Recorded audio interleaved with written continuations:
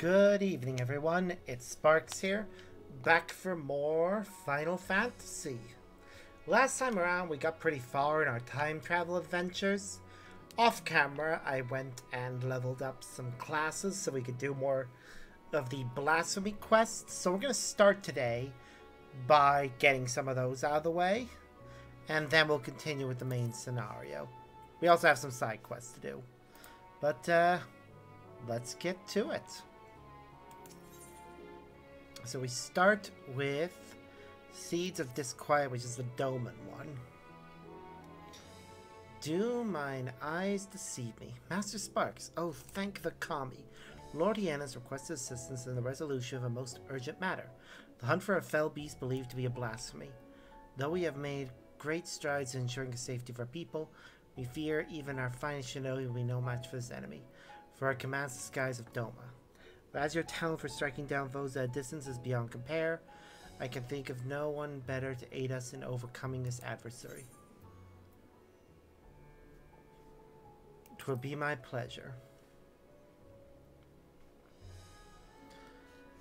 Oh, Kami. Oh. Okay. We need to go meet someone.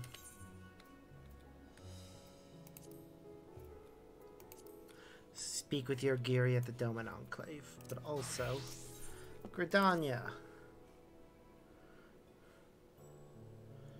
I have come on behalf of the Twin Adders to enlist the aid of accomplished fighters. The small folk cower in their homes for fear of an unprecedented threat to the 12s would a blasphemy. It strikes quietly and with deadly precision for returning to the shadows whence it came. Try as we might, we have yet to devise a means to track it, much less slay it. Several placed souls search for it even now. Chances would improve greatly if they had a stout protector by the side. Judging by your reputation, I dare say you're precisely the man we seek. What say you? Will you serve as the shield that stands between Gridania and certain doom? Protecting the realm is what I do. I would take that as an enthusiastic yes. Make haste to the Adder's Nest and report to my superior. Oh, Gridania. Okay. So, as we are currently in our tank form, we'll head to Gridania first. It's also the lower leveled of the two of these quests.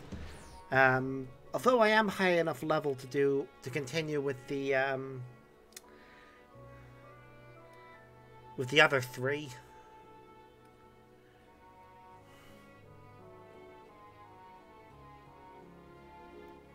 The two DPS ones and the other one. Ooh, but first. Hello, Eternant Moogle. I wish... Actually, let me see if I have anything for the previous one. I do not. What about the past ones? To get rid of them from my inventory, I really should trade all these in.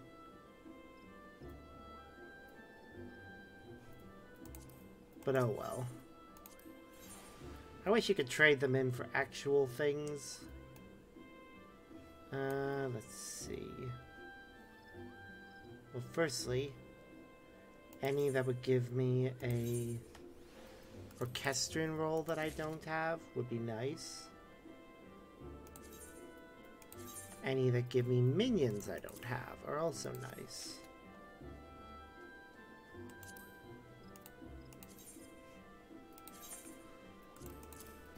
And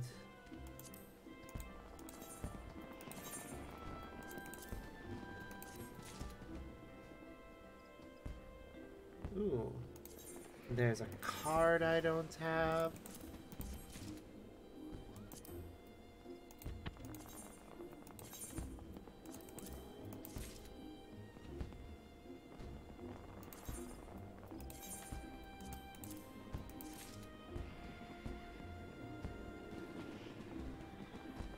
And we'll save the rest. Mainly because I want... Let's see. One of these flute things. But let's turn in the ones we just obtained.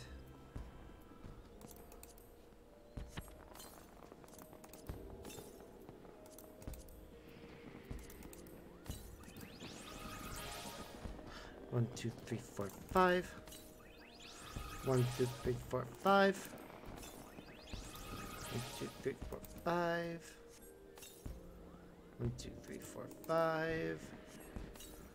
And 1, 2, 3, 4, 5. That should do. Alright.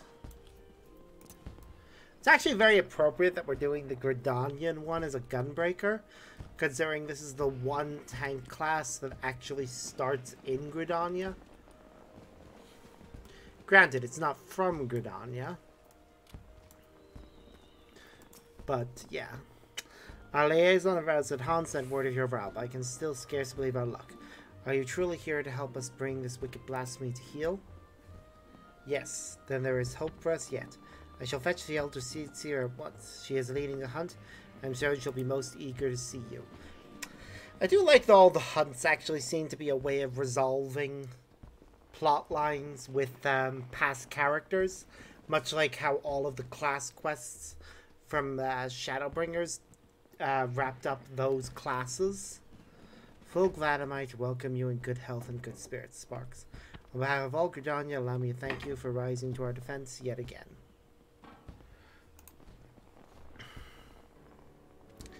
You'll forgive me for skewing further formalities, as time is of the essence. I shall share with you what little we know of this elusive scourge. Following the events of Thavner, we received a report that an unidentified man had fallen to fits on the road before transforming into a beast most foul. A blasphemy, we soon determined. Eyewitnesses to subsequent attacks spoke of patterns on its skin representative of heavy chains, and thus we have named it Glepnir, the creature of legend. It emerges from the brush without warning, bringing destruction and tragedy to those unfortunate enough to be near. Ere we can respond, it retreats into hiding, leaving no trace for us to follow. The elementals cry out for us to rid the forest of this wicked presence.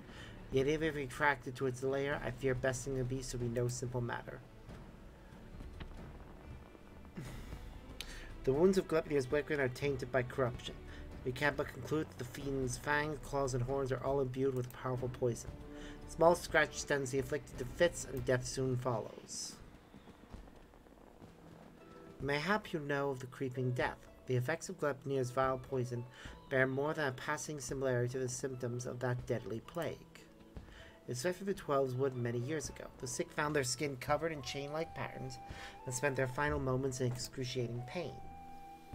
It was long before I came to Gridania, but people still speak of it with dread. Is it true that the disease spared not a single cure? Very nearly, yes. Before the remainder were taken, we were able to devise a cure from the Glimshroom. Slow though it was, the scars of this tragedy could then begin to heal.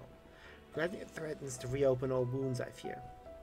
And despite the similarities between the Blasphemy's corruption and the creeping death's marks, it is unclear how these two phenomena are related, if at all. Both conjuring and white magic have failed to abate the poison's spread. To confront Glepnir now would place our soldiers at risk of grievous injury. Forgive me, Elder Seer, but this appears to be urgent. What? Again? Glepnir struck once more in the North Shroud. The Whalers came too late to see the beast themselves, but the man attacked yet lives. They are bringing him to Falgard Float as we speak. They must meet them there. Will you accompany us, Sparks? Aethelmare should be able to apprise us of the details upon our arrival.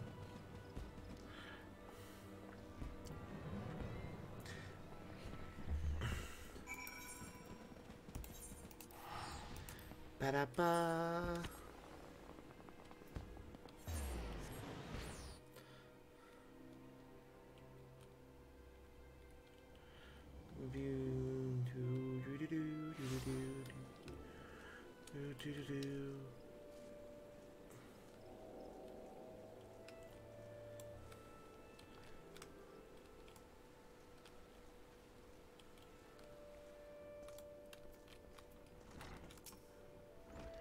Cecil, you are honest with your presence. I can't thank you enough for coming all this way. Given the dire circumstances, I would not leave this to another. Where is the wounded man? outside of the bowing cork, being attended to by one of our healers. He's a capable healer, but I worry this is beyond his abilities. I should do all in my power to aid him. I, in turn, may have need of assistance as well. I ask that you stay close, both of you. Tank DPS. Okay. And she acts as our healer.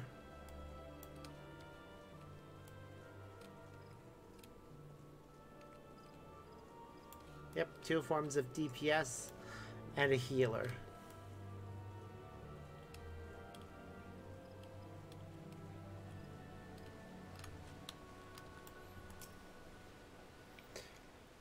He's a hardy soul, but I'm utterly at a loss. While I manage to heal his wounds, the poison lingers. I fear the worst is yet to come. When I removed his clothes for treatment, I recognized the chains. If this is indeed the creeping death, do not lose heart. I shall spare no effort. Rest for now. We may have need of your talents again ere long. Chagos, man, Chagos. A bloody swarm of them. That came from the east gate. Chagos are known as carriers of the creeping death. The villagers are on edge. If they think the Vilekin harbingers of another plague, they may panic. Pray see to I shall remain here with the victim.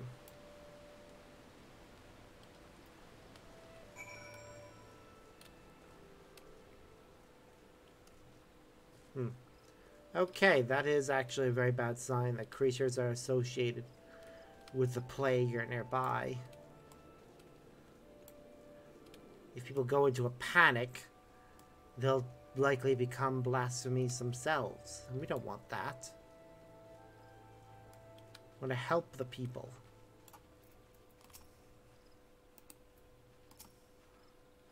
They were near Alder Spring, a whole swarm of them, like an army getting ready for war. The creeping death like it's not. Folk have been dropping dead with no rhyme or reason. I'm not about to join them, no sir. I'm running back fast as my legs can carry me. Were you bitten? I will show you to a hero if so. Not a single hole that doesn't belong, you can be sure. You'd best do something about that swarm, though. Whether we could, but keeping the gate man is our priority. We have not the numbers to spare for a hunting party. By the time whale of reinforcements arrives, it may be too late. We'll deal with the Chagos, the one who calls the greatest number, owes the other a flagon of ale. I commend your bravery. Godspeed and don't get bitten. I have a bad feeling that he's going to get bitten and then transform because fear.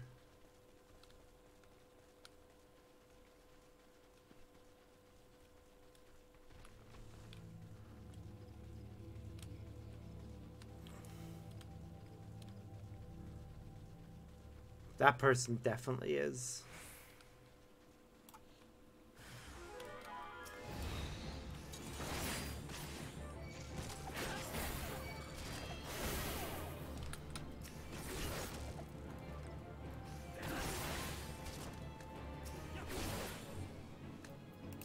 Also, I should really have my companion out.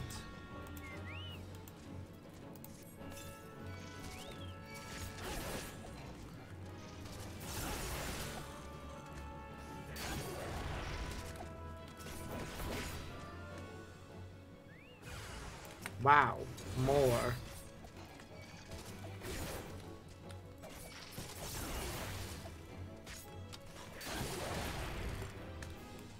Any more? No?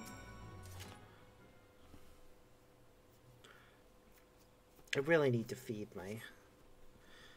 To be praised, and you... I've come bearing a cure for the creeping death. It's overuse against actual death. Ah, that's why I've come. I heard tell of a man suffering from uncommon pains. I sense opportunity for philanthropy and a touch of profit, I'll admit. If what you say is true, his condition demands a much swifter pair of feet than mine. Could you bring a message from my stead? No need for payment this time, of course. You saved my life, and one good turn deserves another. You only hope the cure works as well as purported. As for me, I'll be on my way. Give any Valkin I spy a wild birth.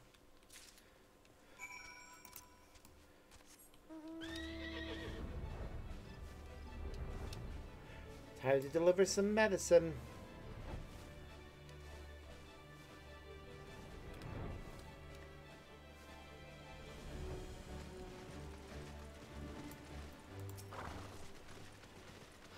Thank you for culling them. Alas, our patient is yet to improve. It is all we can keep him from succumbing to the poison.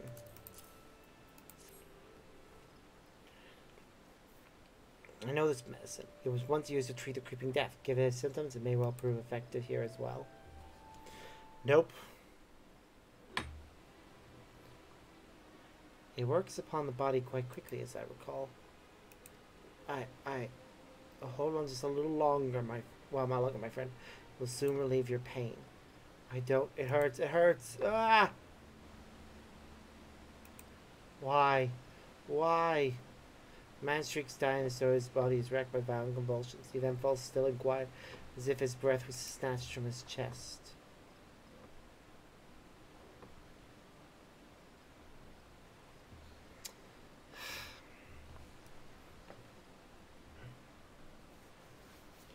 "12, have mercy. At the very least, his suffering is over." Had we been quicker to deliver the medicine, would he have lived? Nay, I think not. He was doomed from the moment the poison entered his blood. As well will be others if we do not soon gain an understanding of our foe. Let the tragedy not be in vain, but serve as a lesson. Though the effects of Glepnir's corruption resemble the creeping death, it is clear that the two share little else in common. The poison burns through the body more quickly than any disease. Too deadly is it to be borne by creatures so fragile as Chigos, or any other besides. And that is one less possibility that people need fear. The shame a life was lost, but this knowledge may help us ensure that others are not. Spread word, but do so with delicacy. In these troubled times, fear and despair can drag even the goodliest of souls to desperate ends. Glepnir is the only blasphemy known to us from Gridania. For now, we must do our utmost to stop him from sowing further discord. Understood, Elder Cecir. I'll give this man a proper burial before sharing what we've discovered.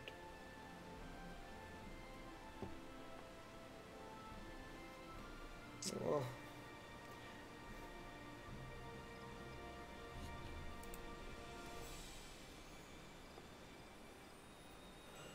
Ascertaining Glepnir's whereabouts is still a primary concern.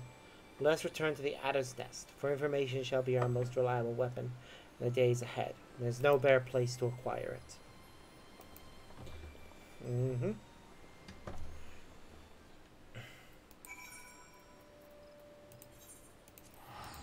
Which means we'll be returning to Gridania a lot.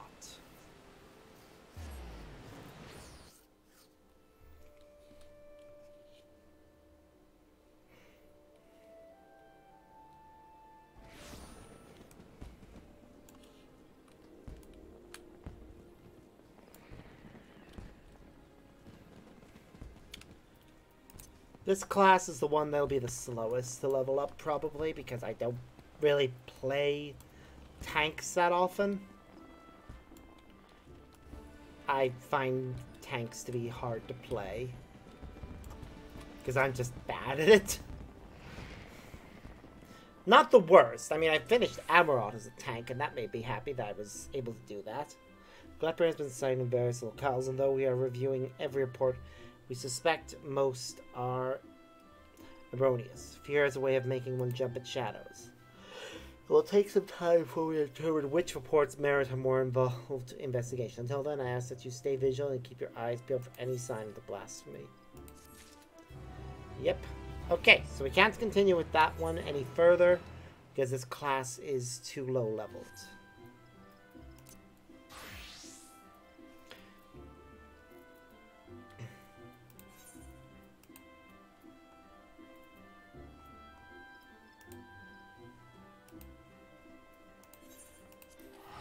To the Doman Enclave now, which I have not repaired, now that I think about it. This character hasn't anyways, my other character has. But this character has done virtually none of the repair work. Probably should do something about that, to be honest.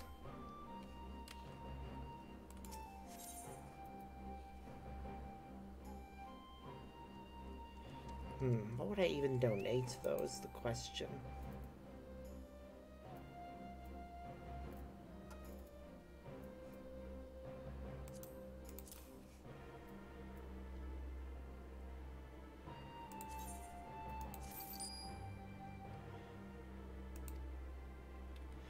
There. Got a bit of money for it, so there's that. It is good to see you, and we received word that you of all people had answered our call. I could scarcely believe it, yet here you are. Lord Hien will be pleased for this reunion. If you would wait here a moment.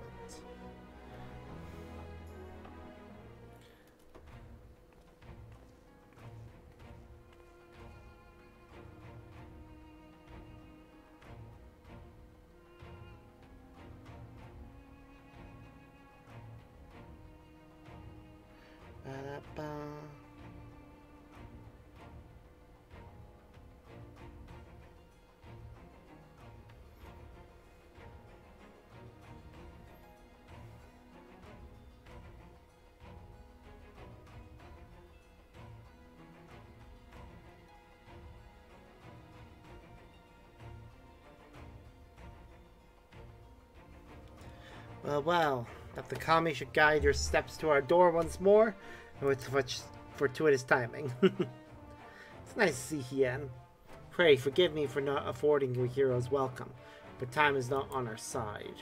Not long after receiving word of men transforming into hideous beasts in Thavnair, a similar creature was born of a woman in Isari. After attacking another vigiler, it took to the skies and fled, though to where we know not. An all too cruel twist of fate, for the one slain was among the prisoners returned to us in that deplorable exchange with Asahi and the Empire, just when they had at last begun to piece their life back together. That is tragic. This blasphemy must be stopped. Alas, our foe is wont to keep to the skies, well beyond the reach of our samurai and shinobi. Thus did we seek the aid of those proficient in ranged combat, able to pluck the beast from the heavens. Of course, martial prowess alone will not solve our problems.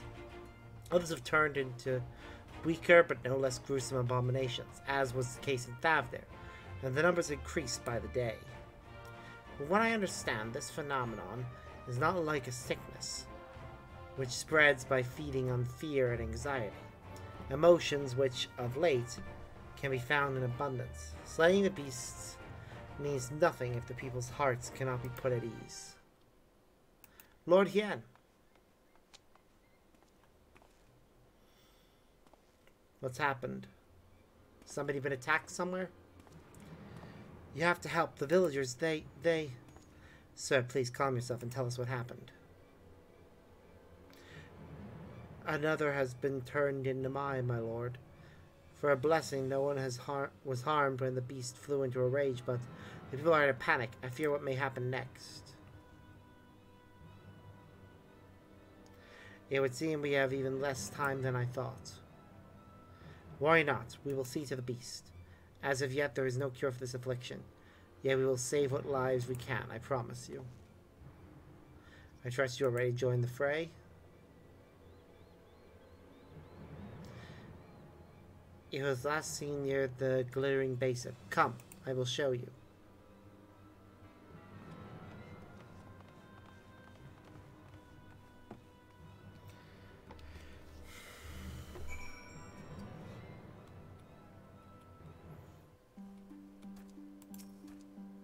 The beast was right here, I swear it.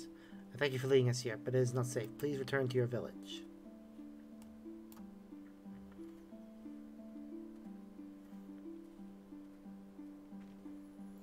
We should split up if we're to have any chance of finding it. Sparks, what you see to the west, I will search in the north. The Giri, I leave the east to you. If you find it, remember, these blasphemies are no longer people. They will not hesitate to strike you down, so you mustn't either.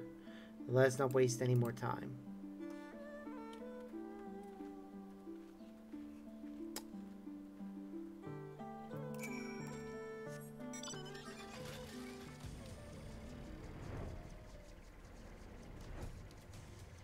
Alright. There.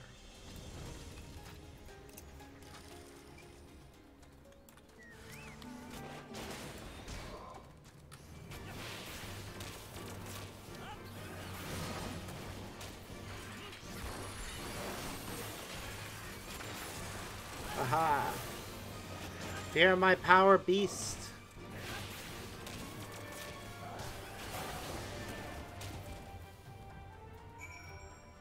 Hey, child.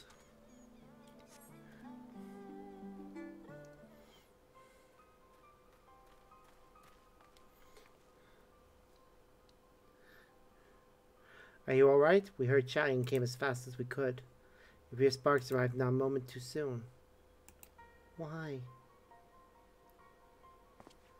Why did you kill my brother?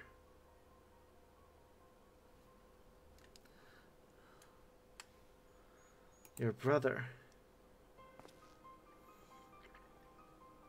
Young man, that creature was not your kin. Not anymore. Had he not laid it out to rest, it would have killed you and countless others. But if your heart cries out for one to blame, let it be me. Beast was slain at my behest, for it was the only way.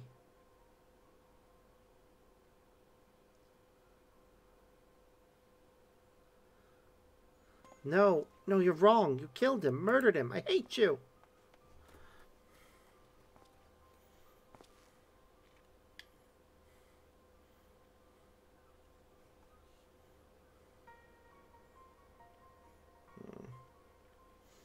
That child may turn too if we're not careful.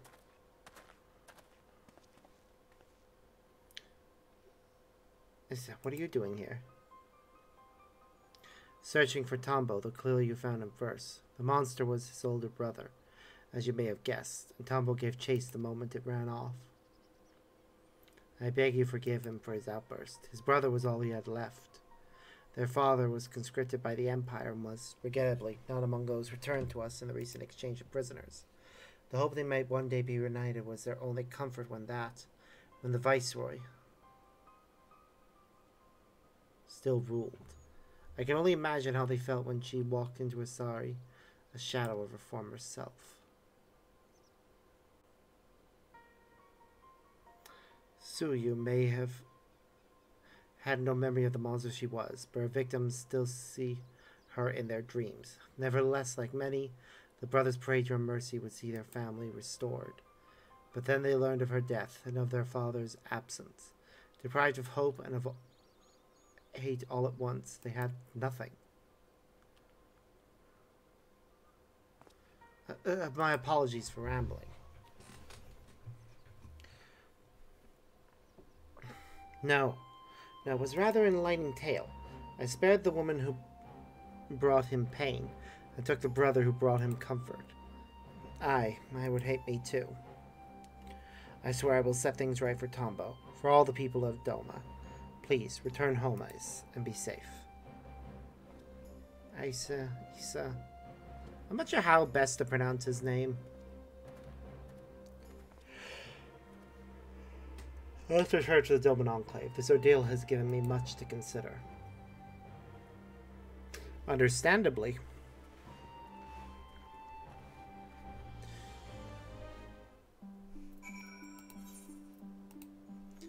Yeah, I really wish it would just open the Doman Enclave. I hate that it makes me go through, like, clicking multiple pages.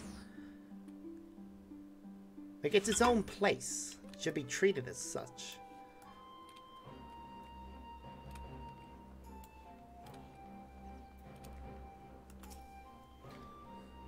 I owe you a great debt for your timely assistance, and an apology, for I have made you an executioner in young Tombo's eyes. Would that I had been the one who he witnessed cut down the beast his brother had become. But we haven't time to dwell on regrets and what should have been. No, we need to take action. After hearing of Tombo and his brother, I believe I know what must be done. A great many of our brothers and sisters were returned to us in the prisoner exchange. But even so, there are those who yet remain lost to us.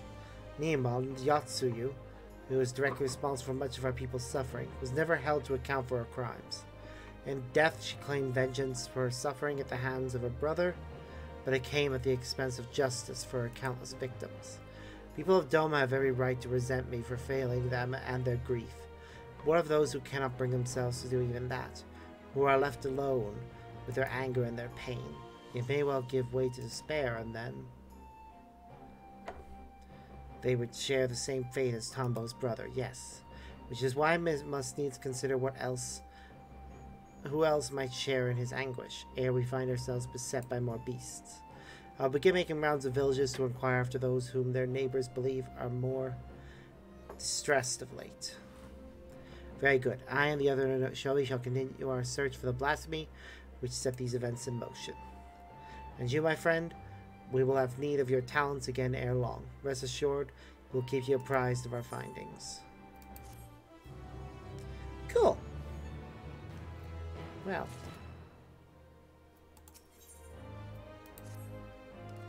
Sparks, we have yet to ascertain the whereabouts of the blasphemy from Isari, but for a blessing we have received no reports of others that have turned. Lord Yen, for his part, has made a concentrated effort to go about the villages and converse with his subjects directly. I suspect his constant presence has served to allay the people's fears. As one might expect, he has ever been dedicated and diligent, but I fear he has been away over long. I thought to go and visit what should have been his last destination, Isari.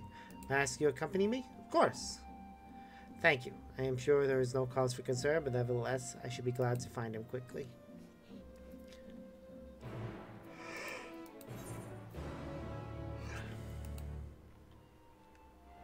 Ah.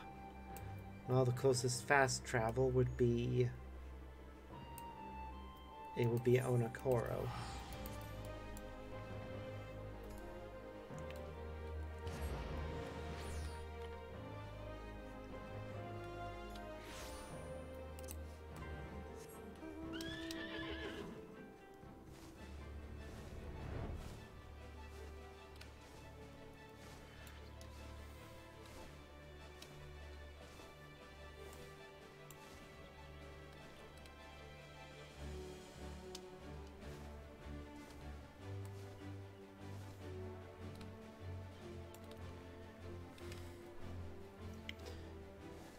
Papa.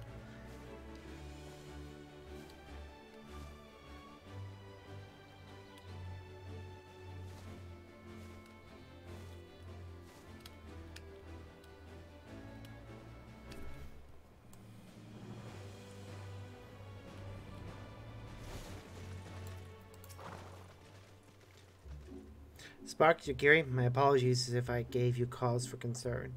Assessing the state of affairs here in Isari has proven difficult. Put simply, the people, one and all, refuse to speak with me. They simply bow their heads and turn away at my approach. Knowing a blasphemy originated here, I cannot help but wonder if that has aught to do with their silence. Perhaps you could attempt to engage with the people in my set. Surely they have no cause to deny the two of you.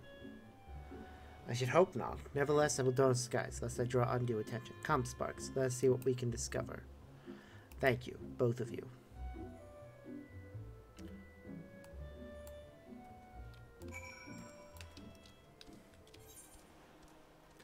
Ah, yes.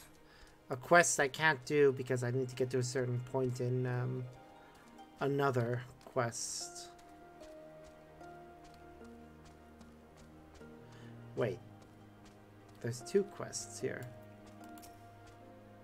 Oh, wait, no, this is just a continuation.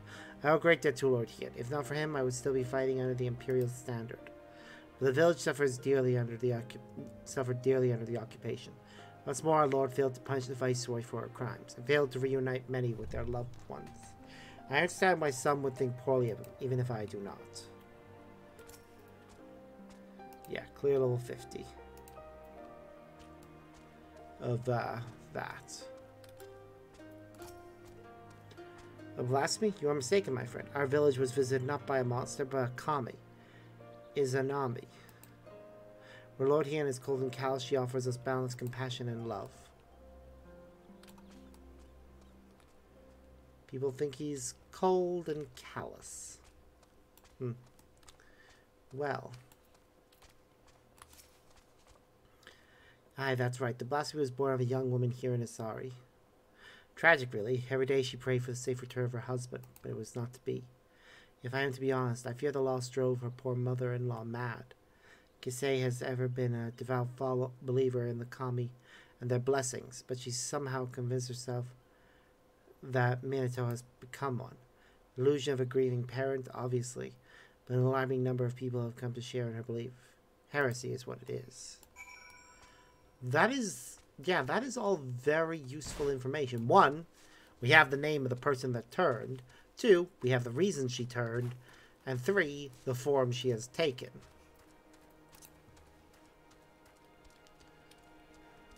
So each of them gave us something useful. So, really it's just the last 2, but yeah.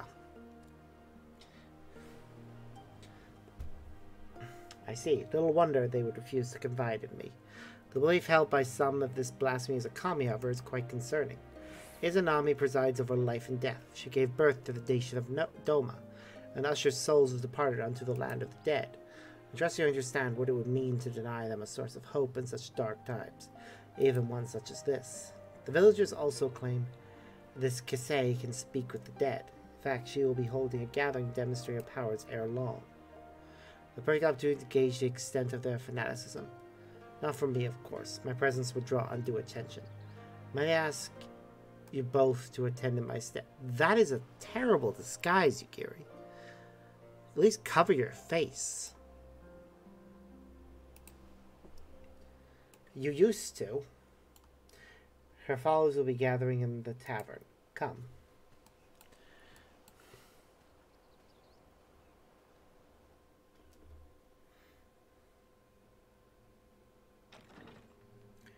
Papa.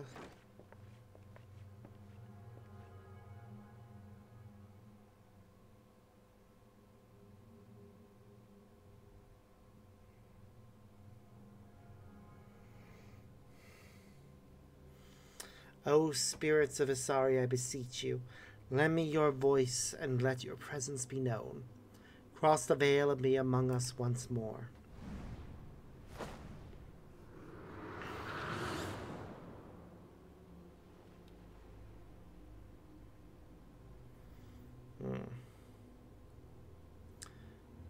Akitsu.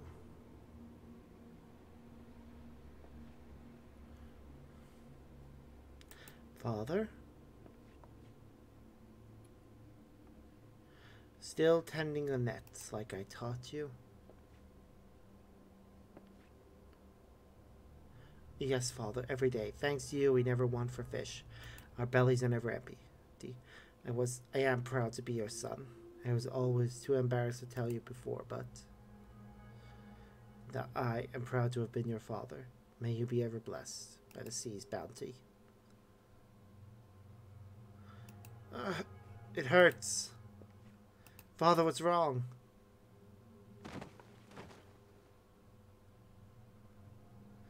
Don't know whether this is real or not.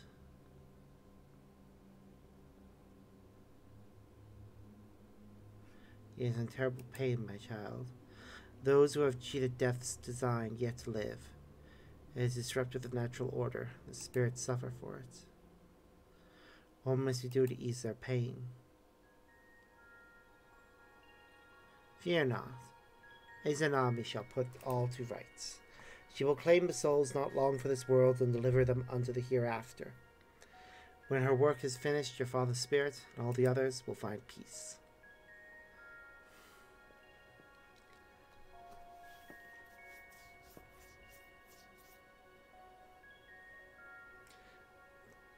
Oh, there's Tom. Can you find my father? Can you help me speak with him? Kisei, can you commune with my husband? What about my family? Help me, Kisei, please.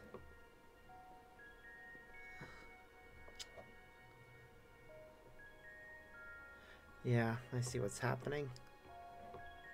This is dangerous. If she's genuine and she can reach out to the spirits of the dead that are within the ethereal sea, then that's fine. But if not, so is Kisei's ability all that she claims?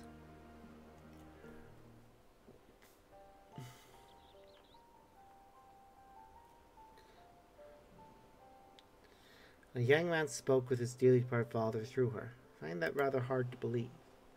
Even so, those in attendance appear quite convinced, my lord.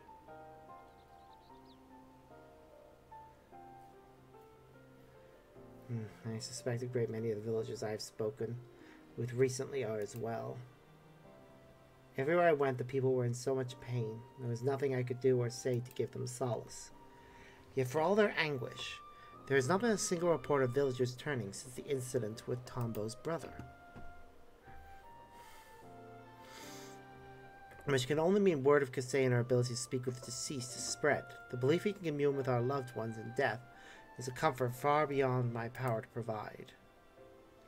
Though I fail to see how the people would abide the kami claiming innocent lives to restore order. She comes, Izanami! Blasphemy? Here? Will we get to see it?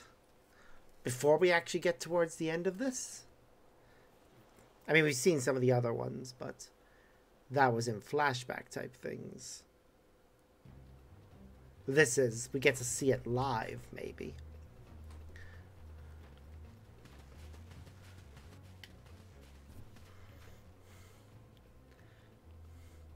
Lord Yen, the kami, she appeared as if from nowhere, and in the next instant this poor man was...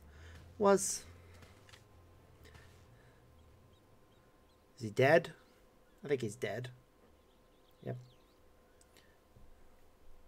So, we're too late.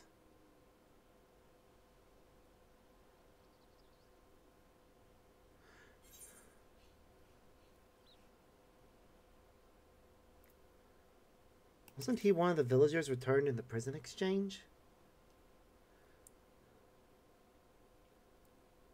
You recognize him then? Curious that he and the Blasphemy's first victim were former conscripts. What could the fiend be after, I wonder? It has not become, my lord, to speak ill of the kami.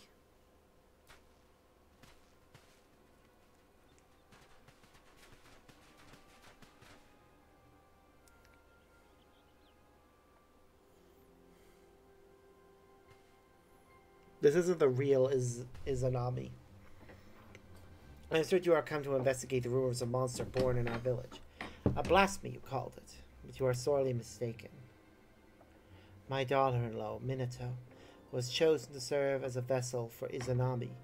I witnessed her ascension with my own eyes. Oh goody, the echo gets to activate. It's nice to see this power actually coming up. I know it comes up a lot, but not as often as I would like. Minato, please. I can't. I won't. There's no logic in it. No justice.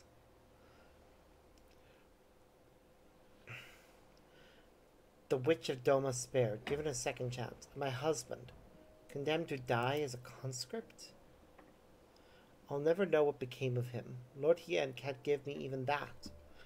When I look at the families he made whole, at their happiness, I feel the hole in my heart. The gaping wound that will never heal. Begin to bleed. Oh, the despair.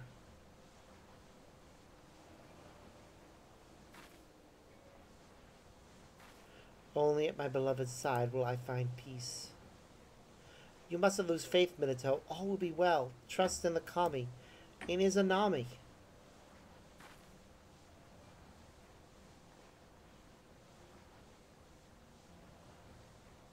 I want to believe, but...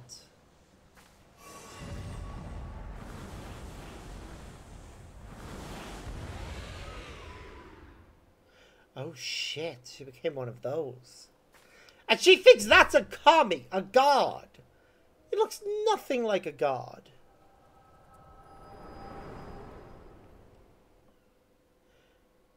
I do find it interesting that a lot of these do resemble voids. Izanami has come to bring peace to the souls of the departed, to restore balance between their world and ours. Surely would you not dare defy the will of the kami? This balance you speak of has claimed the lives of 2 innocents, but recently returned to us. I cannot, I will not, accept the kami would condone such cruelty.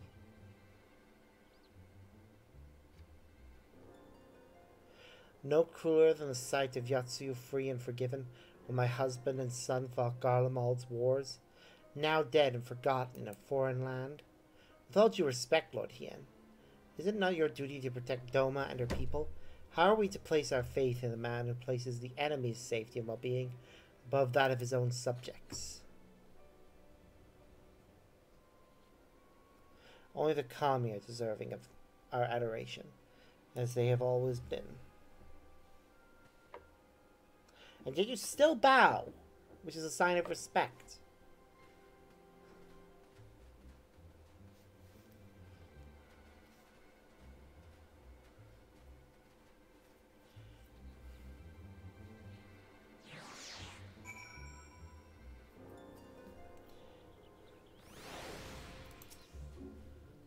The villagers are no doubt loath to ask it of me. Preparations must be made for burials and funeral rites. Account for that much, at least. You seem distracted during a conversation with Kasei. Is something a matter?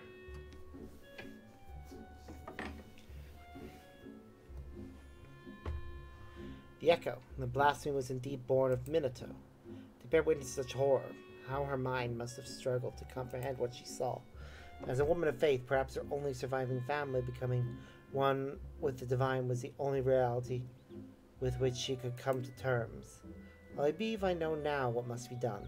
I pray her fervor does not drive her to oppose us. Come, let's return to the Enclave.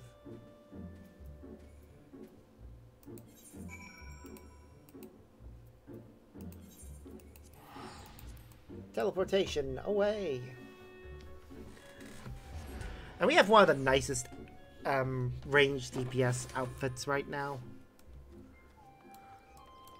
Like, it looks so good, especially with Machinist and our little pack.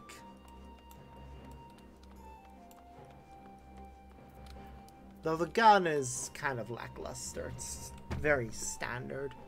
From what you told me of your vision, the nature of Minato's despair, as well as the focus of her ire, is clear. It is plain she was a good-natured and kind-hearted woman, grieving for the loss of her husband. This loss alone may not have been enough to turn her. My failure to hold Yatsuyo to account, together with the sight of other families reunited, compounded the turmoil in her broken heart. A path to despair paved by my good intentions. A truth that will weigh heavy on my conscience until my dying day. Minato was prepared to die in sadness rather than live in hatred. If she could see the beast she has become, she would implore us to stop her. Which is why we must find the others who would return to us in the prisoner exchange before they come to harm. Once their safety is assured, we hunt down the blasphemy and bring a close to this tragedy.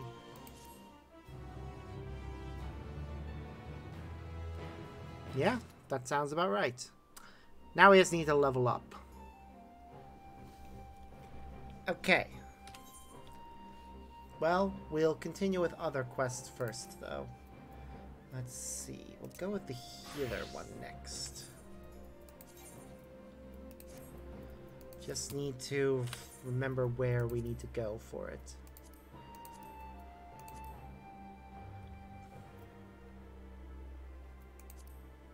So that's the tank one. Healer. Right, we need to go to the Doman. We need to go to Girabanya and to the Almegan Quarter and continue working with some of our good friends there.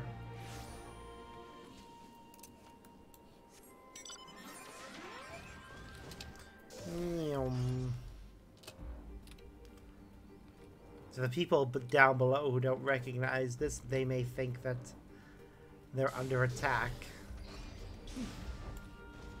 Hello, Blasphemy Hunter.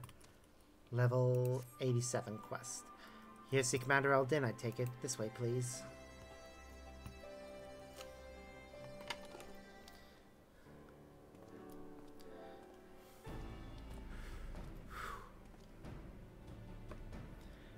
Our request for an audience with the Sultana has been accepted. For your part, I'll share what we've learned since last we spoke. The blasphemy continues to elude us, all the while driving others to succumb to despair and turn. Even with Almegan, Eldon forces searching for signs of the beast and more potential victims, I have yet to discern a pattern in the chaos. Nevertheless, if our blasphemy is like others, its behavior is likely dictated by the passions and regrets the man it once was. Therefore, any information concerning him, the life he led, may help us to track it down before it strikes again. We don't want people to shun the families of skulls any more than they already are. But the fact remains that the vast majority of the beasts have been born from them. They are the ones at greatest risk of turning, without question. Fredola concerns me too. She came close to transforming once before, so I think it might be best if we keep her out of this after all. She deserves a chance to make amends. I'm inclined to agree with Sparks. She was able to resist the transformation, and showed no signs of succumbing since then. If she wants to do her part, I say we let her.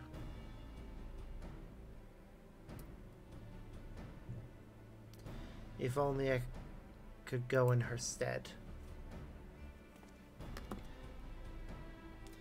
Actually, I was hoping you'd come with us to meet the Sultana.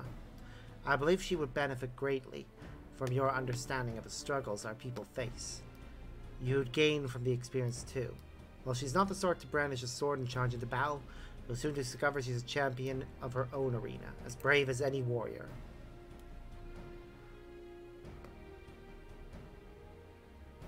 I doubt she'd have much to learn from the likes of me. It will be an honor to make her acquaintance. Arnvald and I will go on ahead and wait for you in the husting strip. We'll see you anon. God, how I wish I could replicate voices. It'd be so nice to actually be able to do a performance of this where I'm perfectly replicating the characters' voices. But unfortunately, I don't have that skill as much as I wish I did.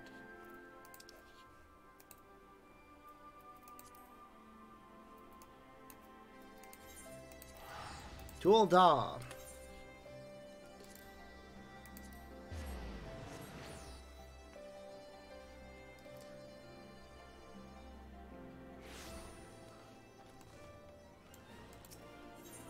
And then the Chamber of Rule, I think it's where it looked like he was. Yep.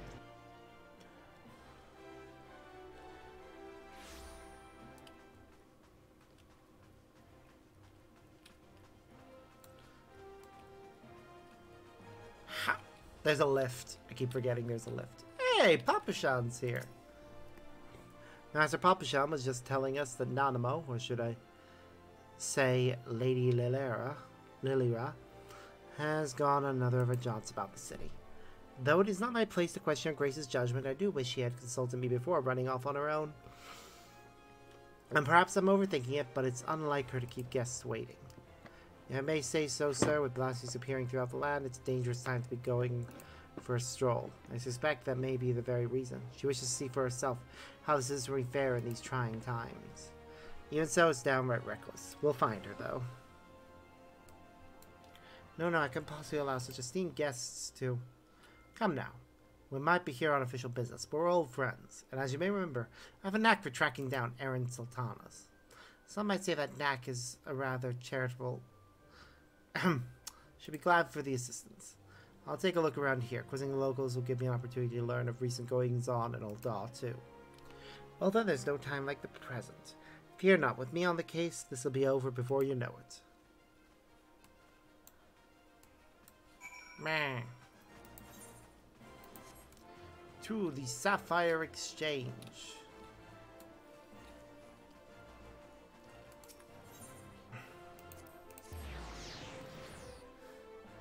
Yeah, it was definitely a very conscious, a very good decision actually to combine Garabanya with Ul'dah, purely because of Raubon's involvement. It's been some time since I last combed these streets for young Lilira. As a matter of fact, Papashan and I would compete to see which of us could find her first. As I recall, most of the contests ended in my favor. The trick, you see, is to look past the disguise and pay attention to the gestures and mannerisms. Tiniest movement that may give her away. Come, I'll show you how it's done. Great, I need to follow him. Follow my lead.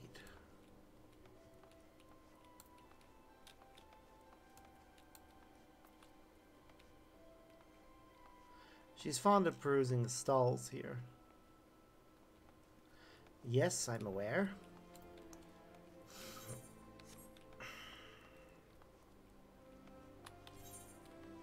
Just want to check how we're doing on classes. As much as I want to level up a bunch of them, there are specific ones I need to focus on maxing out. Once I've got the 5 classes I need maxed out up to level 90, I'll focus on the others. She's not here. Where could she be? What if she's been abducted? Yep, let's move faster. Good boy. In one of these pots, perhaps? Pots, perhaps not.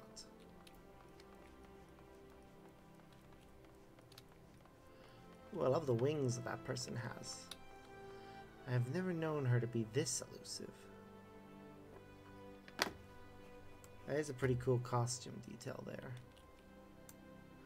That's odd. I try all her usual haunts, so unless she's hiding inside a barrel or something equally nonsensical, she must be elsewhere. God, why did she choose now of all times to run off? When she's been abducted, run afoul of a beast. Perhaps we could try asking around. I was about to suggest the same. We'll find her a lot quicker if we start by narrowing down who we're going to ask. Come to think of it, something Papa John said caught my ear. Thought Nama went on an excursion because of the emergence of the Blasphemy and the beasts. Her son, how our people are coping with the situation. If so, she'd be driven to seek out the most desperate and destitute. Pearl Lane, then. I ask you to lead the way. I'll admit my ability to track missing persons may have dulled somewhat. Pearl Lane has ever been plagued by pickpockets and the like. I'll watch your back, so go ahead. Give a search for Lily Row your full attention.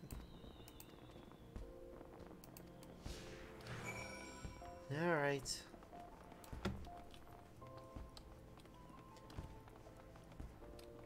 Pearl Lane.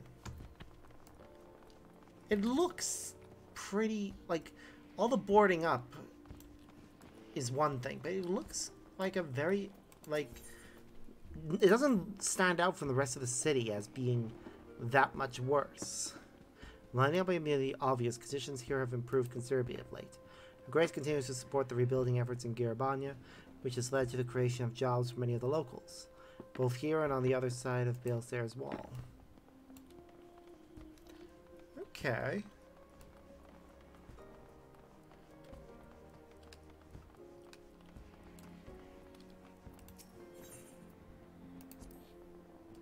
In every society, there are the haves and the have-nots, and seldom is this divide more sorely felt than here in Aldal. Many of the young and able-bodied work for Lalarito as guards, though he earns more in an afternoon than most will in a lifetime. Which is wrong. No society should have that be a thing that can happen.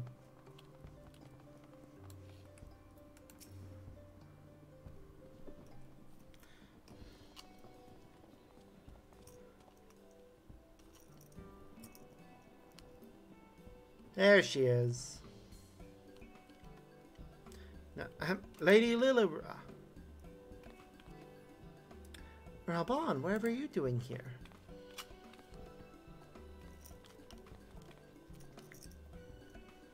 Sparks too? Well, I am glad to see you both. Our meeting is not yet due to commence for several bells. What is the meaning of this? We were worried, and with good reason. These are far too dangerous times to be roaming about alone, Your Grace. Some things never change, but I assure you I am quite capable of looking after myself, in my own city of all places. More importantly, I wish to observe firsthand how the people have been faring of late. I might be better prepared to participate in our discussion later. But I have finished. You'll be comforted to hear. Then pray allow us to escort you to more amenable surroundings. Would you care to ride on my shoulders? Certainly not. You've already attracted more than enough attention.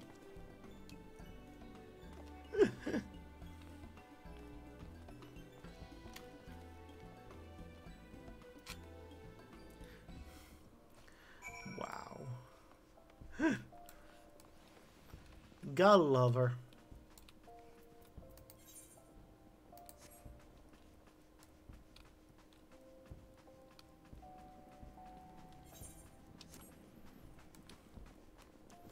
Seriously, she is one of the best characters in this.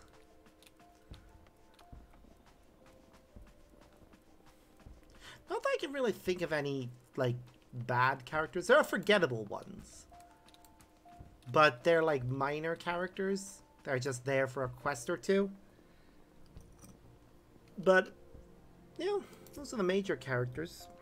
in fact, all the major characters, they are very well written. So, and there she is, in her ridiculously shaped dress. I both love and hate it at the same time. And I thank you all for making the journey here during these difficult times. And it is my pleasure to probably make your acquaintance. On behalf of the people of Eorzea, allow me to express my sincerest gratitude for your continued dedication to our cause. Respect, Your Grace. I'm not a soldier. Still, I say, Commander Aldin would not make such a distinction, and neither will I. You yet serve your people, and provide solace to many of Ala Mhigo's most vulnerable. If we are to deal with this threat, we must forearm ourselves with knowledge. I understand you come bearing information regarding the Blasphemy and its victims? We have indeed.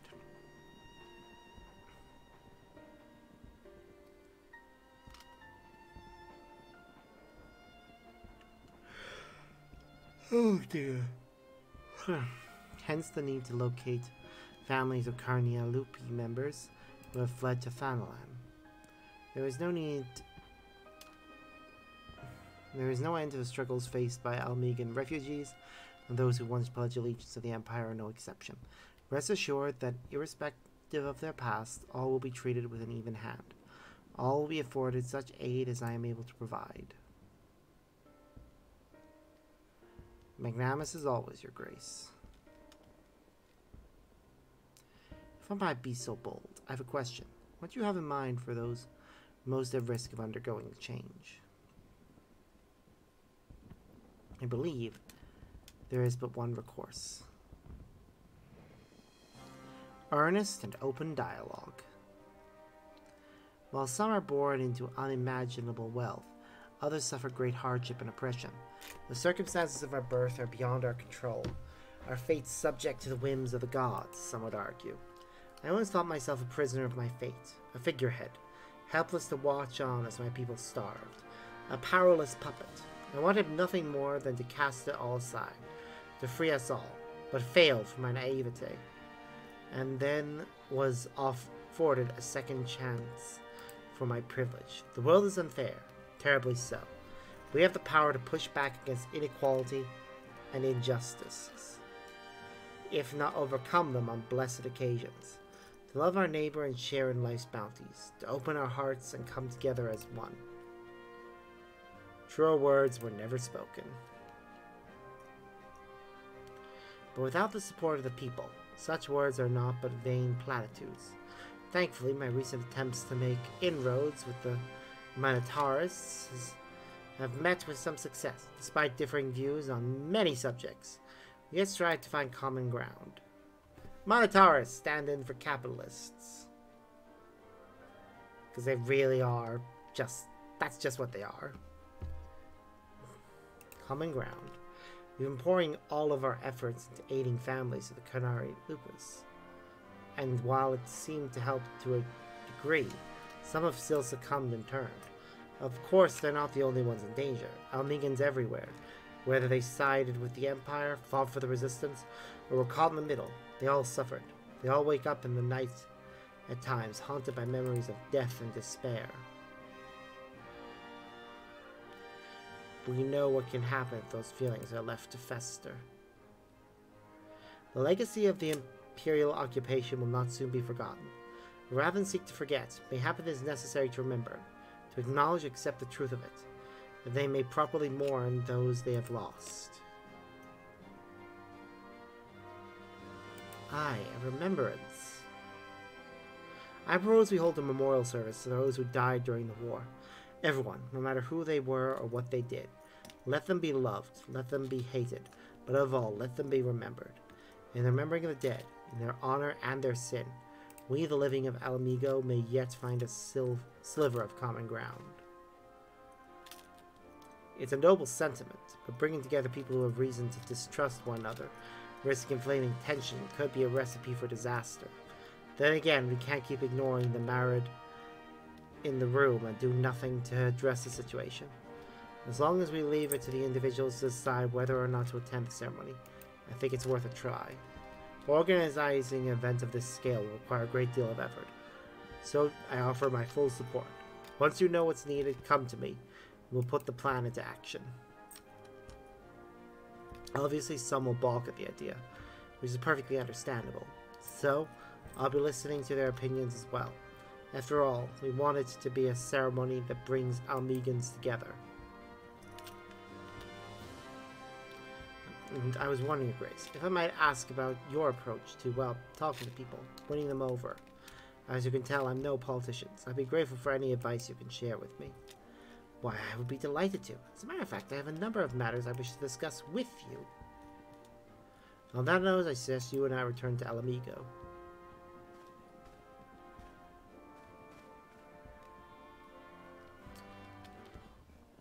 Oh, that's it? I was expecting some degree of combat, but I guess that's fine. This is, after all, the healer quest line.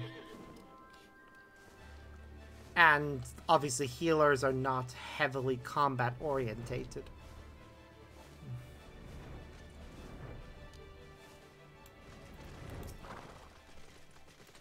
I knew our involved would make a good impression, but he's outdone himself. Not only has he found a new avenue in life to explore, he's taken it with considerable aplomb. And while his proposed memorial service is bound to have its detractors, I have faith that many will come around. Not all, but enough, I pray. Oh dear. For our part, we must stand at the ready for whatever may occur. I'll send word if there are any developments. Good. Alright, so that's that quest done. So now we switch to Summoner. And where was this one again? This is the magical DPS, Ishgard. Okay. Teleporting there. And I need to run to the toilet, so be right back.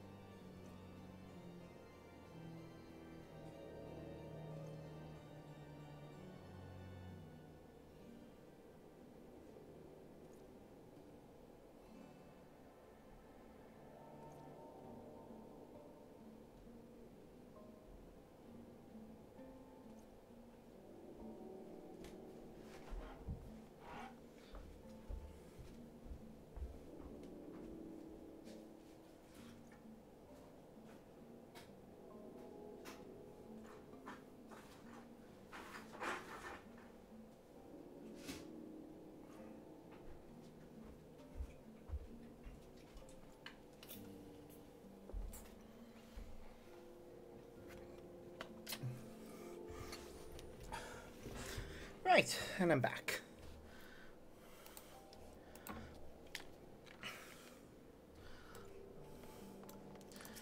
Right, where was it we need to go again? It's the Forgotten Night, isn't it? Yeah.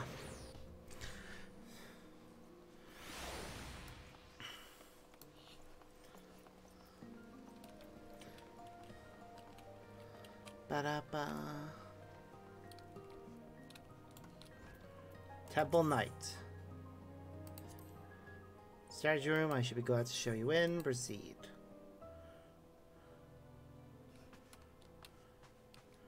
Hey, Arturel.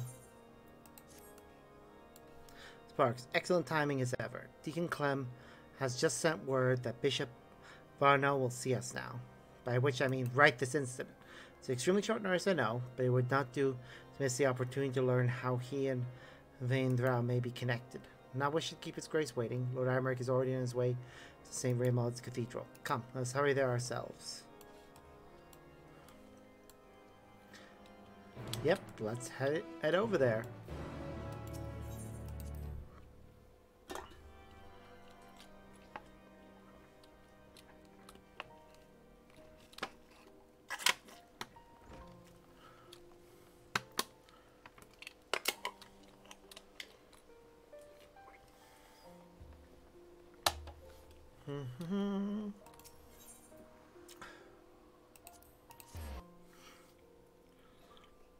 Okay.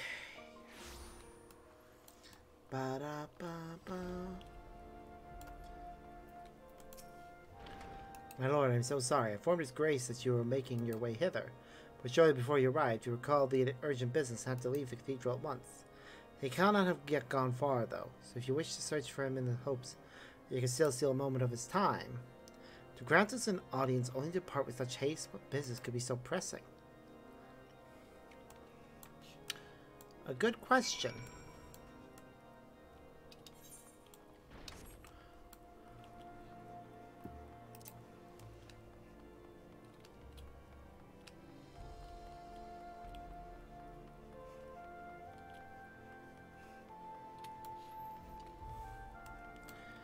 It smells like this one. I wish I had my mount. Or could use it inside of cities. There.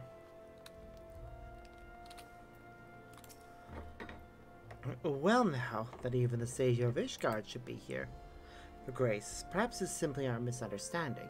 We were under the impression that you had granted us an audience.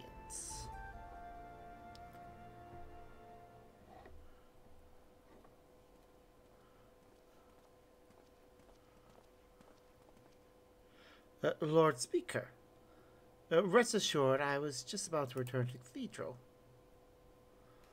There is no need, Your Grace. This will not take long. As you may have heard, we are investigating a young man named Vaindra. Is he known to you? No, I can't say he is. With the exception of the former Archimandrite, I am sure I know no one by that name.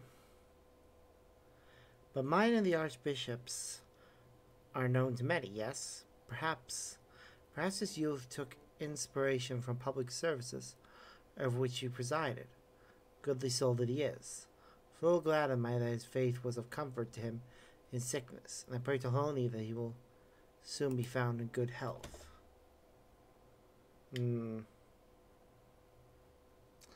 Yeah, I don't think it's gonna be that easy.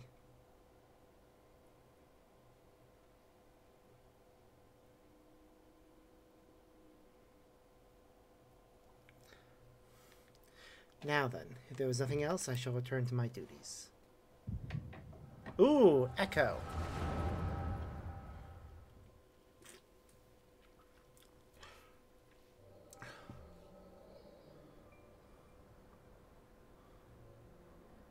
Wait. That looks like the man we saw.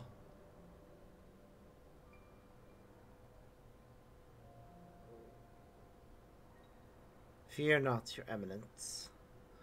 I shall carry on your legacy. We have completed the preparations as per your instruction. Are you certain this will work? It will. It must. Lord Imeric spoke the truth. We revealed the Archbishop saw primal powers to strengthen the people's faith.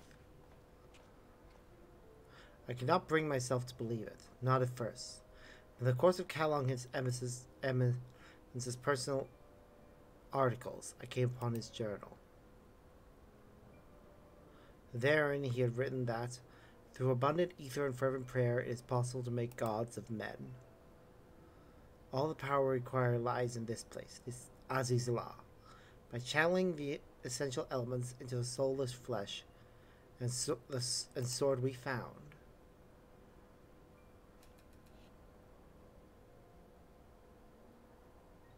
We shall summon forth King Thordan and his Knights 12, and by his blessing Ishar can be restored to its former glory.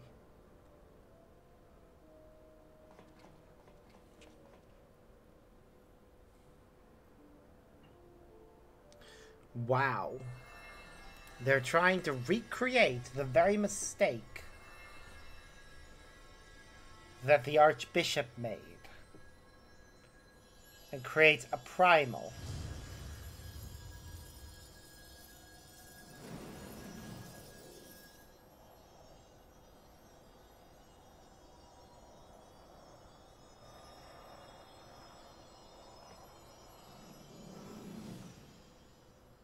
Well,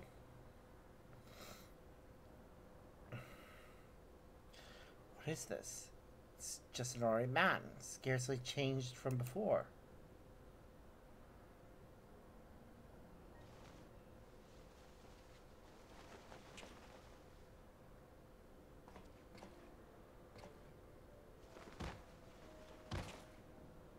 Whoa, okay.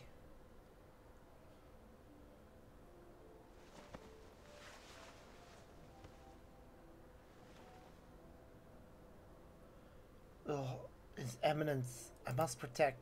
So it was a clone. Okay. No, this isn't right. Confound it. Perhaps I overlooked something. I must return to the Holy See and review the journal. Your Grace, what shall we do with this thing? Leave it. 'Tis a failure without use or value. The deserts of this place will deal with it soon enough.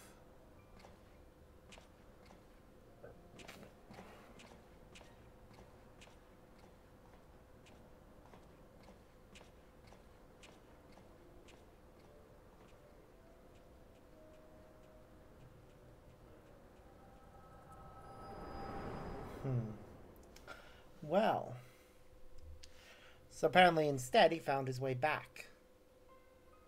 Sparks, are you well? Were you perchance granted a vision of the past? An attempted summoning of King Thordan and his Knights 12?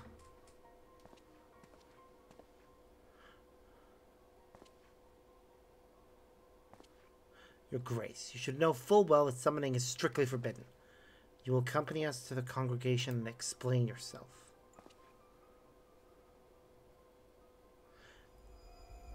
Don't give in to despair.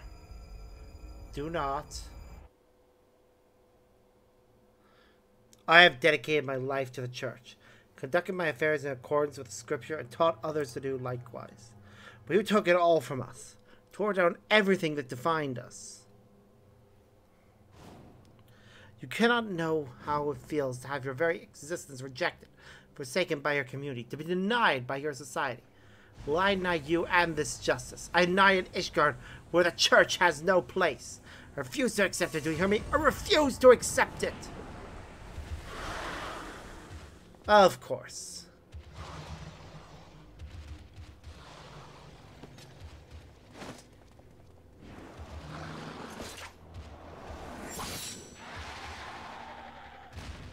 Oh, wow. Just instantly killing him. Your Grace, no! I know, it's horrible, but don't give in to despair now. That it should come to violence yet again, whether your hand had not been forced, my lord. Deacon Clem should not be alone at this time. I shall remain with him while tending to the aftermath. When things have settled, I will return to the congregation. Pray go on ahead and get some rest. Yeah, this is bad. person we needed to talk to decided, fuck you and everything you stand for.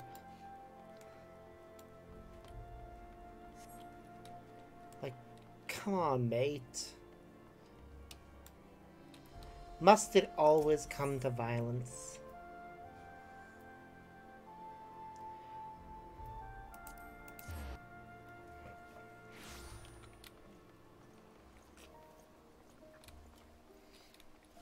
And the answer is yes, of course it must. That's how this works.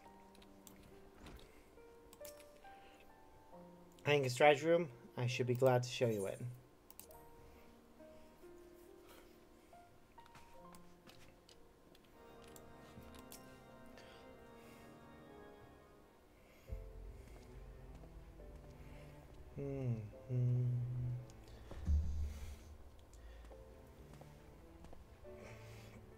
How fares the deacon? Well enough, given the circumstances. Though understandably shaken, he is more determined than ever to help his fellows.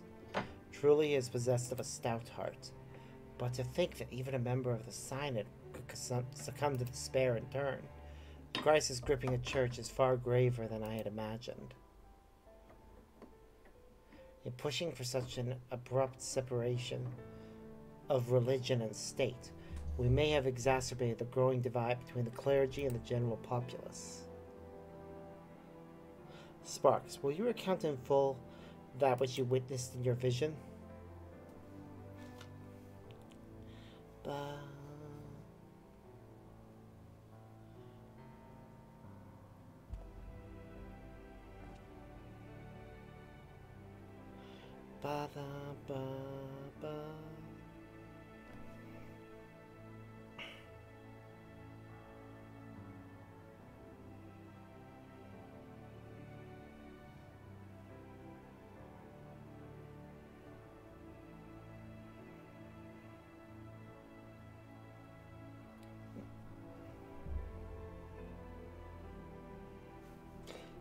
Sorry, just getting messages and we want to respond to some of them quickly.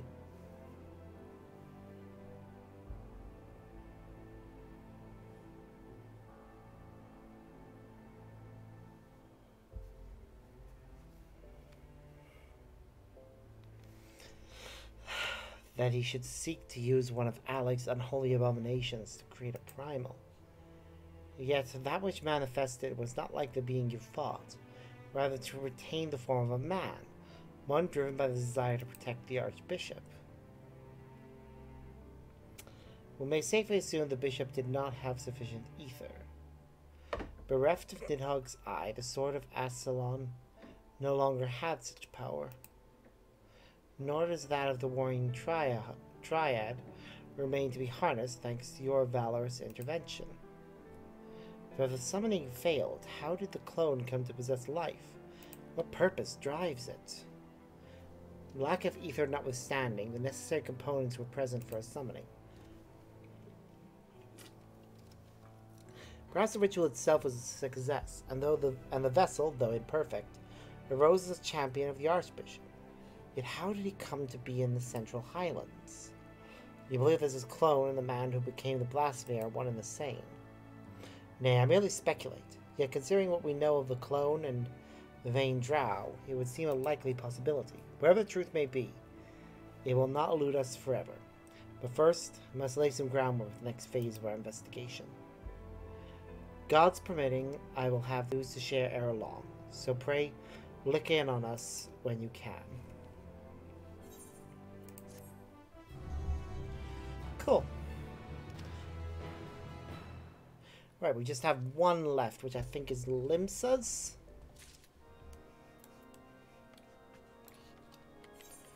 Let's check.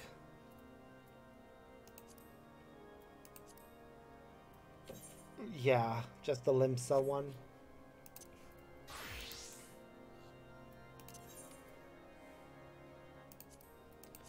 Limsa Laminsa.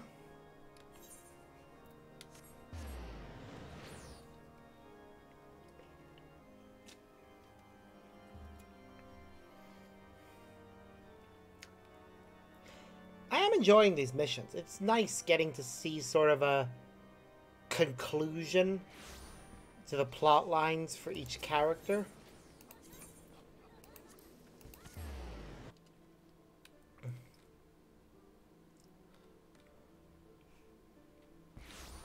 And location.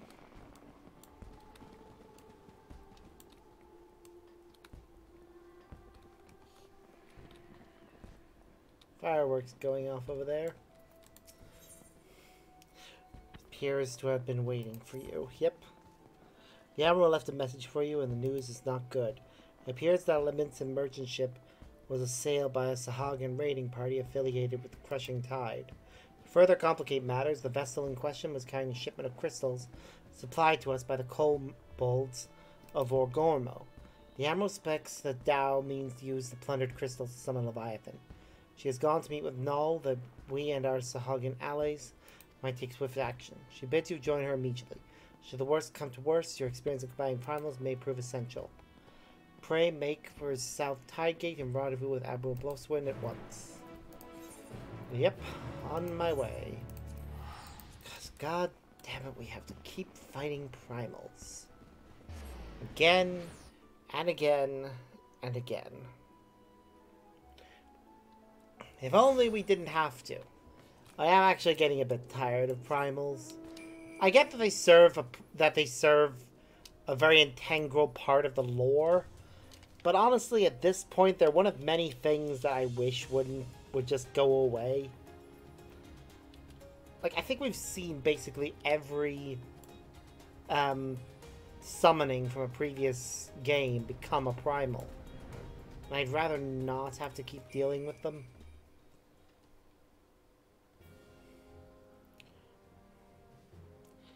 Thank you for coming, Sparks. The situation is grim. The Crushing Tide plundered one of our trading ships and seized a goodly stash of Orgormo crystals.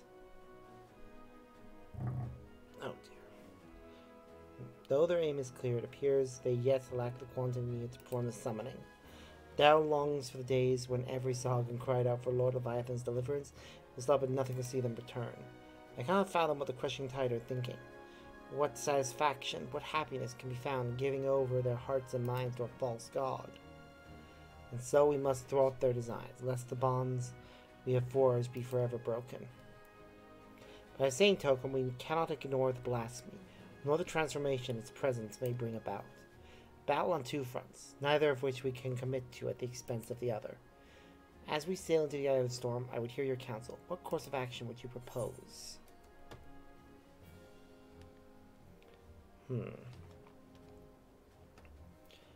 Might we turn to the three great pirate powers for aid?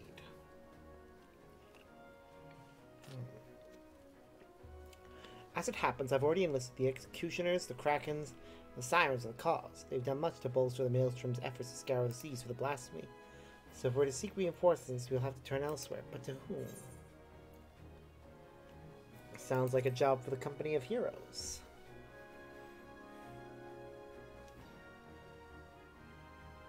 Company of Heroes. Now that's a name I've not heard in some time.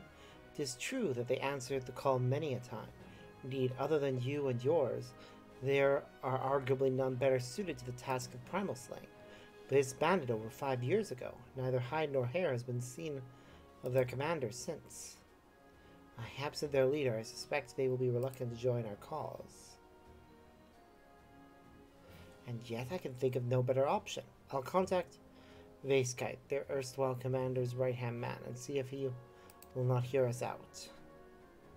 I will ask him to meet us at Drowning Wench. Let us hope he is receptive to our offer. Null, might I trust you and your brothers to continue the search for the Blasphemy in the meantime? Of course, Admiral. Should we discover anything, you will be the first to know.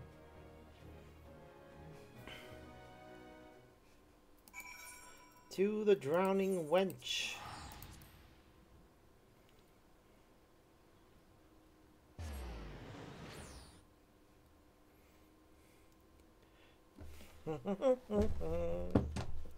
Ba ba ba ba ba.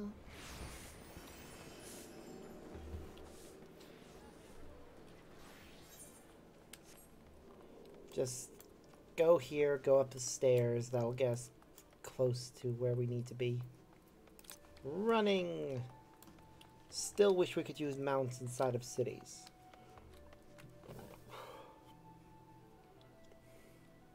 Also, you gotta love how glamours never get questioned.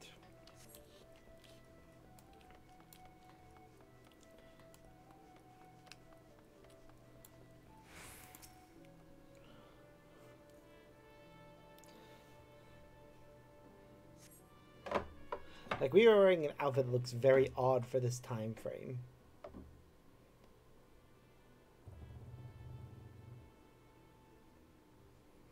My apologies for the delay.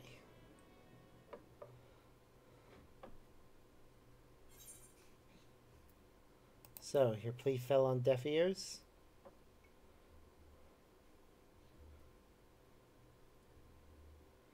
And here I swore 5 years ago that I was done playing hero.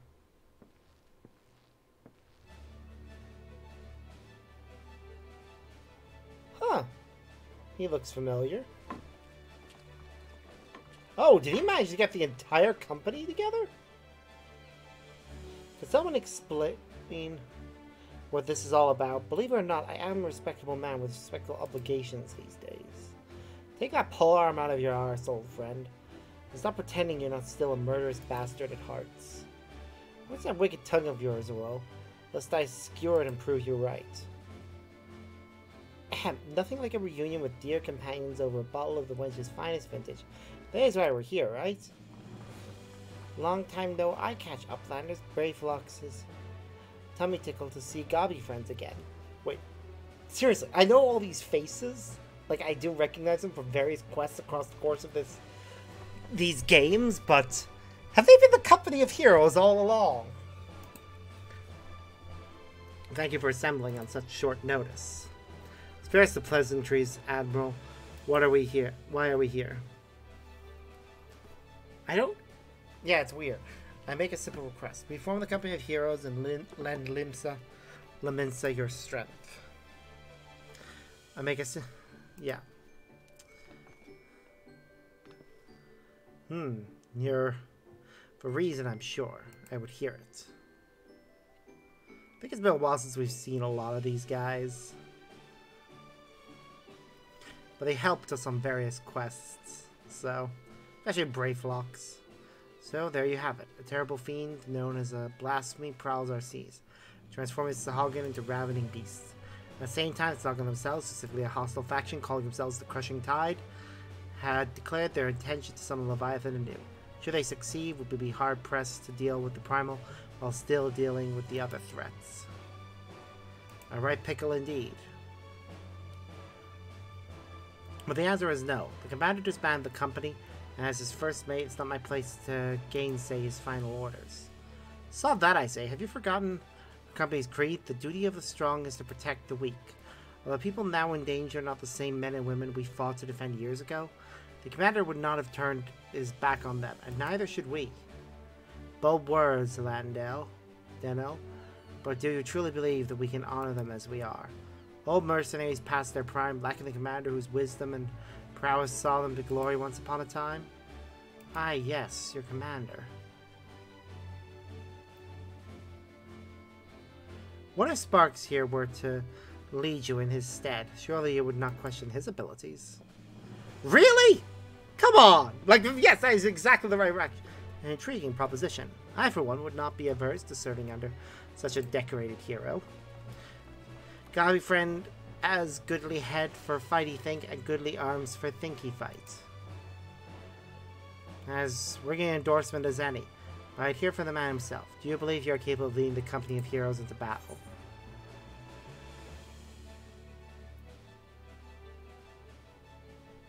If you have the stones to follow me. Now that's the confidence I expect from my commander. Very well then, consider us yours to lead.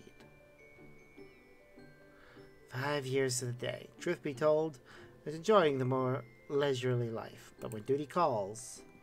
Wait, before we proceed, I must ask, have we no way of reaching out to the commander?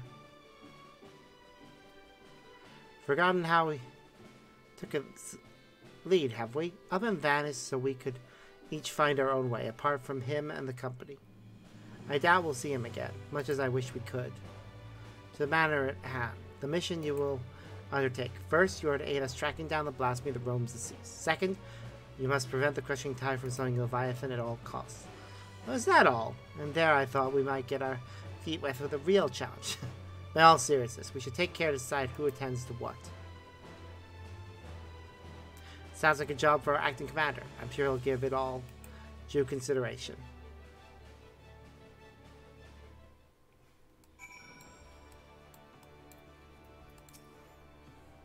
So, if I understand this correctly, we're to bring down this so-called blasphemy. Of course, to do that, we'll need to find the damn thing first. We've also got to prevent the crushing tide from summoning the god Leviathan. A tall order in and of itself. As acting commander, it's your job to decide who will be doing what, based on skills we each have to offer. I recommend that you start by having a chat with each of us, that you might develop a sense of the strengths and weaknesses. Mostly strengths, of course, of the story veterans under your command.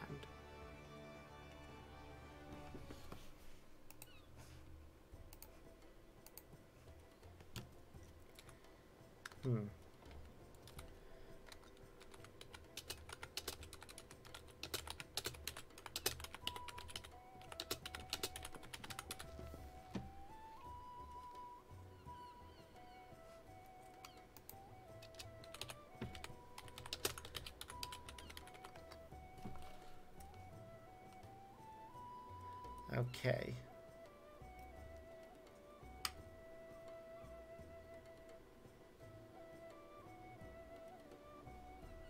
Here we go.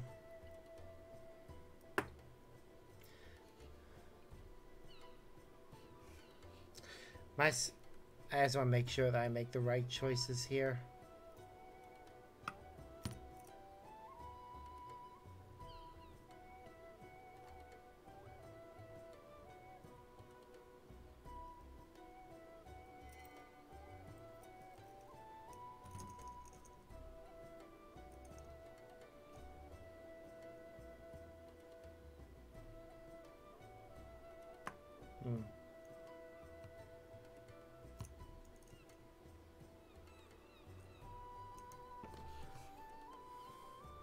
All right. My specialty, you ask? Why, impaling fiends with this lance of mine, of course. The stronger the foe, the better. None are a match for me. It'd be folly to waste my talent on dealing with those slippery fishmen. Set me against that so-called blasphemy and have the thing on a skewer before you can say...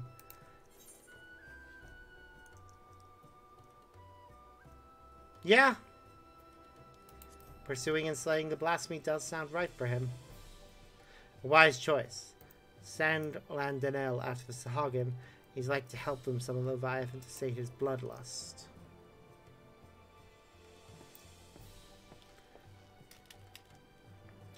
Now to speak plain. I am not some battle-crazed barbarian like Landanel. As known of the a tribe of peerless hunters, I conduct my affairs with discipline and prudence. As such, I know better than any that to rush headlong into battle is rarely the best course of action. Far wiser is to observe from afar and proceed with caution. You do sound best suited for preventing the primal summoning. Very astute, if I do say so myself. There are few better suited to the task of averting needless bloodshed. Famously circumspect Uotundu. None. No. I don't know how to pronounce it. Wham.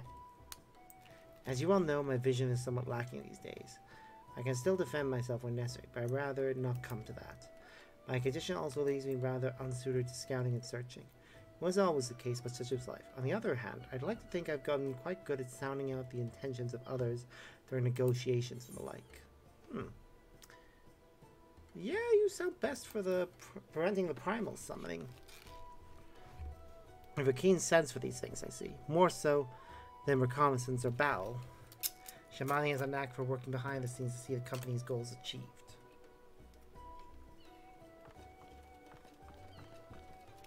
You are explosives. Brayflock's master remaker of Illuminati treasures offers much hand-lending with ingenuity. Far-seeing spyglass sees far into ocean deeps. Crackfires go boom and blast beasts into bitty pieces. Yep, pursuing and slaying the blasphemy definitely feels right. A logical choice, if I do say so myself. Brayflock's mastery of tools and armament are sure to avail you in tracking and felling that beast. It would seem everyone has their assignments. I dare say the choices you've made are nigh impeccable. If I didn't know better, I'd think you've been leading us for years. And with that, it is time we got to work. I have procured link pearls for one and all, that we can keep each other apprised of our progress. You may pick them up from Maelstrom Command. We'd best be off then. Should we have need to regroup or reconsider our strategy, call for us.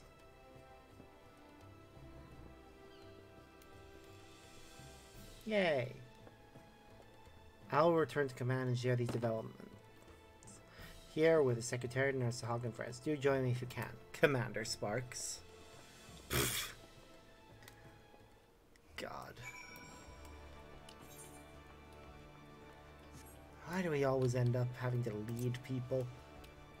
It's almost like people can't handle anything by themselves.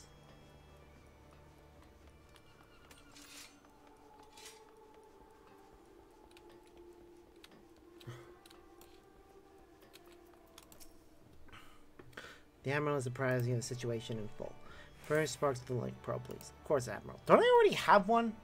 I swear I have one.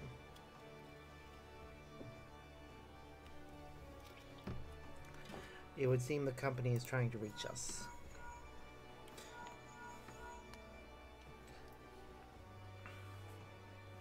Oh, there, Commander. Just give me the word and I'll come running. Lower your goddamn voice, will you? Watch your tongue or I'll track you down and rip yours out.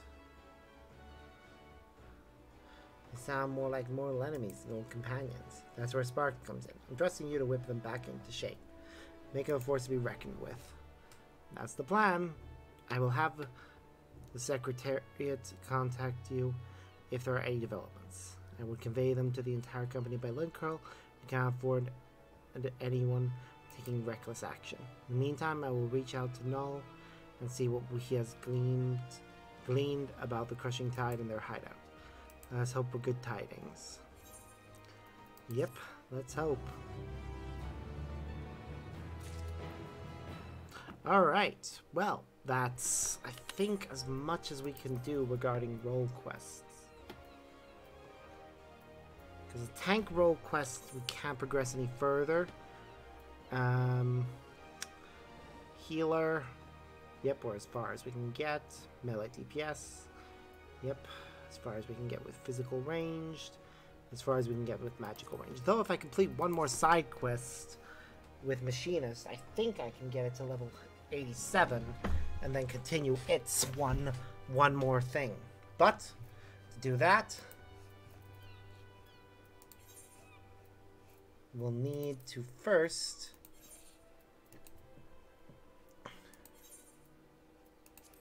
return places.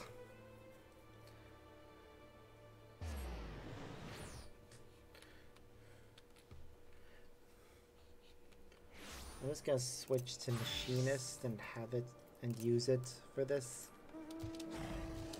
Alright, we can't fly yet. Just gonna double check. Okay, we're all good.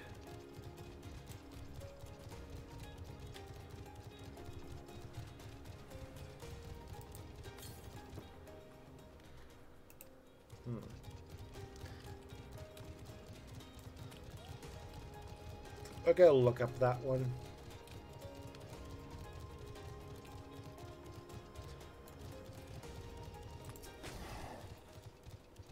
Yes, can I help you? Oh, wait, do you need directions somewhere? Not to be rude, but I beg you, ask someone else. I happen to be lost myself. What was that? A woman asked you to come and find me? That would be my friend, no doubt. Embarrassing. I'd hoped to keep this hopelessly directionless side of myself under wraps. I feel terrible leaving her like that, but I had clean forgotten the task from one of my professors. Rushed back to collect the item I was asked for, which I found, thankfully. I rather turned around when attempting to return. But don't you worry about me. I'll be just fine on my own. Now, if I'm right, following east will lead me to teleport, I think. I mean, I know. I have business with your friend anyway. I can escort you. You mean it truly? Well, that is... I mean, if you're heading in that direction anyway, I don't see why I shouldn't tag along. No, please, after you. If I'm able to get as far as the teleport that connects, I should be able to make the Rainier Triple Mount. Now then, would you mind? Okay, well this is easy. We just need to get them to the teleporter.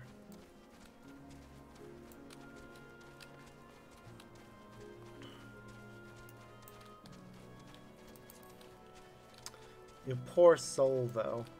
Are you wearing your... Not wearing their mask. Must be a guest. That seems to be how they're working this. If you're a guest in Elpis, you take off your mask. If you're not... Ah, God damn it.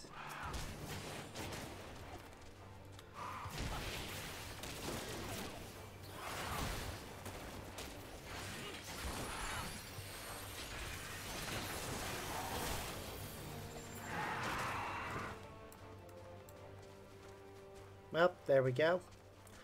Moving on.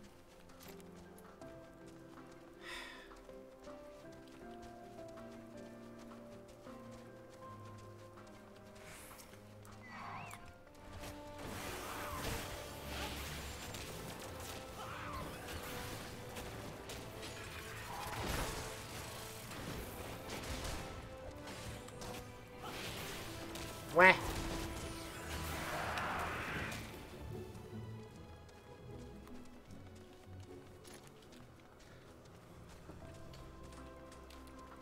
I really want a new gun. Maybe the role quests will lead to something that the previous expansion did, where if you complete them, you unlock new outfits. Guess we'll have to wait and see. It'd be nice if we could get some, like, end game outfits to wear during the final sections. What a relief it is to see a familiar sight. I should be alright without you now. After all, it's just a straight shot from here. Goodness, the earful I'm going to get from my friend. I've kept her waiting for far too long. Well, I really should hurry. She had no explanation and a heartfelt apology. Do come see us, though. I would like to thank you properly. Alright. I'm just going to look up...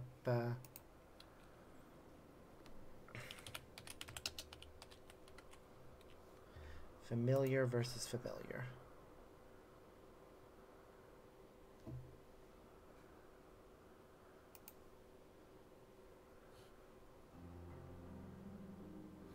Alright, we need to go to 7.2.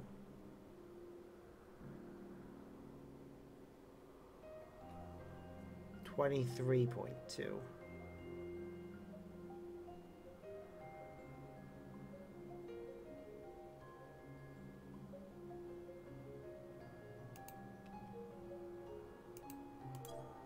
Right there.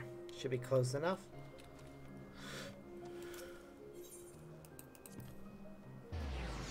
Any quests we complete right now will help us to level up this class. At least we got plenty of time if we want to do story content. Still got at least 2 hours.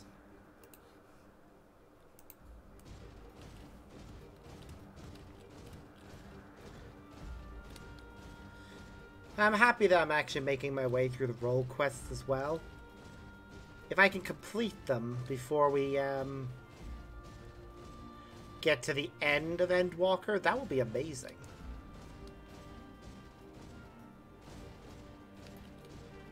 We won't be able to do anything Beast Tribe related until after. I think I was told that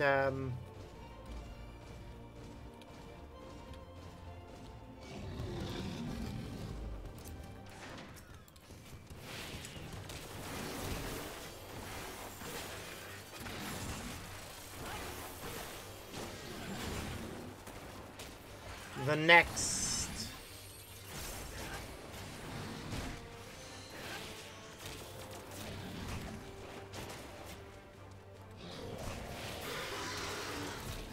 Alright.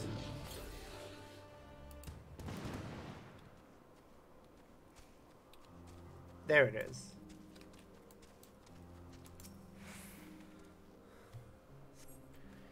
Let's bring it back.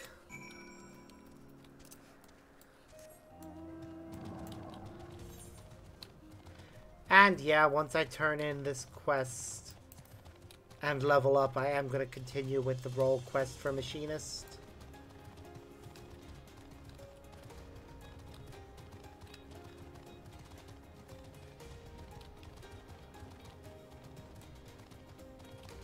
Actually, change classes, then we'll change classes to do more, to finish off the remaining side quests, then do that. Yeah, that sounds right. Thank you for your help. Truth be told, when my friend first dashed off, I assume it was because she forgot an assignment from Metron. Lo and behold, I was right. We are studying at the words of Metron, learning all we can about the engendering of aquatic life from that selfsame master. Honestly though, I have no idea why Metron would ask me to procure a flower of all things, and one that's still undergoing testing. It's very beautiful, yes, but what has it to do with... Well, nothing, that's the point, surely. It must be intended as a present, one meant for Logrif. Metron is hopelessly enamored, as we all well know. We do? This is certainly news to me, though now that you mention it, I suppose I have seen sparks between them. But I haven't noticed it before. That settles it. We need to hurry back and begin an in-depth observation of the romantic entanglement. We wasted all this valuable research time lost among the trees. And I would have wasted even more if not for you, good sir. Now my friend and I are together. When we get back to the Academia, we'll find a Metron before it wilts. Ah, before we reward. You certainly deserve it.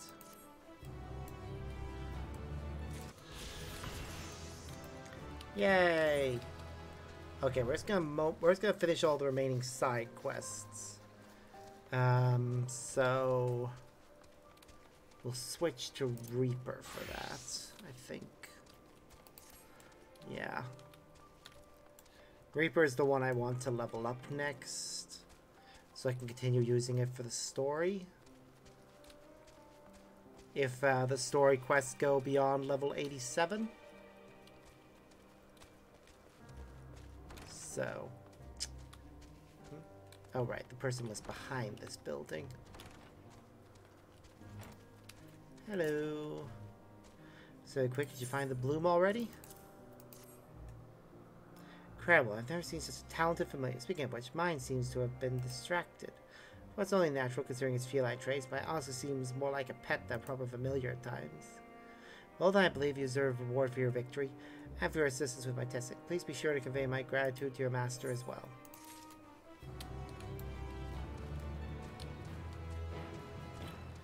Ba ba ba ba. Hello, person. Well, this is a pickle. Whatever am I to... Please tell me you're here to deliver a message from Cleon. You are familiar, yes? Azem's familiar. Oh, I do like the name, Sparks. But if you belong to Azem, then what's become of our visitor from Amarant? He was meant to arrive some time ago. Our wildlife subjects are accustomed to the presence of long-term observers. When someone from outside Veil Peace comes to visit, the reaction can be somewhat unpredictable and occasionally violent. Would you so kind as to track down Cleon and see that no harm has befallen him? Visitors don't wear masks, so he should be easy to spot. And if you do happen to find him in the process of being mauled, have my permission to terminate the offending subject. Safety first. Well, at least we have permission. It's always funny when I see how people react to certain things. Alright, this mission connects to flight, though. Because we're so close. We literally have 2 ether currents left to get. One from the quest. One from the main quest, which we'll have to continue with. And, well, the one we're doing. Yeah, the one from the main scenario. The one that's on the island that the main scenario is going to take us to. And then this one, which, of course.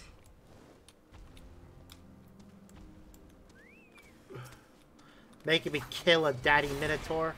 How dare you?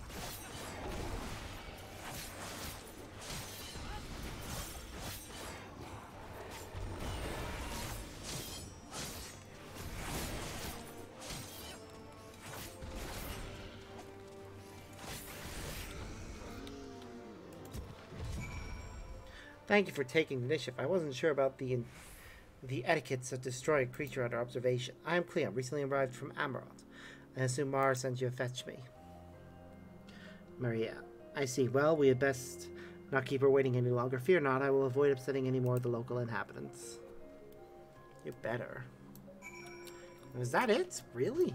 That's such a simple quest.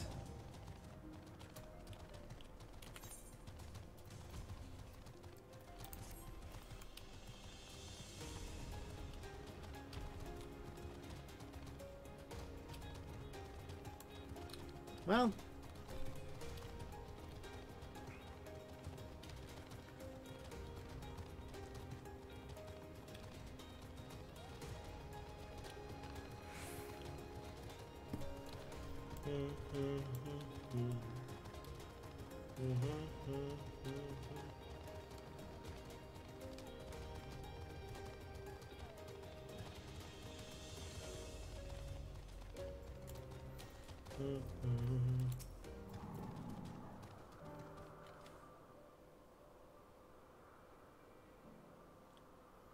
Sparks, thank you for seeing to the safety of our guests. Indeed, my hesitancy to act would have ended poorly had your messenger not been there to shield me, and I am certainly glad that he was. Now, shall we see the business of the day? I believe you had some concerns regarding your personal creations.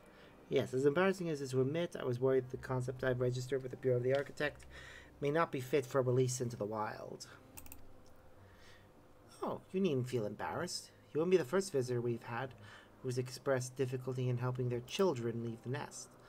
We can look in on them right now if you like. I should like that very much, but I do have one request. When you swooped in to rescue me from that beast, I was treated to an impressive display of battle prowess. And today, with your strength and inks, it will be perfectly candid for evaluating the worth of my modest creations. I must insist that you join us. What a fascinating notion. Yes, I quite agree with your assessment. Then we all go together, whenever you are ready, Sparks. Okay. This is a multi-stage quest, then. Thank you for agreeing to accompany us, Sparks. Shall we? Certainly. Now, what was the name of your creation again? A batrachoi. A lively roly-poly pudding of a thing. Ah, yes, the one over at Rumination's Ramble. My brother Alcius is in charge of tending to it. Right this way, if you please.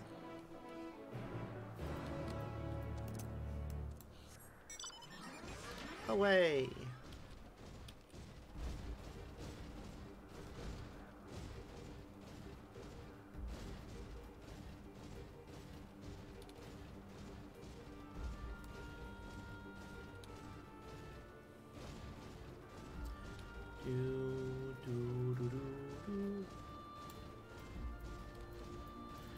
It's frogs! You made giant frogs! You must be Sparks. Mary told me so much about you in an impressively short span of time. Likely already deduced, I am her brother, Alcius. And you are Cleon, yes? The architect of this Patricoy, as you call them. Yes, yes, yeah. You think they're ready for release? I would so love to see their endearing Votan forms bouncing around free in the wild. I completed my report for the main evaluation criteria. The final decision made after a committee discusses the results. Based upon my personal evaluation, no, they are not ready. No? And might I ask why? Sparks, would you be so kind as to give this Patricoy a solid poke? Creature's lack of familiarity with you will help prove my point. So if a creature enjoys your scrutiny. Poke.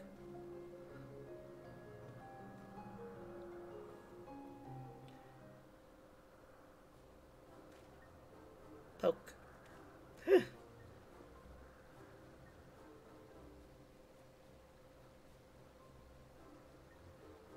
No reaction?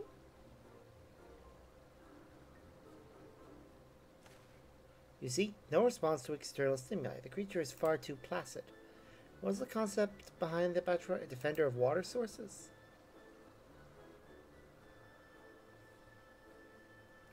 In its current incarnation, it has neither the instincts nor the means to defend itself, much less to fend off entities intent upon fouling the waterways, and cannot in good conscience defy a subject so poorly equipped to carry out its intended purpose. In fact, I suggest you redesign your concept entirely. Thank you for your candor. I was so invested in this darling ball of pudgy flesh. Such a pity. Sparkus, as unfamiliar, you must have seen your fair share of the world and its inhabitants. Without altering its physical form, what do you think the Barter could do to become a more effective guardian?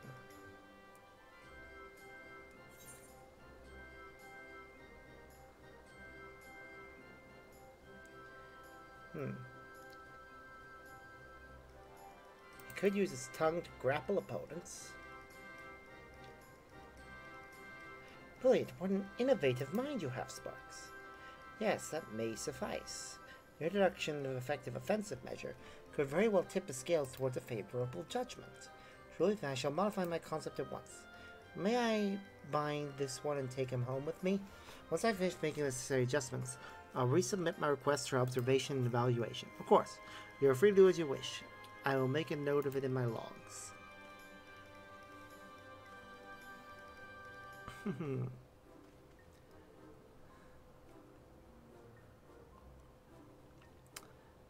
God, I just helped create one of my greatest adversaries.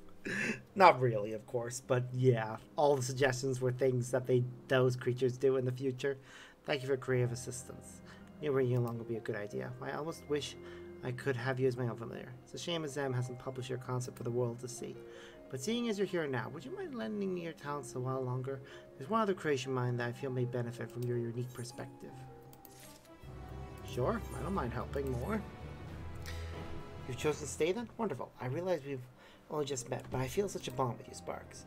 There's one more concept I need to finalize, and I could think of no other entity I would rather have at my side during these ever so worrisome evaluations.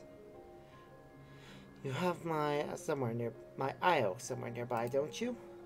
Yes, me keeps that one under her watchful eye, but I know the spot where he usually roams. Come along, we need to cross the stream here.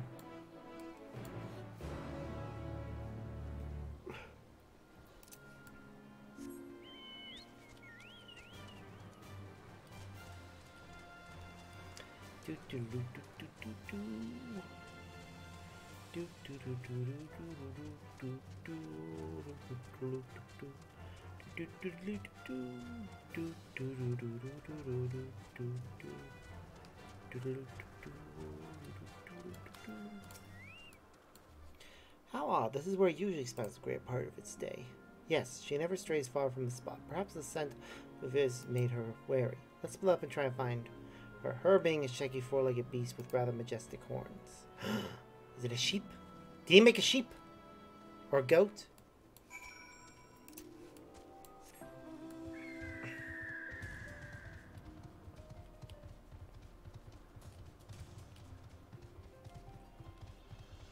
Please be sheep or goat. Or maybe a cow. Something cute. Oh. This is not something I'm familiar with.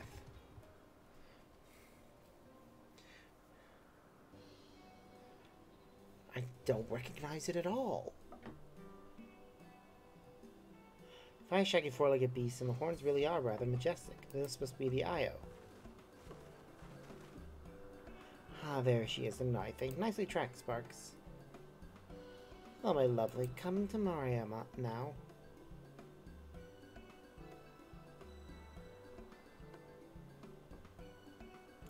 Oh, would you look at that? I think she's taking a liking to you, Sparks. I see that Cleon has a liking for stout and stocky designs. Yes, the heftier the better. The IO is one of my favorites. Round and robust, and bristling with spiky protrusions. A truly powerful beast. I envision her domineering any habitat she entered. What do you think? It's certainly an imposing specimen. Its physical strength is readily apparent, yes. More muscle is needed to dominate territory. The creature's field of vision is obscured by that massive, wiry hair and curling horns, preventing effective use of its natural weaponry. In the wild, being unable to hunt and catch prey is a consistent manner, culminating in slow death by starvation. It is our recommendation that you resign her as a grass grazer and resubmit the concept as a candidate for livestock. Livestock? Unsurprisingly, our hero is susceptible to nutritional deficiencies. Must embrace regular ethereal supplements. As you appear to have get structure, do you mind doing the honors? You needn't convince it to eat anything. Simply splash the creature with this solution.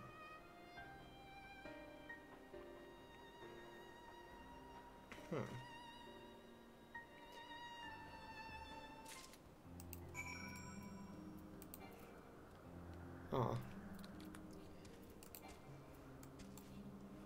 And whoop. Stuff is absorbed into the IO's body. Thank you for tending to my creation. Maya would likely thrive as a livestock animal, but I so dearly want her to become an apex predator. Oh, maybe there's still hope. You have an eye for these things. For any more of your insightful suggestions? I have need of your worldly experience. Darling, hulking out, she was meant to be more than grazing in the fields. Will you look her over and tell me what must be done? How can I transform her from potential livestock to apex predator? She does look a lot like a behemoth, to be honest.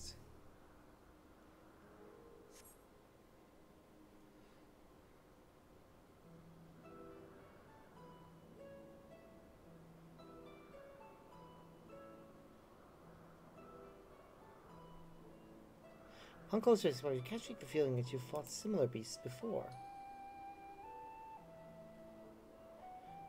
Such magnificent horns rendering all but useless by the creature's poor field of vision.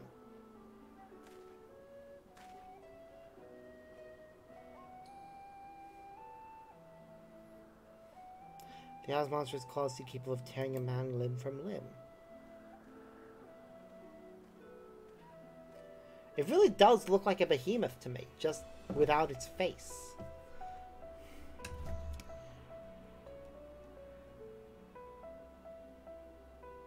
Even with the owl's limited vision, one swing its muscular tail will be enough to shatter bones. For true knowledge, the beast will need something more, something overwhelming.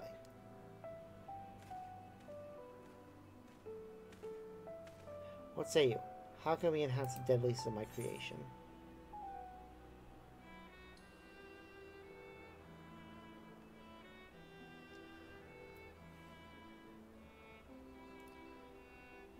Cut back on the horn and hair and let her bring those fangs and claws into play. Yes, decidedly simple, but devastating effective. I can already picture it. Cosmar, will you permit me to implement some new ideas? Sparks is giving me much to think about. Strictly speaking, any significant adjustments should be authorized by the Bureau of the Arctic. I think we can allow some temporary modifications for the purpose of experimentation. That sounds more than fair, thank you. If you could spare a few more moments, I should take my creation and return with a new and improved IO. It's gonna be a behemoth. I just know it.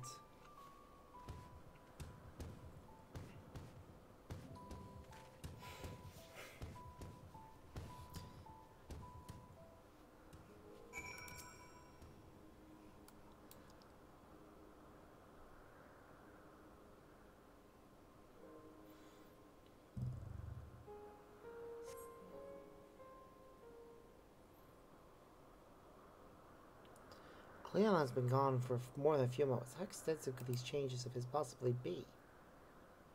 It is done.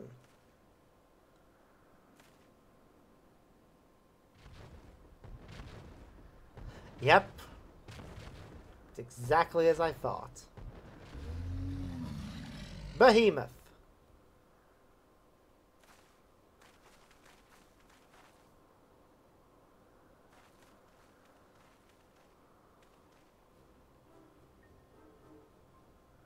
Cleon, you've certainly been busy, haven't you? Sparky's advice began the process, and then it became difficult to stop. After putting back the horns and hair, I reinforced the talons, then moved on to arcane ability. She can now cast Meteor, as well as Charybdis. Surely now Maya stands at the pinnacle of predators.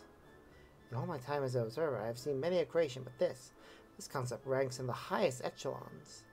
The strength inherent in your IO is more than sufficient to ensure its domination.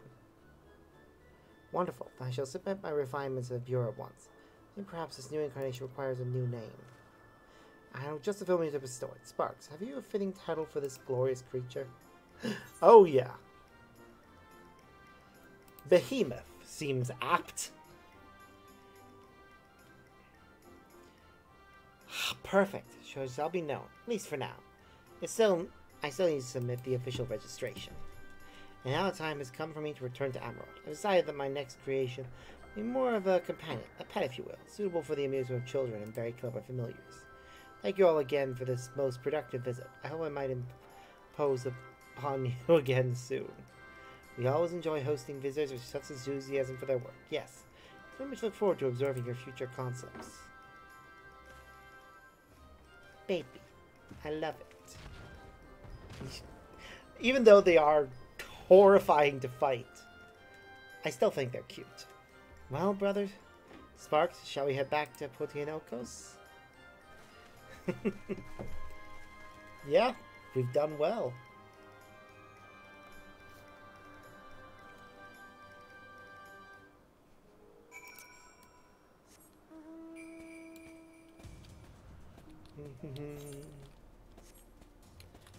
Do do do do do do do do do.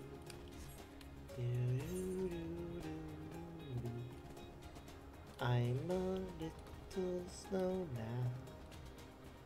Why am I singing? Because it's fun to do.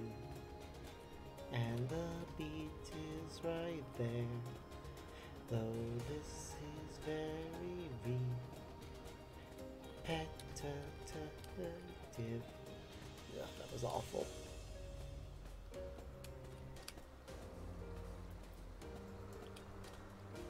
The song does repeat a lot there. But I guess they do need to make sure that the song can loop easily enough.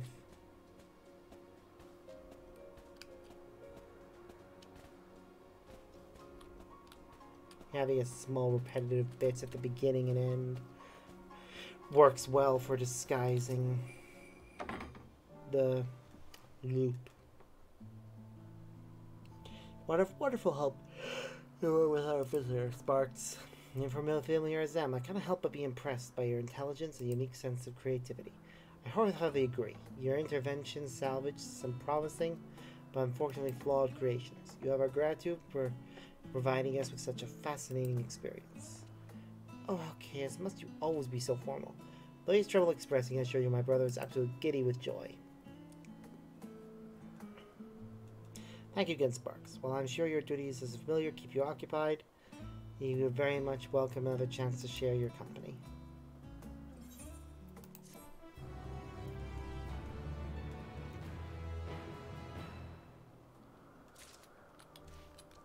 Oh, another quest.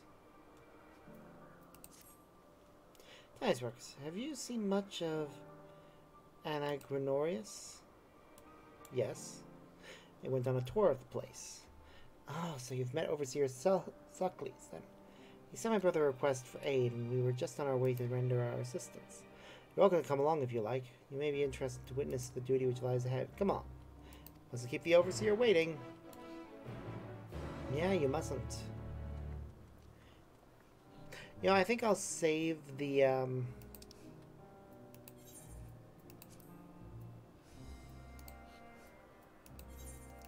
what's it? The, God damn it. I'm trying to get comfortable, but it's very hard sometimes.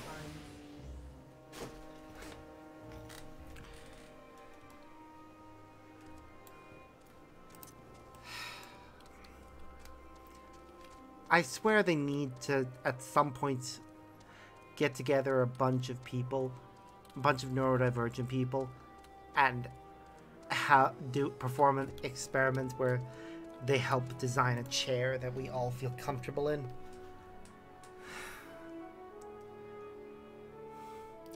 Caius, Mara, and Sparks as well. Welcome, all of you. A summons from you can only mean one thing. There has been an incident. Yes, the Lycaons went into a frenzy. More than a few of our observational projects were prematurely ended. We began the sending rites, of course, but the task is burdensome for so few. Thus I hope secure particular expertise. You wouldn't be aware of the practice, would you, Sparks? Here in Alpis, we expedite the ethereal dissipation of the deceased by employing time magics. The decay of the corporeal remains is accelerated, absorbed back into the ground upon which we stand. As you may have guessed, the manipulation of time is Alkeos' specialty. Whenever some unexpected event results in a mass loss of creation, it is him to whom we turn. That we do. Nevertheless, I do regret tearing you away from your important work. We prepared a site to the southwest, so if you'll follow me, we can put this unpleasant biz behind us in short order.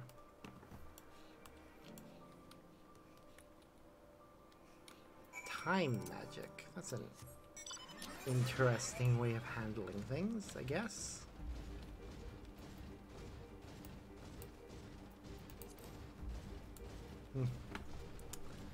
Well. Ba-da-ba. Ba-da-da-da-da-da.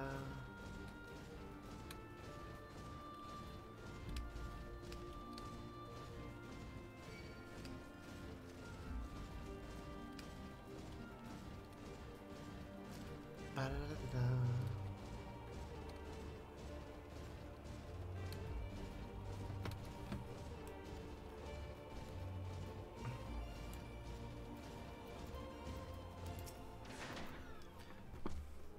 This is them, which fell victim. They were still being evaluated. Yes, the poor things barely had a chance to fulfill their design. The flesh and bones will return to land. We will ensure that their existence was not in vain. Seeing life taken mid-purpose can be distressing. Have you witnessed such events before, Sparks?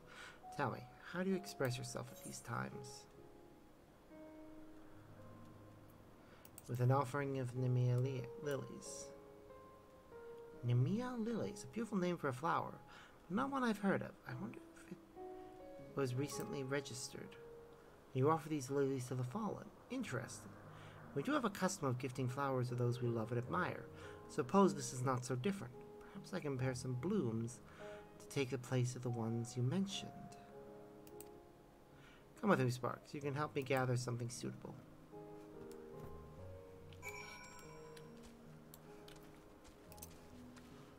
It would be funny if we actually found an old version of the thing that we need.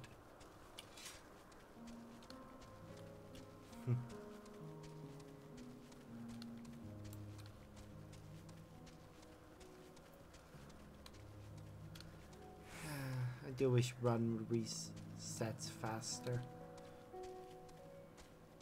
I know I could have just used my mount, but eh.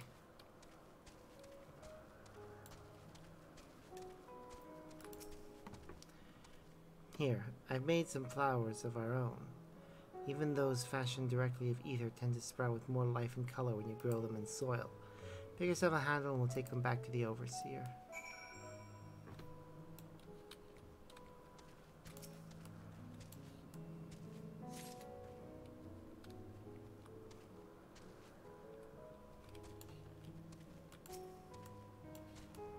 Yeah, those, I think we are actually gathering.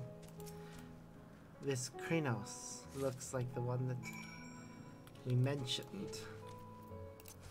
The lilies. Our mount is ever so slightly faster than running.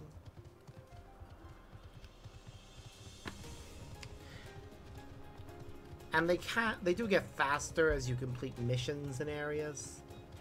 I think completing the main scenario will actually increase it along every area.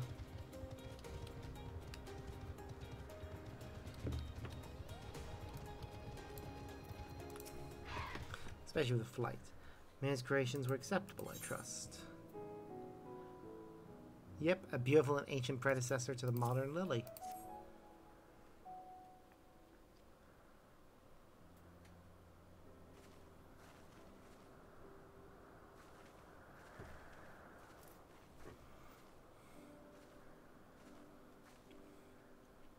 My apologies. I may have gone a little carried away with the flowers.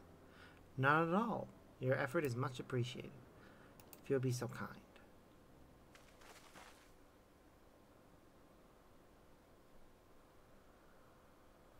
Little prayer, and then activate your magic. Vessels within which life once flowed, cheated of purpose, stilled and cold. Unto the land you now return, the fuel upon which new life shall burn.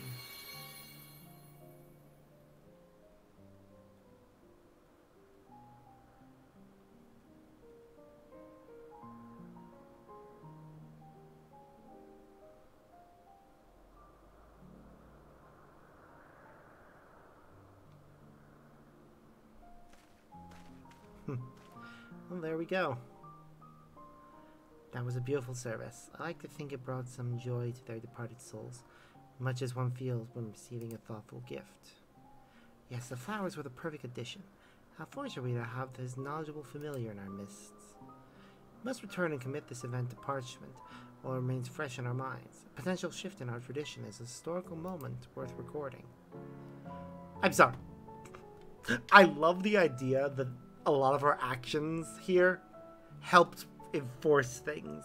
Like Frog, the giant toads being the way they are, behemoths being a thing, and now the practice of putting lilies on graves.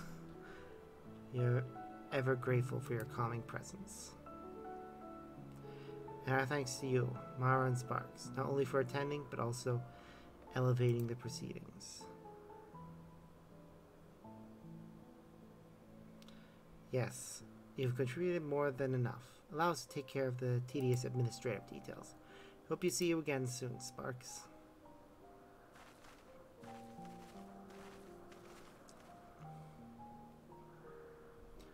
It's time we were headed back ourselves, dear sister.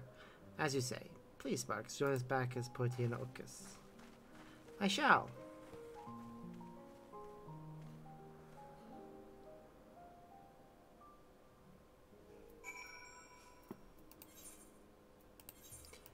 That was actually rather nice seeing a little thing added like that.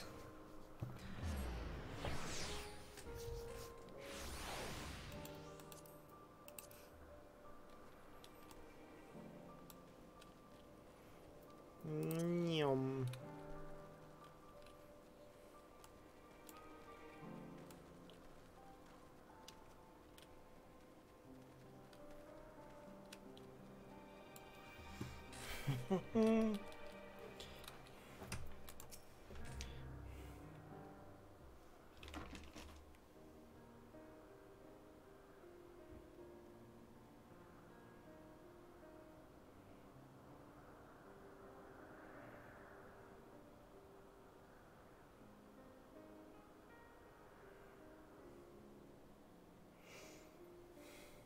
Sorry, just checking messages. What?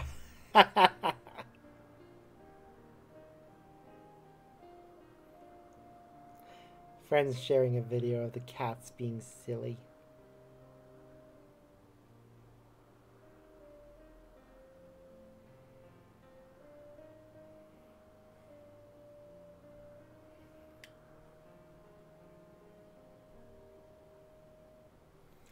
Right. But a fortuitous turn of events that you were present when we received the summons.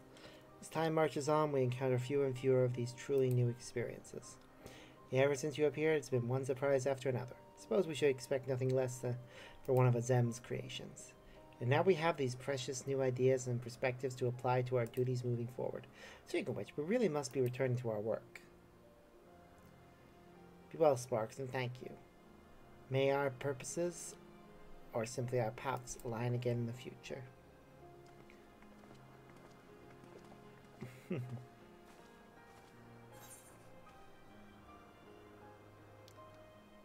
we'll go with Acorn.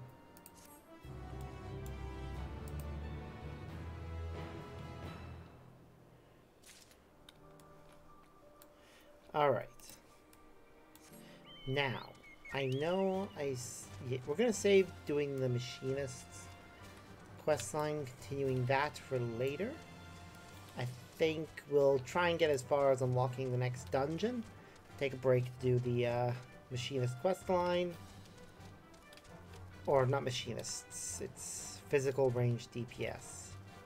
But either way, we'll go back to that once we've finished.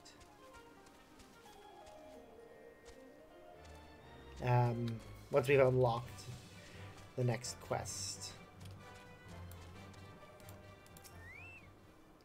Appears to be a teleporter. Hanging in the air, suggesting device was recently activated.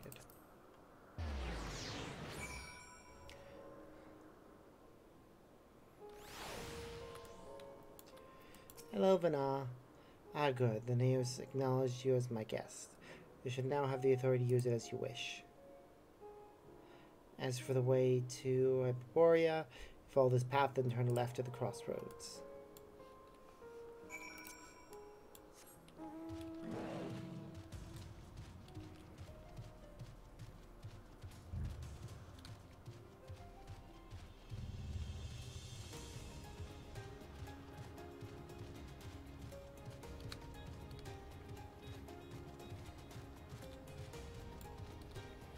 Okay.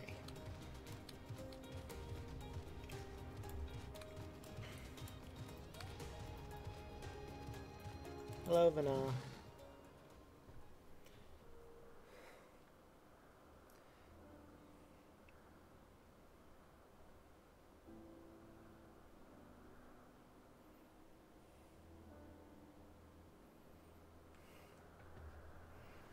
Here we are, the grandest research facility in Alpis.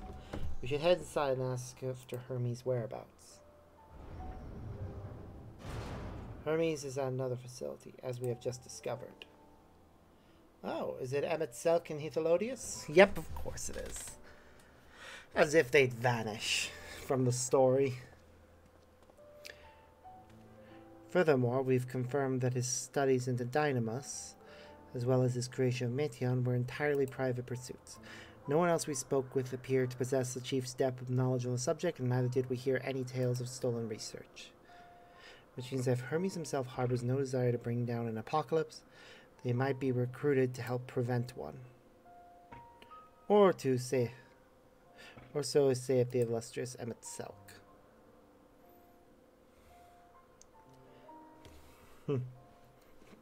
According to your story, the 14 divined the connection between the celestial currents and the final days, but were never able to pinpoint the root cause of the calamity.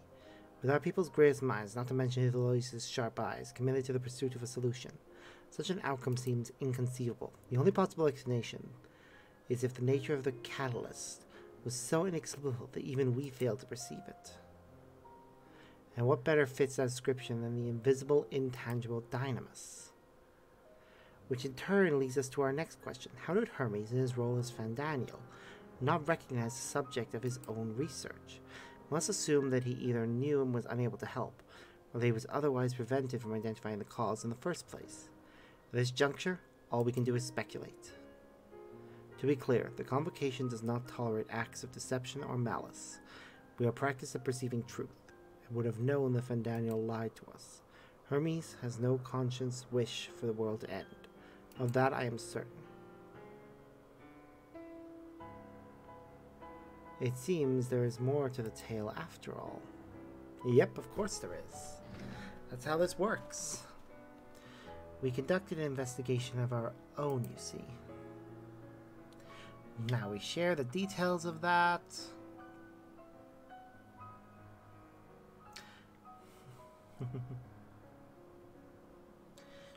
How comforting. We seem to have reached the exact same conclusion.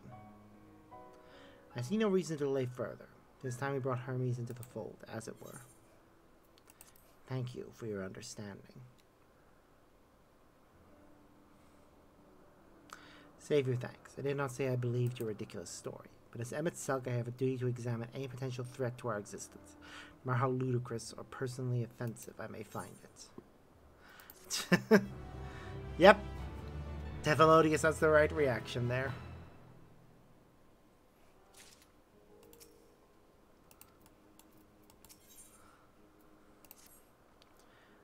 I think the time for leisurely exploration has passed. If I might have a moment to adjust my vision. There he is. On the next aisle over, Meteon is with him. Hermes appears to be in the midst of an observational study. I suggest we hurry over before they venture elsewhere. Head straight down the path. We can teleport to Misos Eros from the device at the bottom of the slope.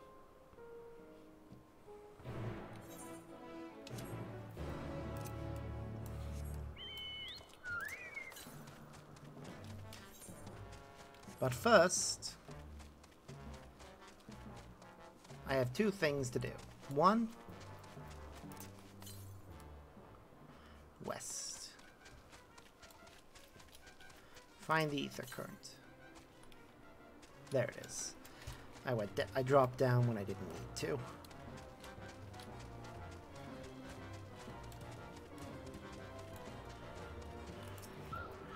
This is the last one that isn't story related. Or quest related, rather.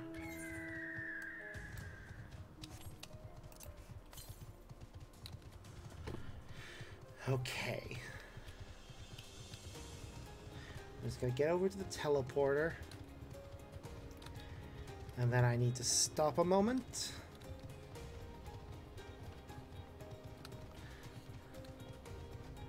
Because I really badly need the toilet. I'll be right back. Turn off my mic too soon there.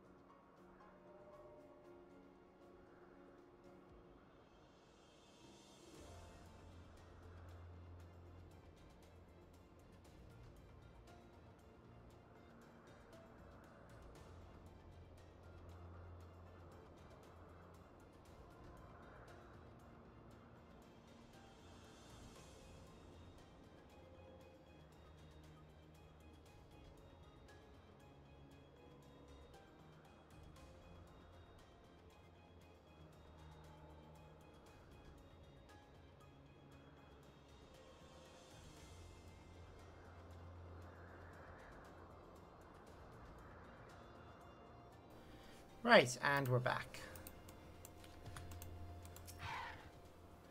Appears to be the teleporter. Let's use it.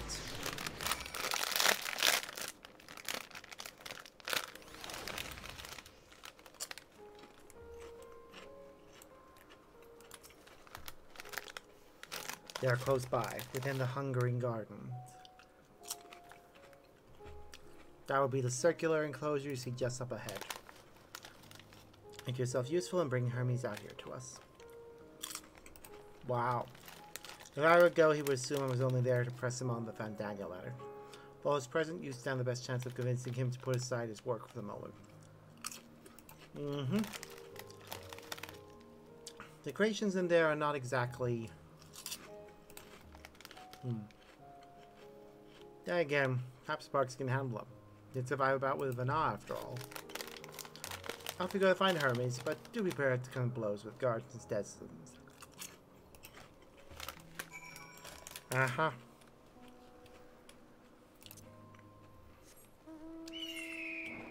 Because of course. It can never be easy.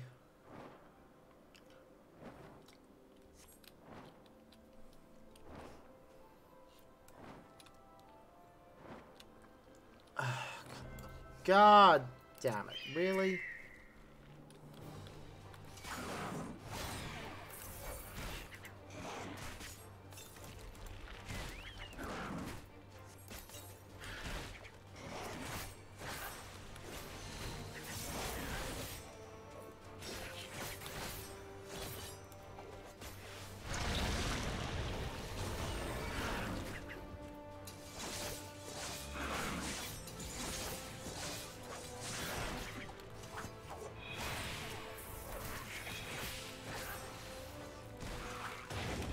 Wait, that's a marble? It doesn't look like a marble.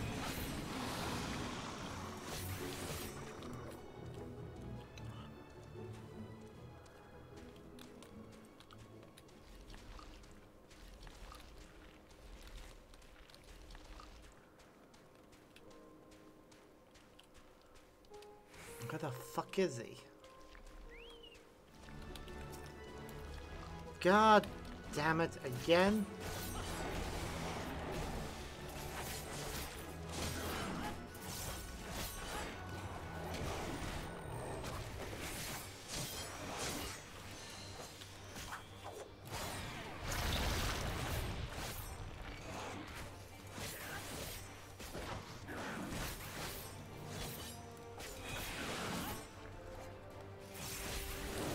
Alright, where is he?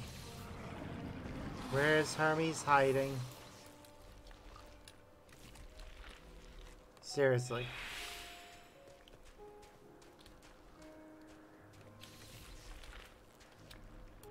Flammy is paralyzed, and Hermes is still nowhere to be seen.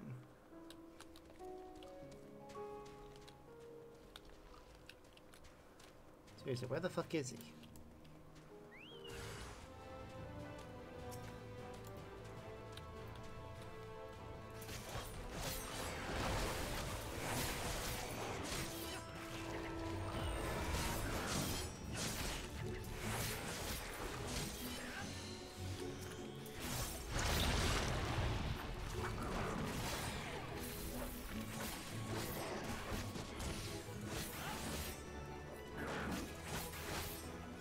Come on.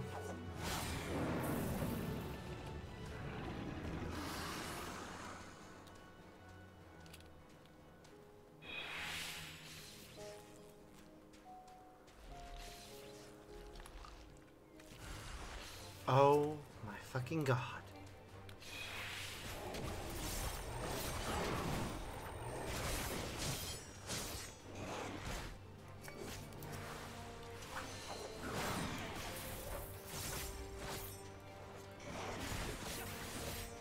Hermes, I swear to good God, if it turns out that you intentionally caused all this, I will be pissed.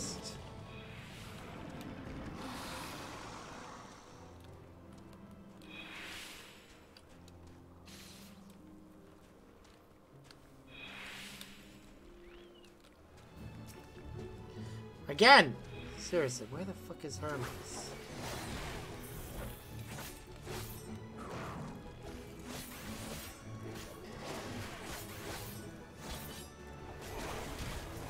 Shouldn't be this hard to find.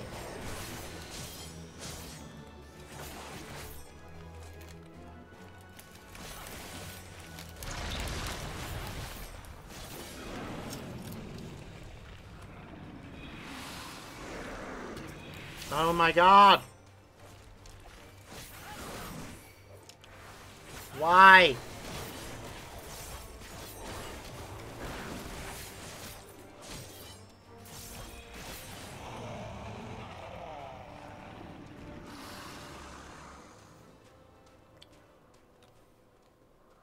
Is he even in the garden itself, or is he standing along the edge? Okay, this is just getting on my nerves.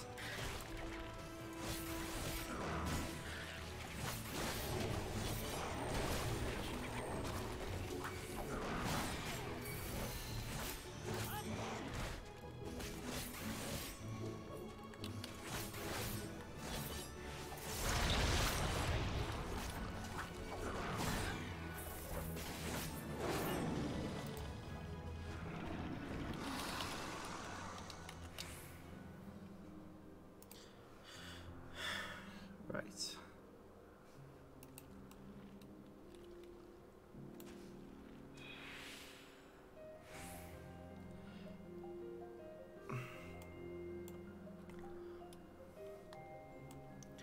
All right.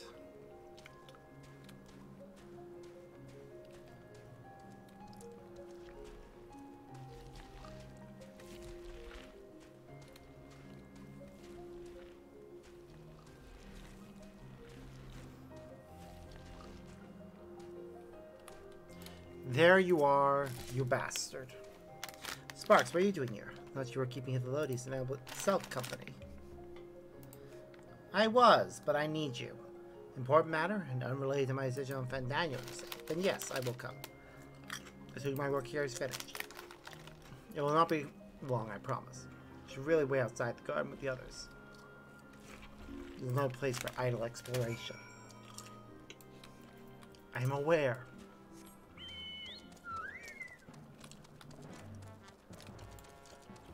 If anything attacks me, I'm just running for it.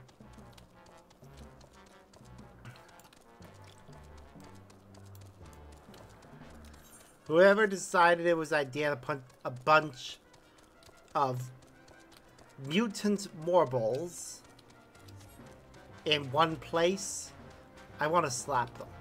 Also, the fact that these things even exist. Like, why? What purpose do they serve in the grand scheme of things? They don't seem like something that has any purpose. Like the behemoth I can see as being, well, he's classed as an apex predator. So its purpose is to keep population of other creatures down. But I don't see the Morbles really doing that.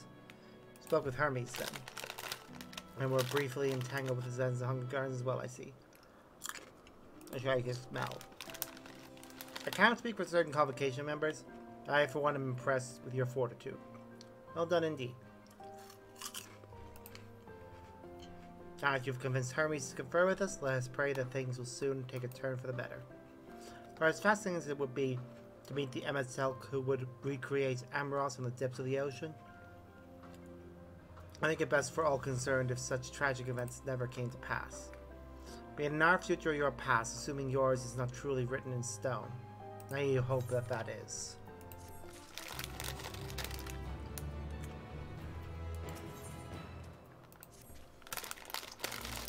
Here we say would not be long, yes? Then we shall wait here until he emerges.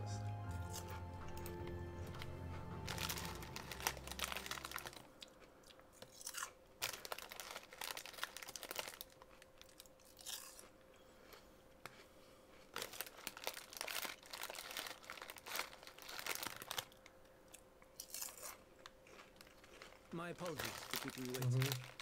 I understand there is a matter we wish to discuss. Yes. Aye. A matter of the utmost gravity. If one can suspend disbelief. Mm-hmm. Go on then. Tell him what you told us. Who you are and why you came. The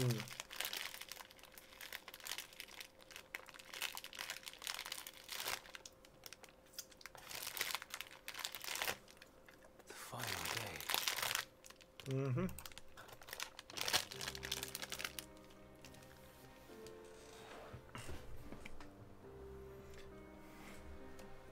The phenomena observed during these star-encompassing calamities is likely the product of a dynamis reaction. Mm-hmm. Yep. And none is more versed in the applications of this energy than you, Hermes. I must stress that we do not believe you would desire such destruction. We come not to lodge accusations, but to beg your wisdom. And so, distressing though the exercise may be, I ask that you share with us your opinion on the matter, on the assumption that our visitor's tale is true. Even you, Vana. Yep.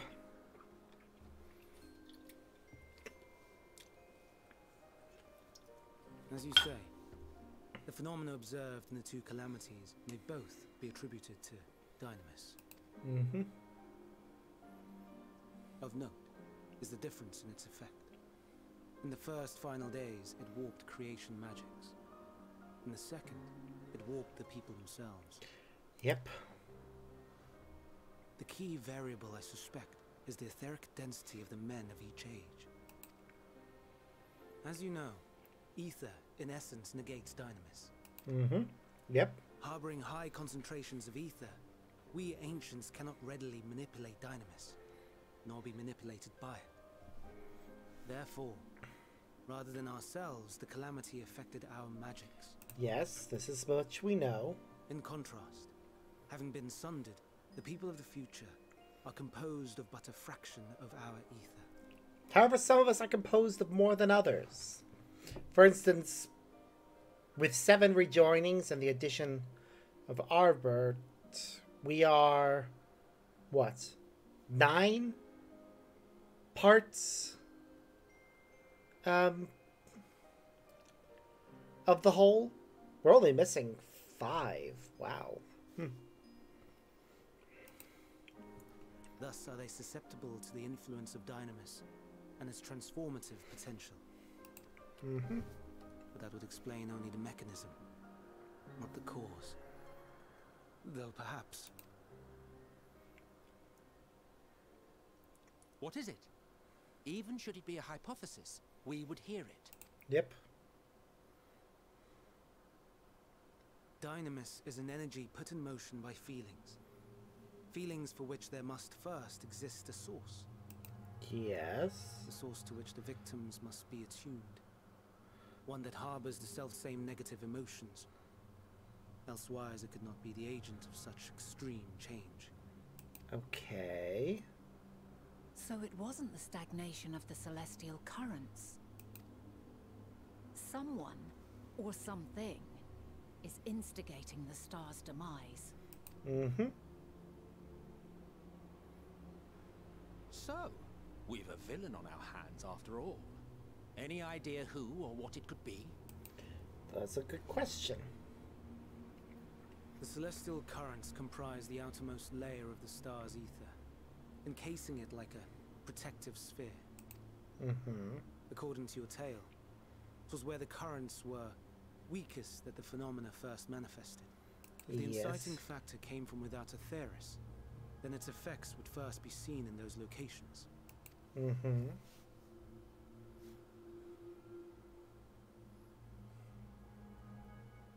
Greetings. Can you hear me? Oh God. Do not be alarmed. I mean you no harm. The other Mateon are back. I wish only to hear your words, share your feelings, know your thoughts. Well, this is creepy. May we please be friends? Meteon. What is it? Her sisters are back. Executing scheduled task. suspending individual self and connecting to shared consciousness. Connection established. Commencing status report.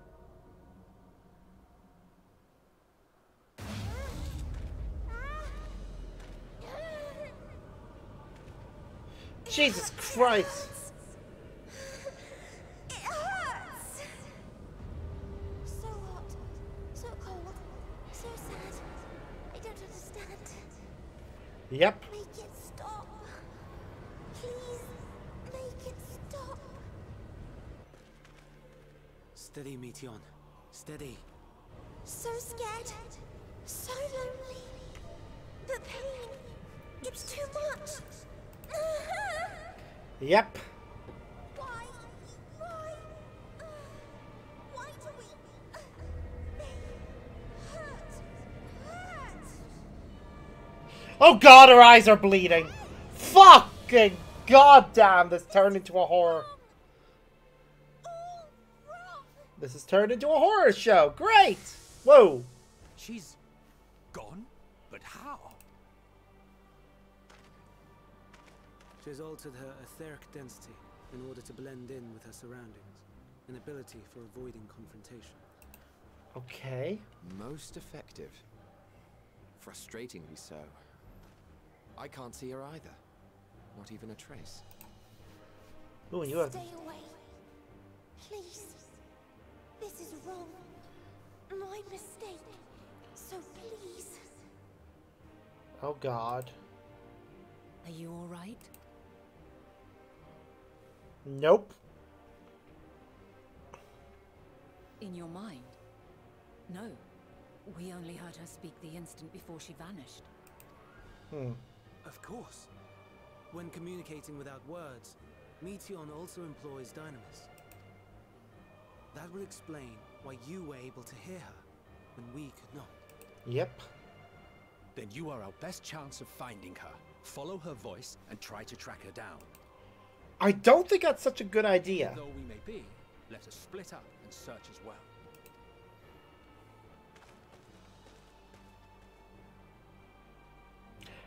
Yep, the Meteon are gonna be causing the end of the world because Dynamis is just in the air, is just more abundant in space.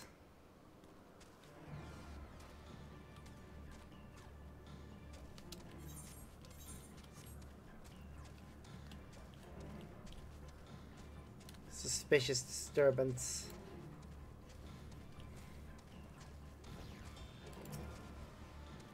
Calm your mind. Your sense is questing for any hint of Meteon's presence. I failed to hear her voice. She must be elsewhere.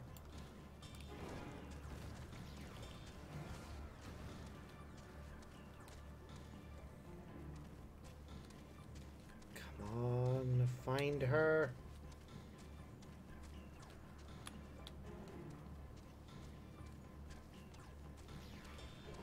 The music is really tense. As it should be. This is a very tense moment. I mean, Jesus Christ, her eyes were fucking bleeding. Ugh.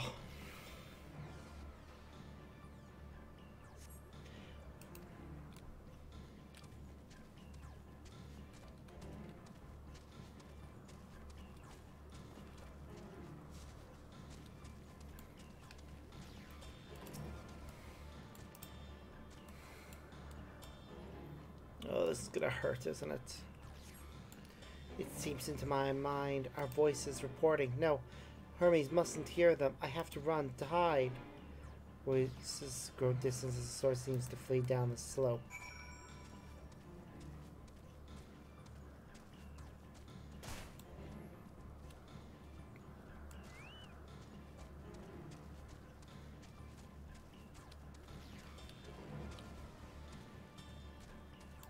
Come on, Meteon. We just want to help you before the Dynamis turns you into some sort of monstrosity. She's trying to catch, but fail. She must be elsewhere.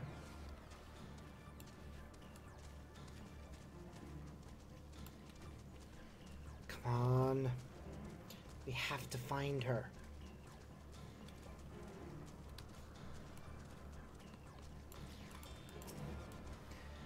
Or at the fire falling from the sky is just the Mateon returning to the planet. Strain. Nope.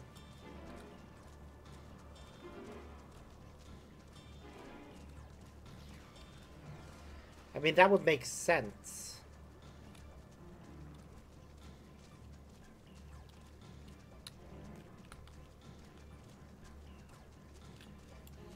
But also, freaking hell. The fact that her anguish hurt us so much.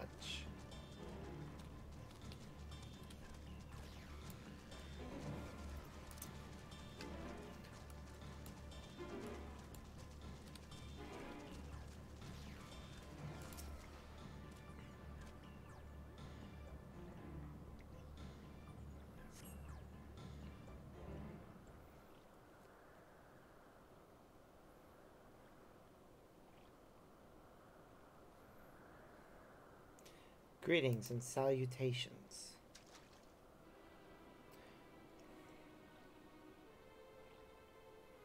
Commencing report. Oh no, we can't tell them that. We must run far away.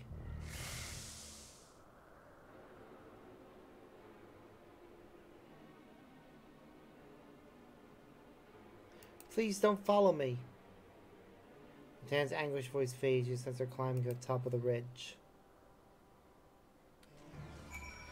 Yeah, sorry, Mateon, but we kind of have no choice here.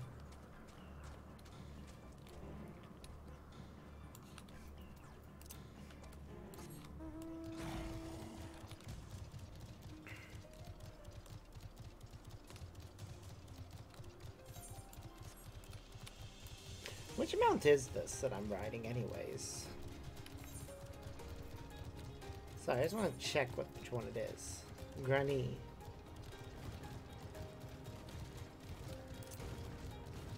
Is that? Yep.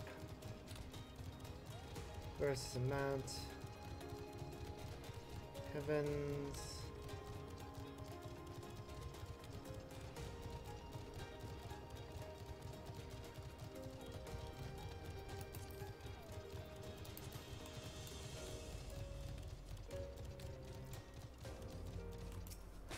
Okay.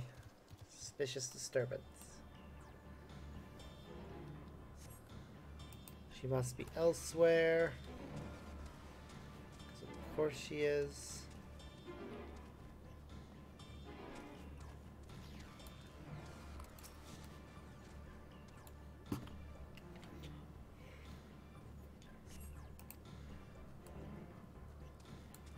Over by that tree.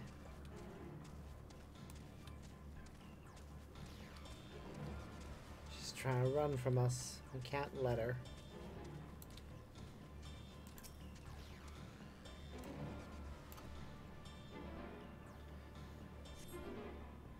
How did it come to this?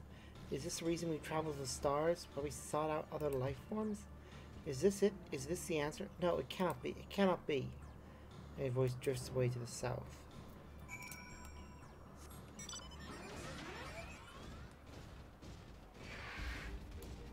Nope. Running from the Acantha.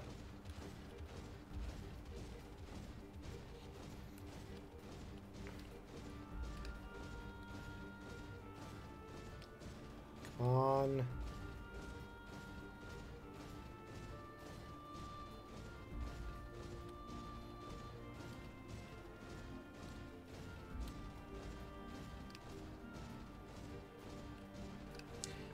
That's just a giant eyeball.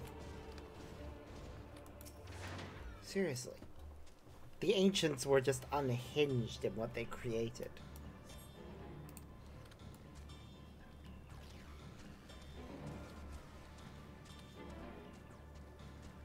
Some of their creations just make absolutely zero sense. Actually, most of them are like that.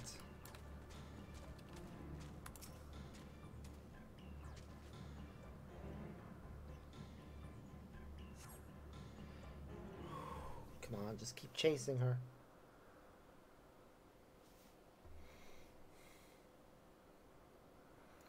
Compiling a report for dissemination to Hermes and all people of Aetheris.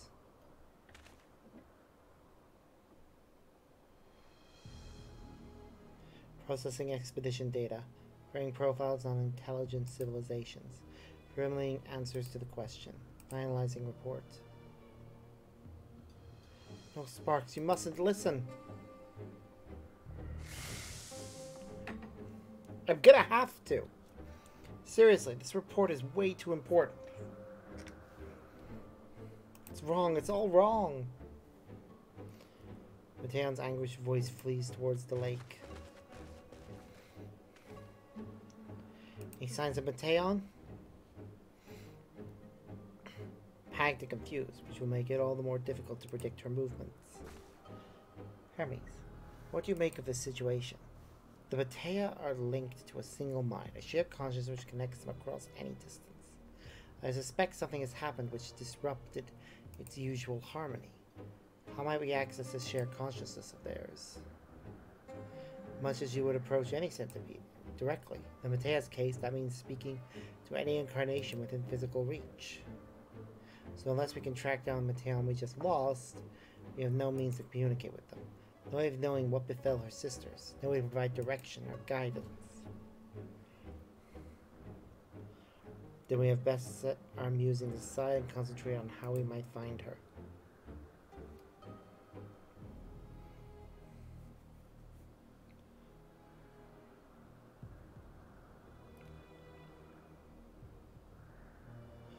Yeah.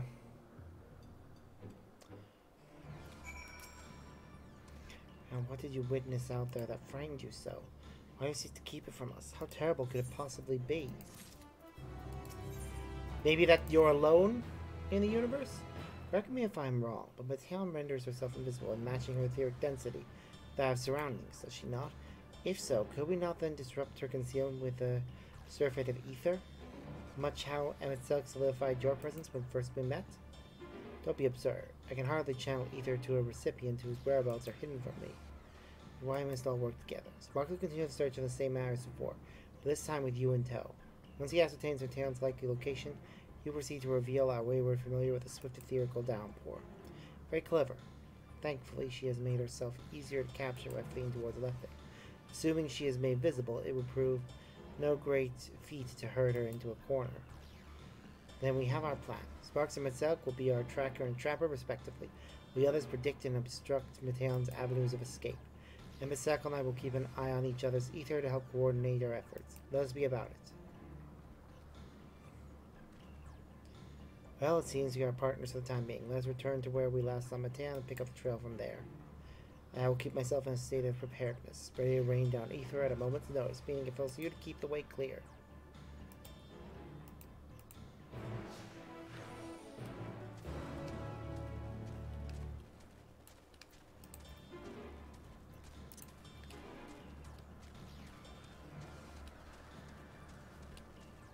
Wow, she actually ran onto a bridge. That is so foolish. Nothing this way. We try another route then. Okay, apparently not.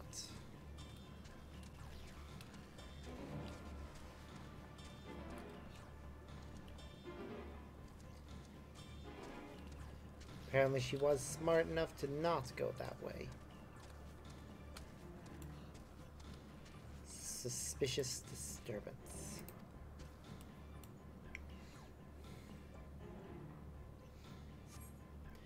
Why can't I fly? Are my functions being restricted?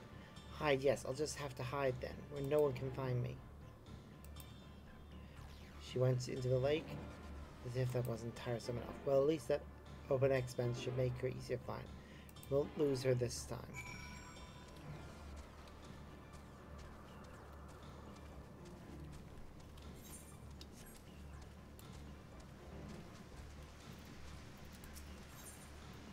Discuss the water's edge.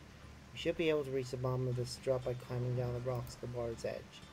Don't even think of dragging me over the falls. Final days or no, if I end up drenched from head to toe, I swear I will feed you to a remora. Wow. Speaking of a remora,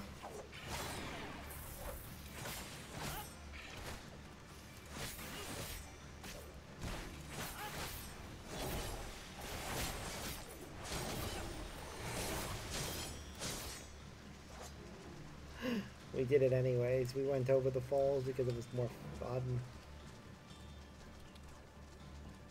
Also, let's be honest, for everything he's put it through, pissing off Emmett Selkit anyway is worth it.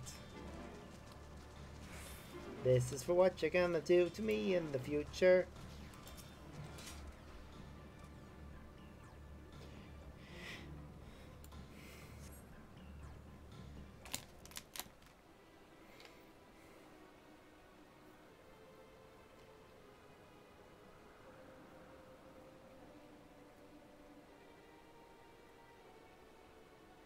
Not here. I'm not here, please.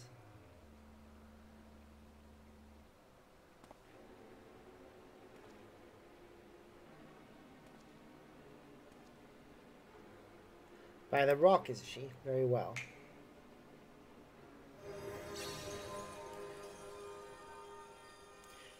What?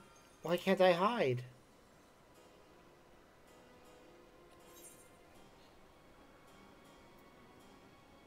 There's no need to run, Mateon.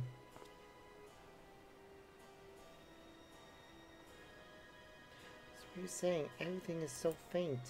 Sorry, I'm not strong enough. Stay away, I'm begging you. Don't make me say it. It will break him. His poor, fragile heart.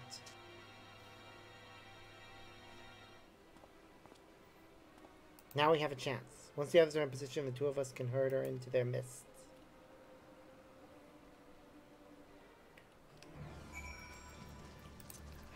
Yep. The Matea rather, have all been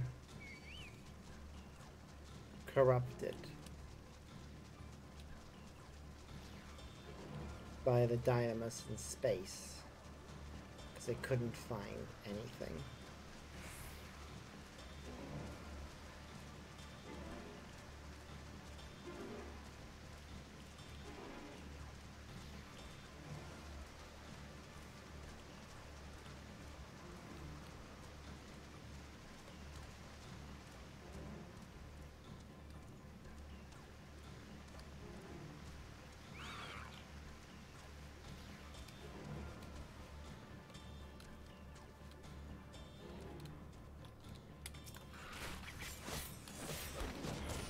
Oh, damn it.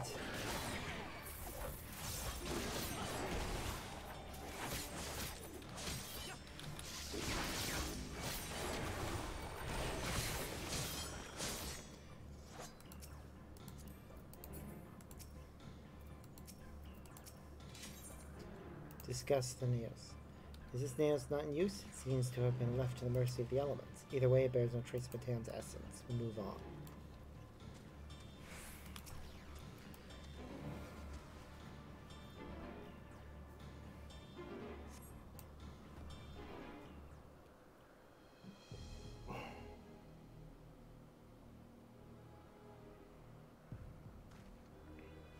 There, I see her.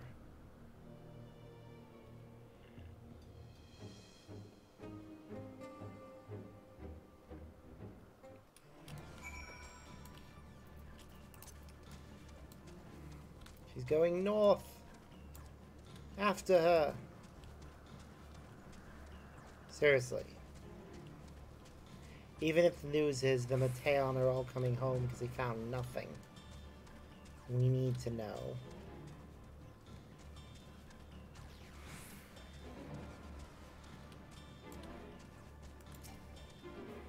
Too far away.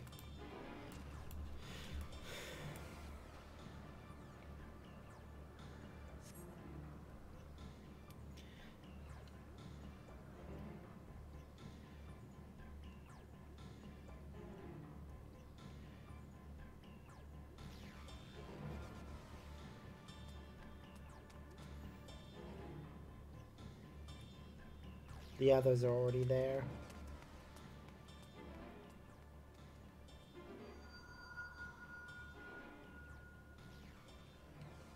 Aha! Give chase. We shall herd her into the shelter. Yep. I'll do that. You go find another route. Oh, you're summoning your mount. Why not?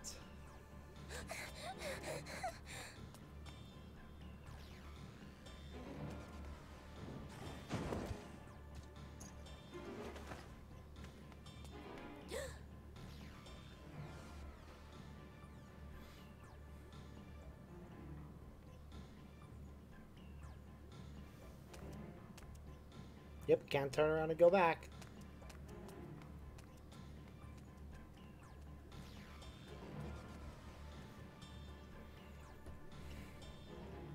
And the others have already gotten every side of this. Too soon, her. Seriously, guys, too soon. Wait until she was inside it. Please, Mission. We must speak.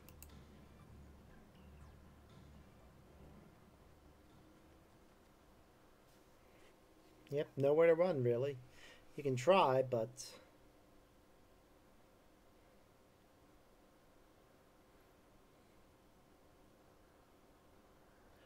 Oh, she's close to I'm tears. sorry, Hermes. I'm so sorry. Oh, poor girl. If someone can hear these words, then please. Please protect them. Protect them all. Oh no.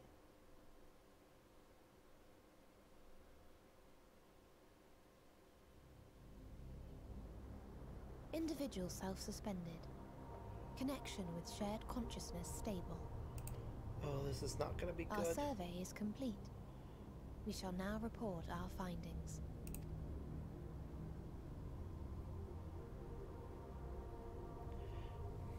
All units safely arrived at their respective destinations.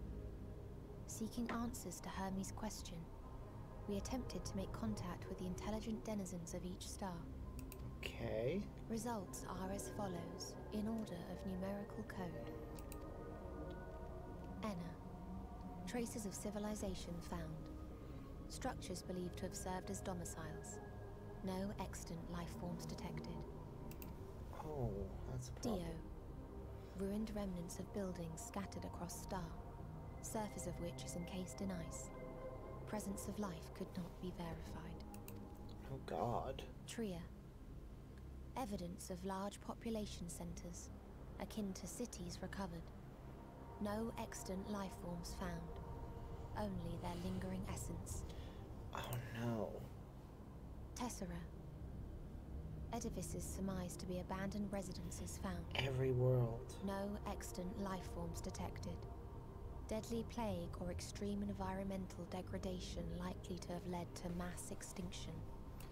Oh. They are all dead.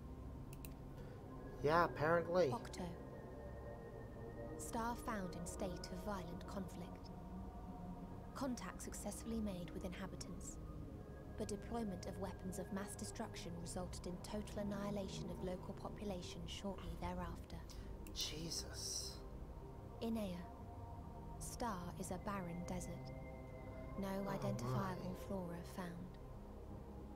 Bones of living beings resembling men discovered beneath sands, but determination regarding their intelligence inconclusive. Oh god. This is just gonna continue. Remind me, Hermes, what exactly was the question you entrusted to Meteon? I tasked her with asking what others live for. What gives their lives meaning. Did you consider what may happen if the premise of the question is flawed? Mm-hmm. To be able to answer it, one must be living and desire to continue doing so. Uh-huh.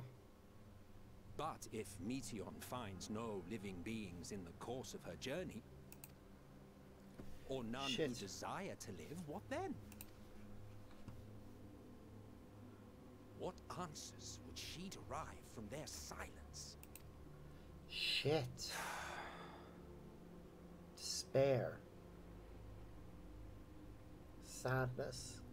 All the negative emotions that would result in corruption by Dynamis. Meteon, enough. Suspend your mission and return hither at once.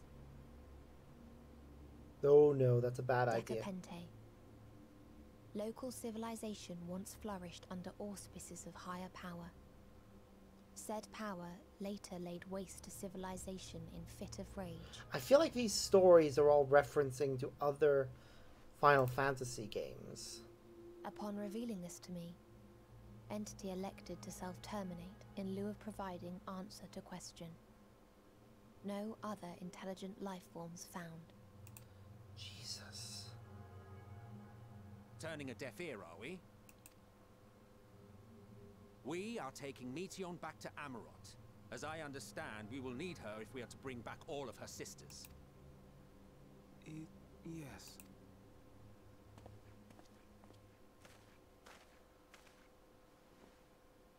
Meteon.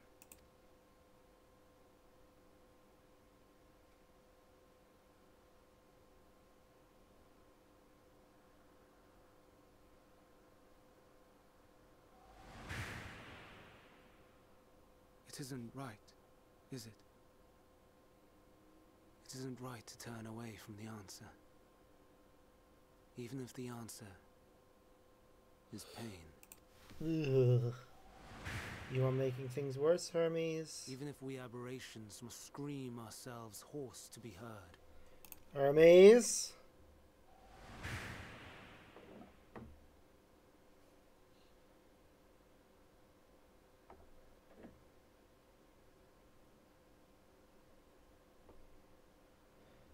How many Mateon did you send out? Aye. Whatever answers we find, I will not dismiss them out of hand. These words I said to you, and I will hold myself to them.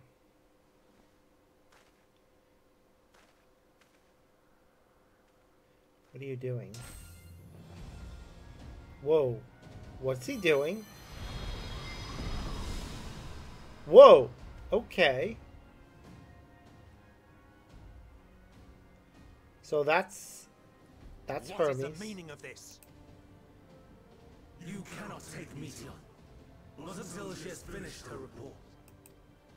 All else must wait. Okay.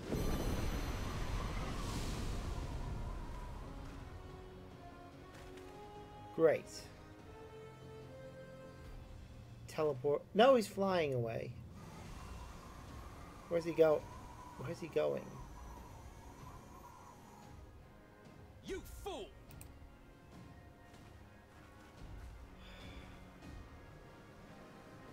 Okay, Emmett Selk.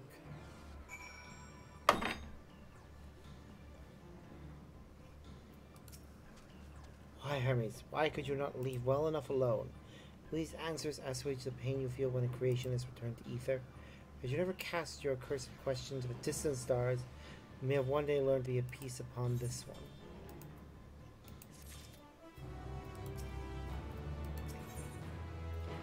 Caging the messenger. Hermes is headed to Kittis. Considering the expansive dimension of the place, even we may have a difficult time locating his ether. All I can say is that he entered from the rooftop and likely arrived at the uppermost point in the facility. So, do we pursue him? Of course we pursue him. No matter what Hermes might be thinking, Mateon is a potential threat that needs to be brought under our control. The Complications' duty to safeguard the star takes precedence over any personal stake in the matter. Venal, Sparks, it's clear we stand on a precipice. We have yet to determine beyond the shadow of a doubt that Mateon's is the hand which tips us over the edge. Nevertheless, if we are to learn the truth of the final days, we must give chase. And even if neither Hermes nor Mateon is ultimately responsible, we cannot leave them to suffer their torment alone. Agreed on all accounts. Kittis Hyperbarium. Yeah. Yep.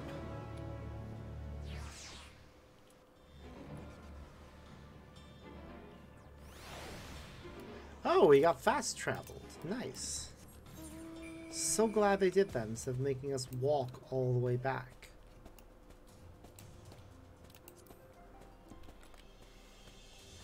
But, yep, this is gonna be fun.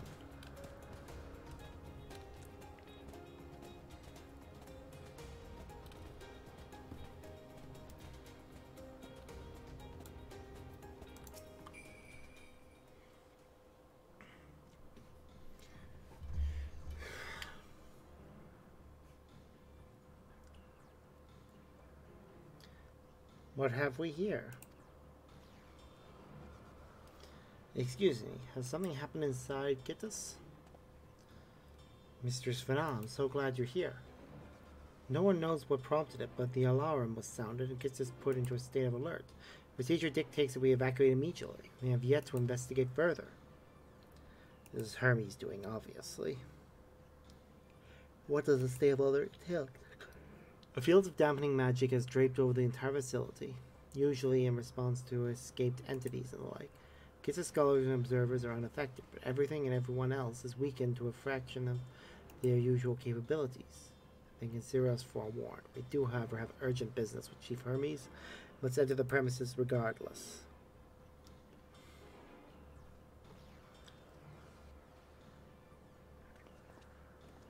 That said, if Hermes is willing to enact such measures, I wonder what other obstacles he has seen fit to drop in our path.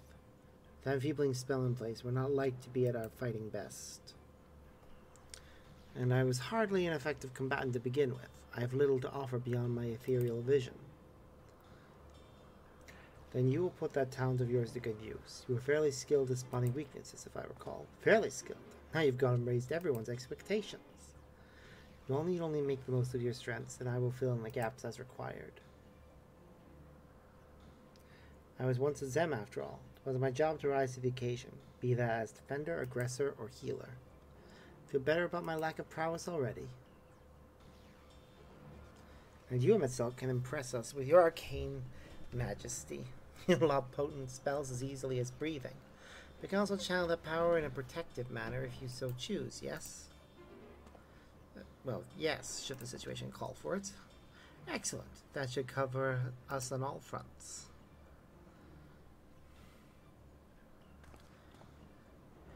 Your tale led us here, Sparks, so 'tis only right that you lead us now.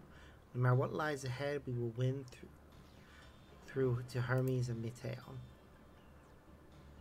And then we will face the future together. Meteion. Her name just means meteor, if I remember correctly. Yep, here we are.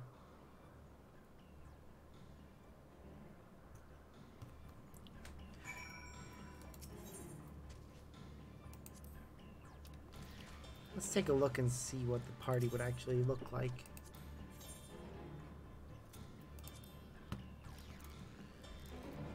So Emetzel will take the role of tank.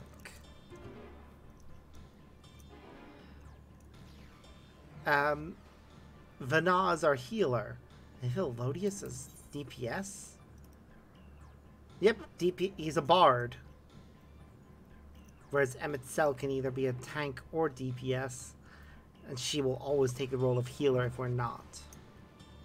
So if we're the tank, then he'll be DPS and she'll be healer. If we're healer, he'll be tank and she'll be DPS. Soul Seer, the third seat all-rounder. Part of me is very tempted, very, very tempted to try it with those three, but I think I'd be better off going through this with a party. I'm just going to message my partner to let him know that I'm about to queue for this. See if he's free. Queue for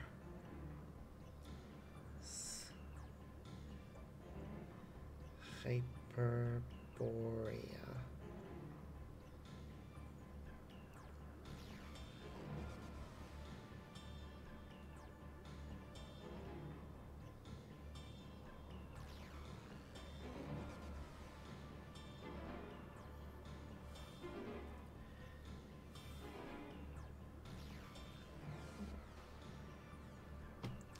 Okay, let's queue.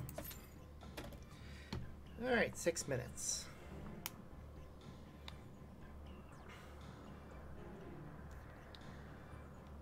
I'm tempted to teleport somewhere else to wait this while I'm waiting, but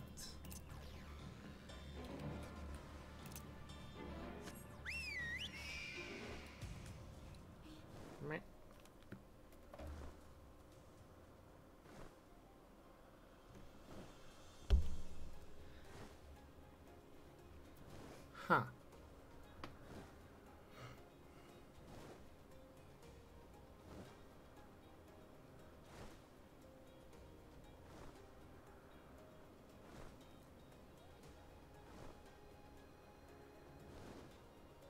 Yeah, as we get more XP on your first run, if it's with a party of other players.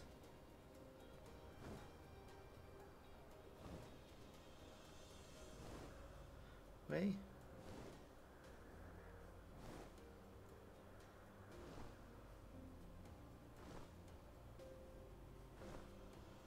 I do want to do a trust for... Actually, come to think of it. Give me a moment.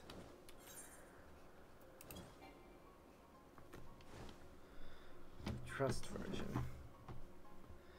If I can do so later.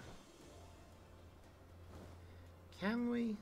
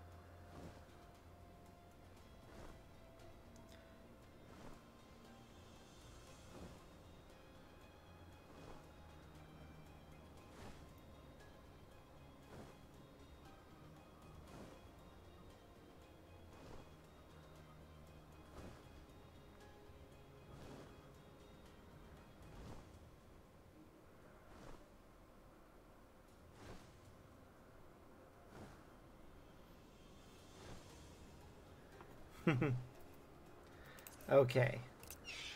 Apparently it's just for the story run.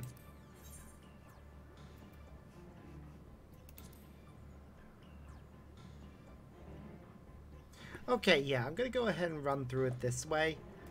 It'll be a bit slower, doing it this way. But it's the only way we can do it, because we need our because she'll have to be our healer and he'll have to be our tank. So let's do this. Hopefully it goes well. Oh, I can see it going horribly though. Anytime we get new equipment though, we're gonna equip it.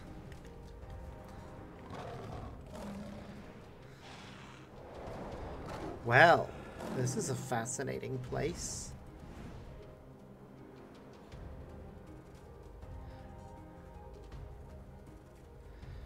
Jesus.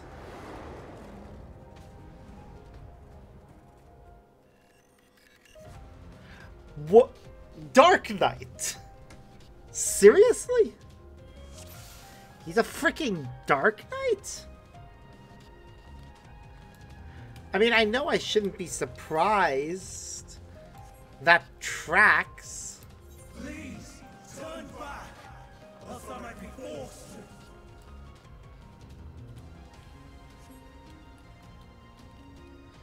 to. Alright, bother this is gonna be.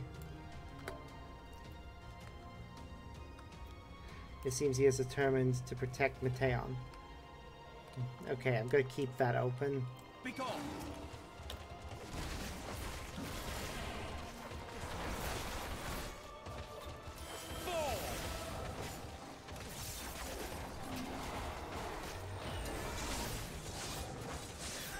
Come on.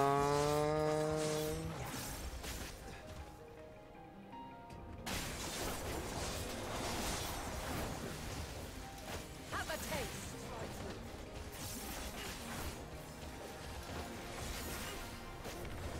I'm not entirely useless. Okay.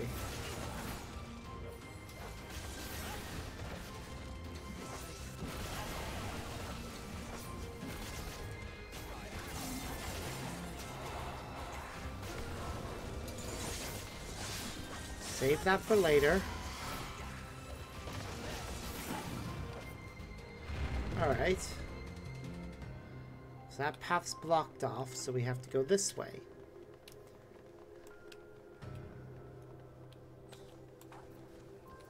I see you opening.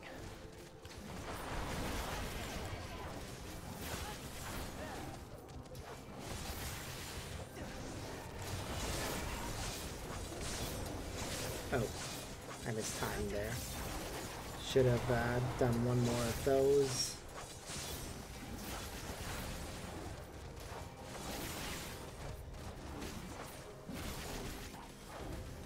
Come on.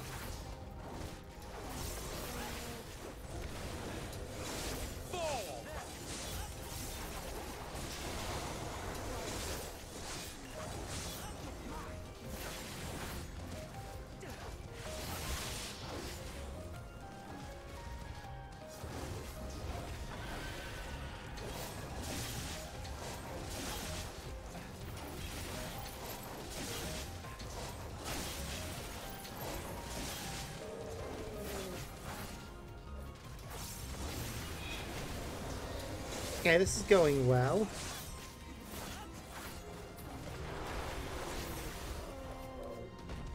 Yeah, I was not expecting him to be a Dark Knight, though, of all things.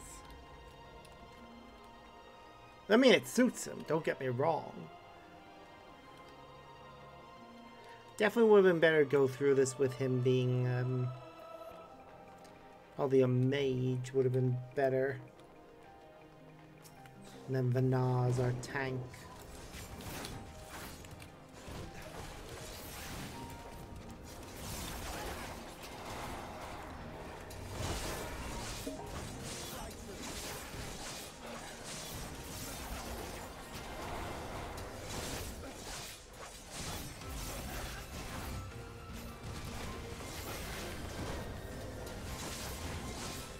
Yeah, this would probably be going faster if we had better equipment.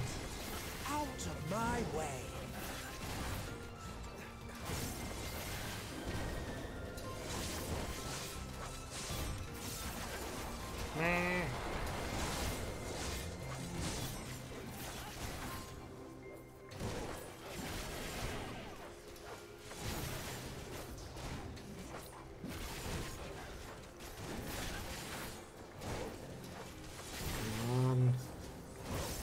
Seriously, can you guys use AoE attacks already?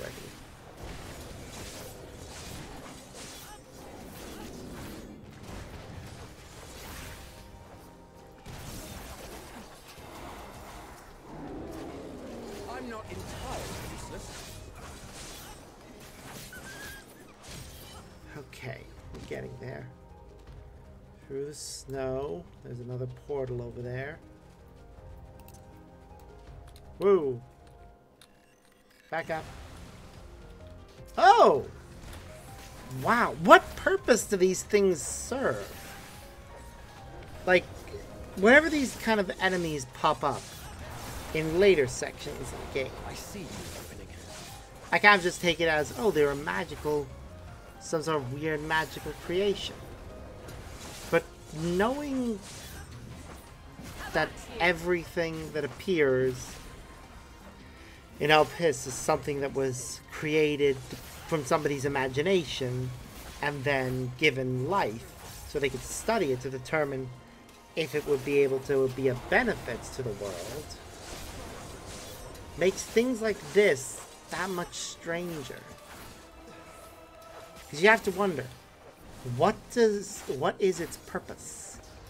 How does it fit into the grand scheme of things?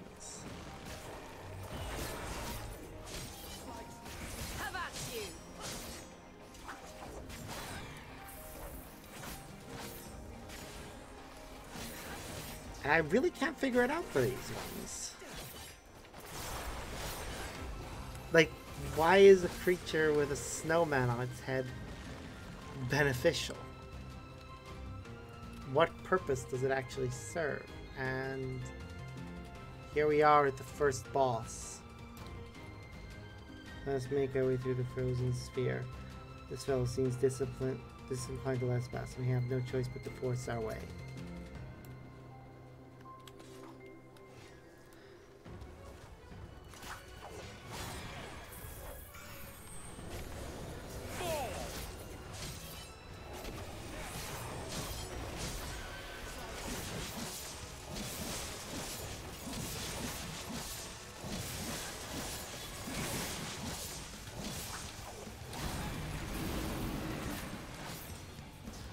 where'd it go? Oh, impressive concealment ability. Is it seriously trying to hide from us? Shame about the telltale footprints.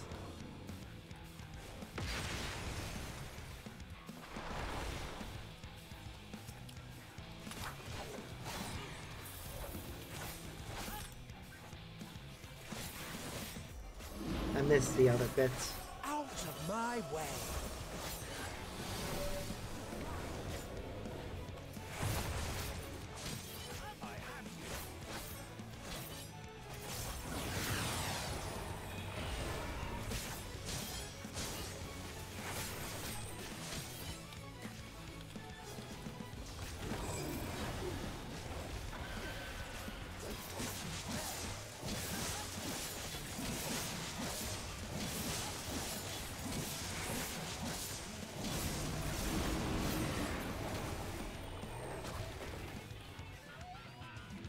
Confused. How creative.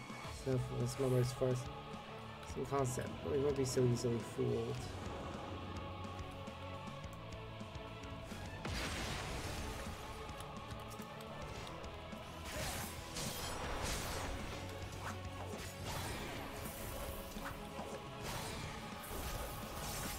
Come on.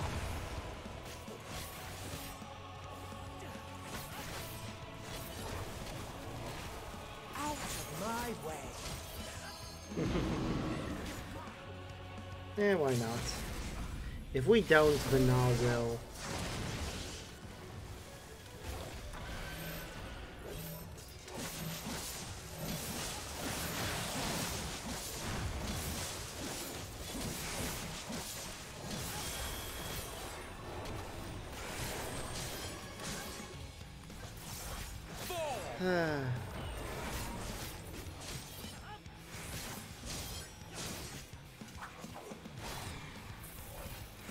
Well, this actually is a fun fight.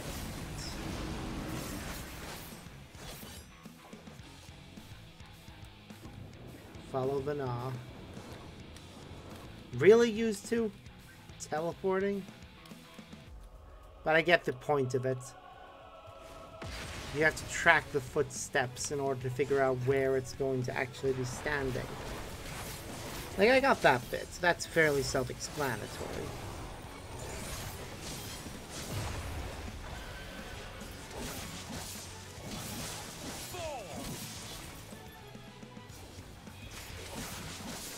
There we go. First fight done. Boots of casting don't really help me.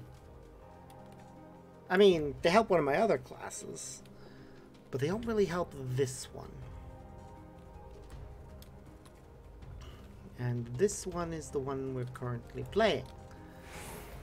So, I would prefer stuff that helps it, quite frankly.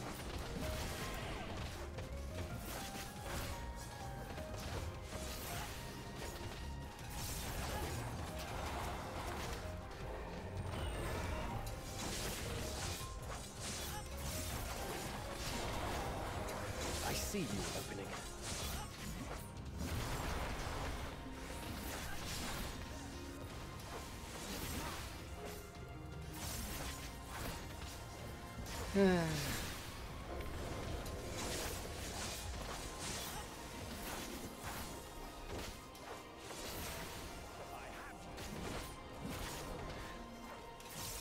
So far, this is actually very entertaining.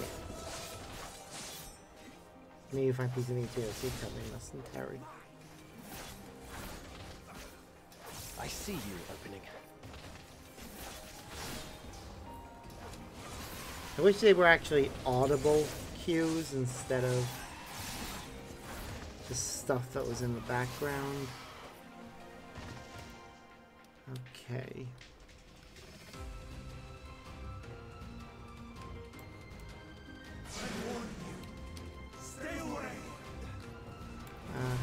I see you opening.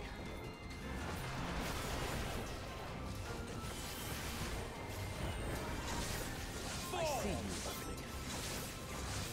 I wonder why they decided to have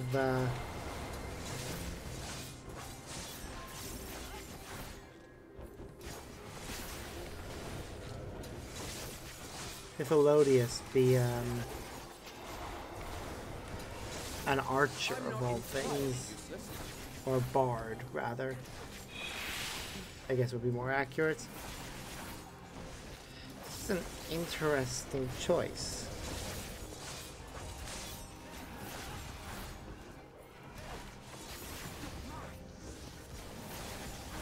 What's this?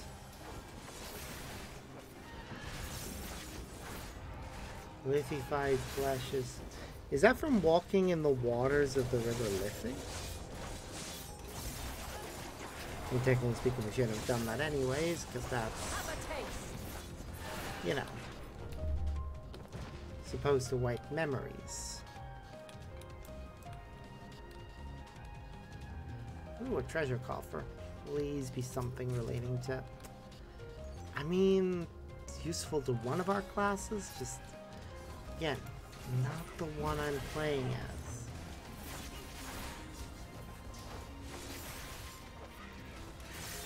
I mean, I know I'm gonna get stuff that relates to the class I'm playing as at the very end of the dungeon. At least one item. But it'd be nice to get it during the dungeon so that I could have at least some semblance of being a little bit stronger. Ephialodius earlier said, at least he has had the courtesy to warn us.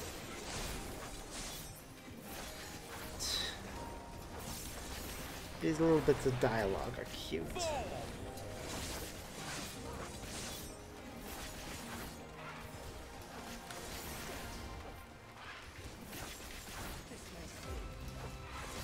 I see you opening.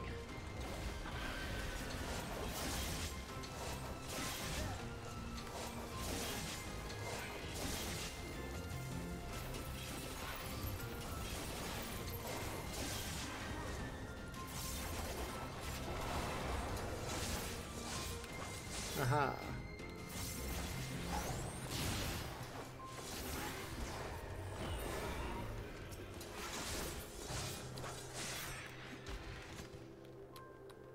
Okay, there's an observation journal. Part of me wants to read it. My other part says just keep going. Get to the end. Because you're running out of time, actually. Got about an hour-ish. Half an hour, maybe.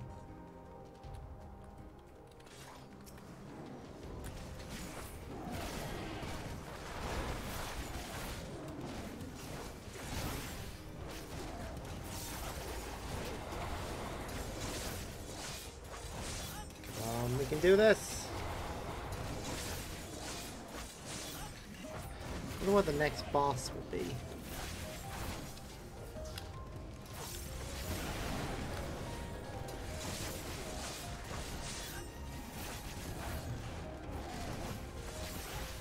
Should be interesting to find out, actually.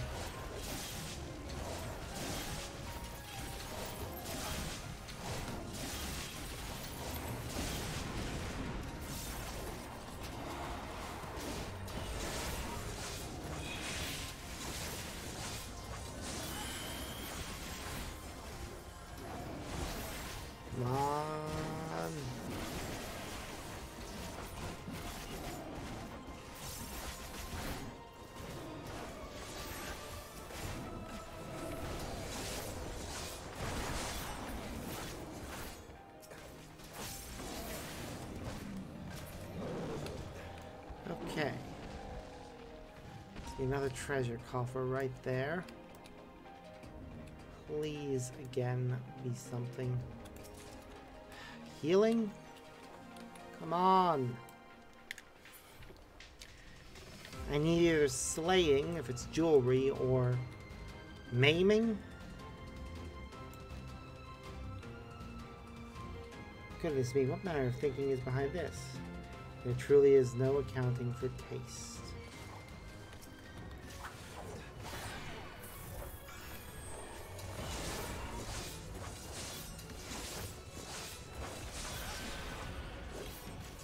I see you opening.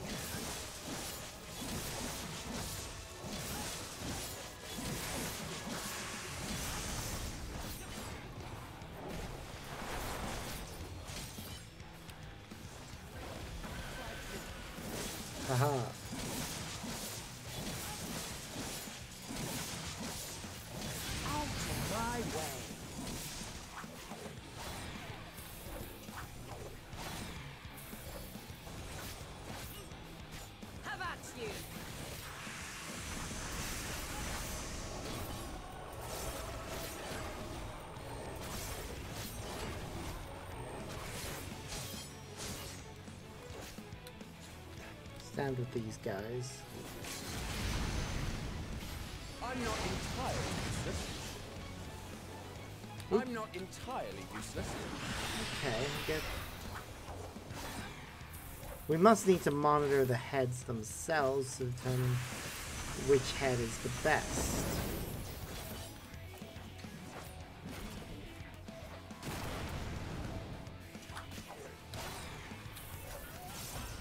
Or which one's going to attack. Yep. Now that I've actually was paying attention to the heads that time, I've got it.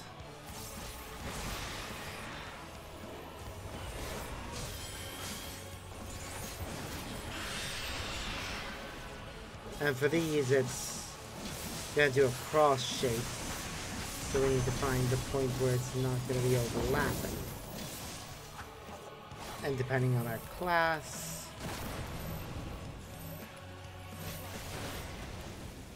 what? How? I'm confused.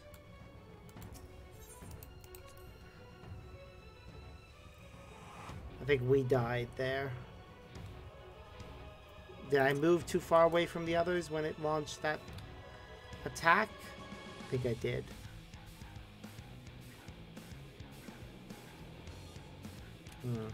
Oh well. Let's see how we're doing. Yep, we're currently wearing...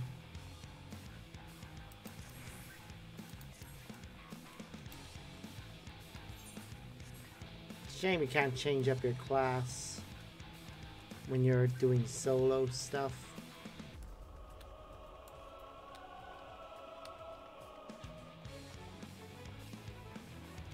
Okay, must remember to use that.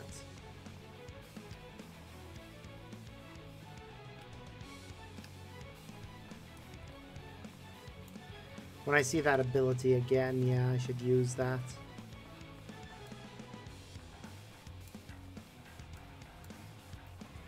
And yep, even though it's called Clemenos, the icon is just the one for the original version.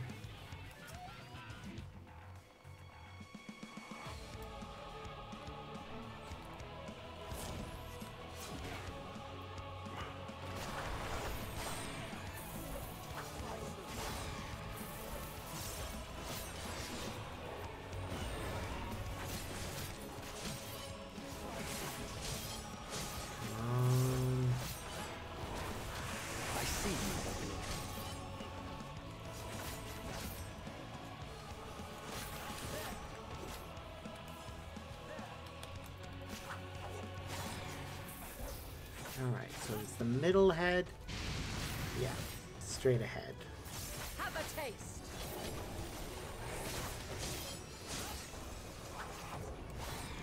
Which head will it be now?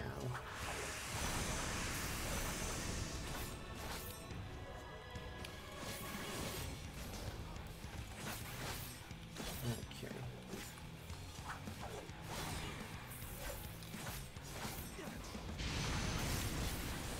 Right, then left. Oh, right. If we're directly in front, it does nothing. Have a taste.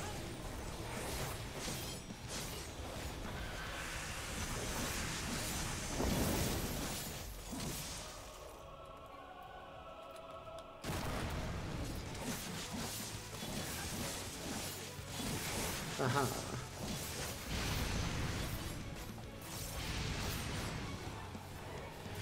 Getting there. Have a taste.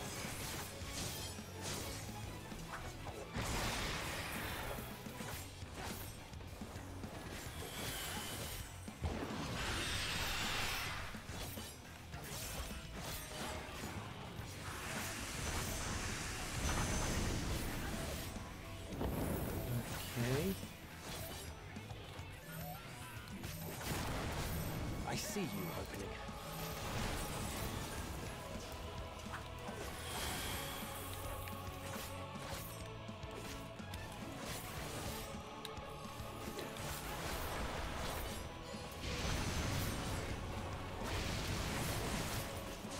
Somebody else got targeted that time.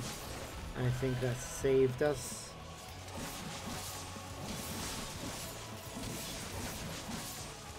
That and making the choice to activate that barrier.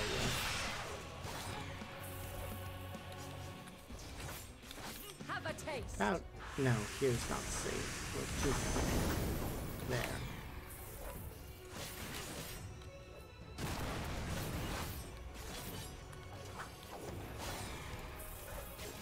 I'm not entirely useless. We're almost there. Just a little bit more.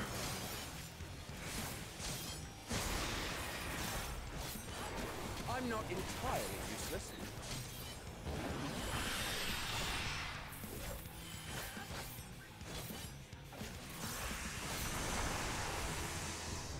Ooh, we leveled up. Nice. Gloves of casting. Again, not the most useful thing right now.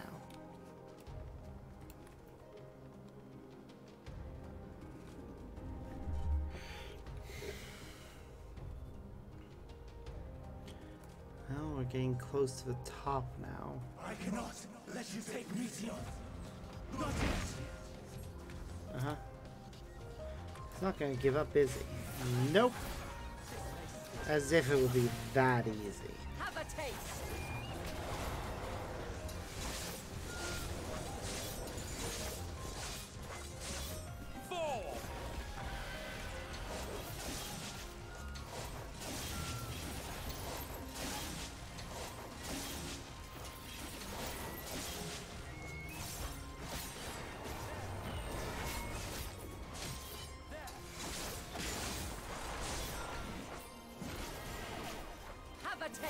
I'm not entirely useless.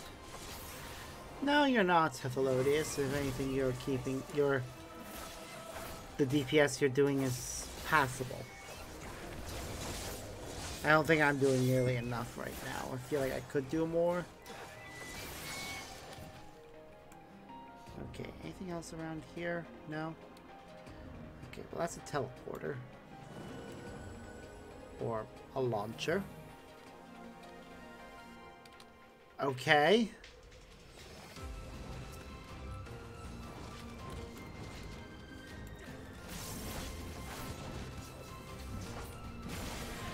Why not? I see technology is consistent.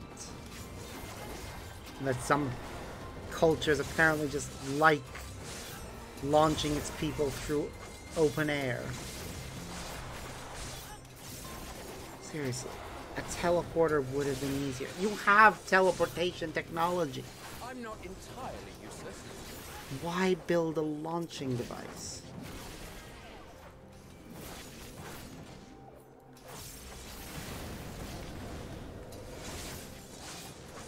I am confused as to why such a device exists.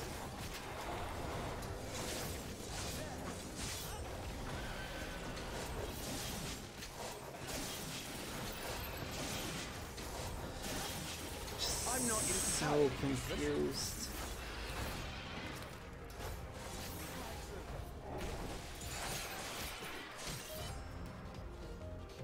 Okay, again. Oop, treasure chest right there. Fending. Does that help me at all? No, it does not. We're still not getting maiming or slaying.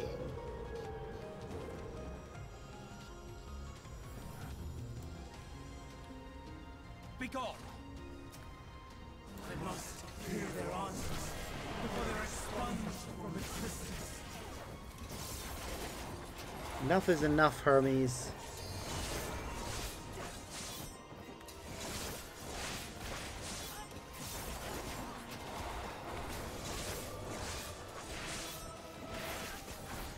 Their answer is gonna be that life has no purpose. Out of my way. I just get the feeling that's what it's gonna be. I'm not entirely useless.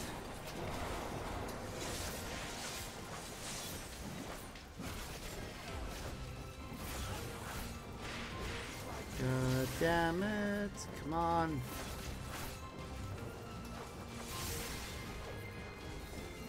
You really just said I care about some of my creations, but not all.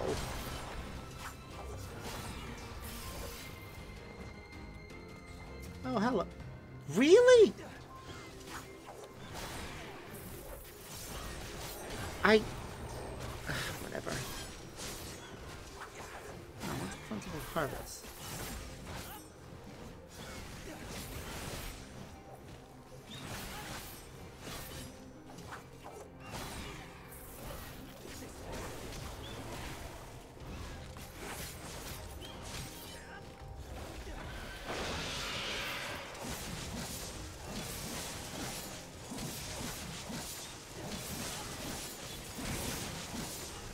Can't use that right now because it's or can we? How do we get things for it?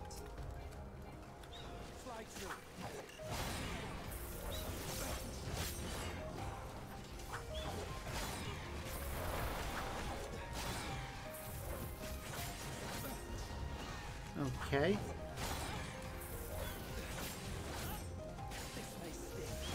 Ah, I see.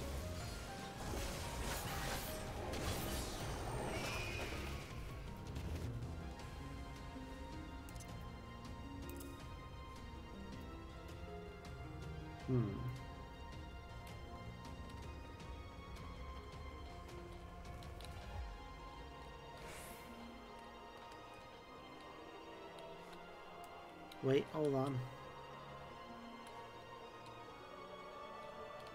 There, treasure coffer. Don't want to miss it. Slaying.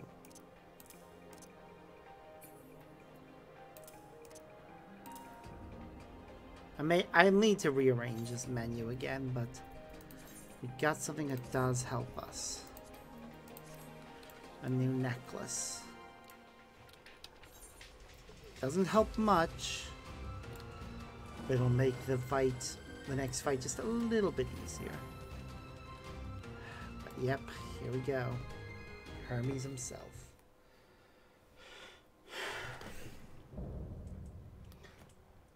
Wing Defiance. Appropriate. So, it comes. Apparently he inspired Ramu.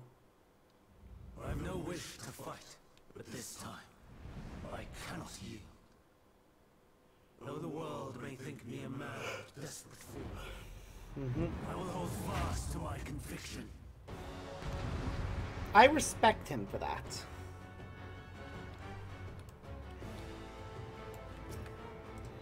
To protect man, he would go so far as to transform, so far as to make himself a villain. I will have the time and tranquility I require. Lust and gale, gather to me! Have a taste!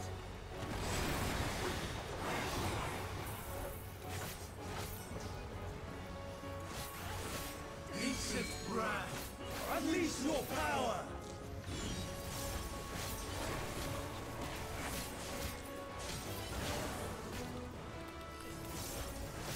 Dancing winds, I'm not pierce my foes!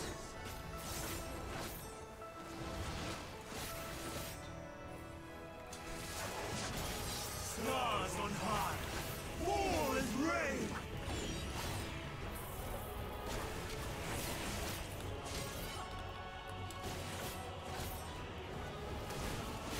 Alright.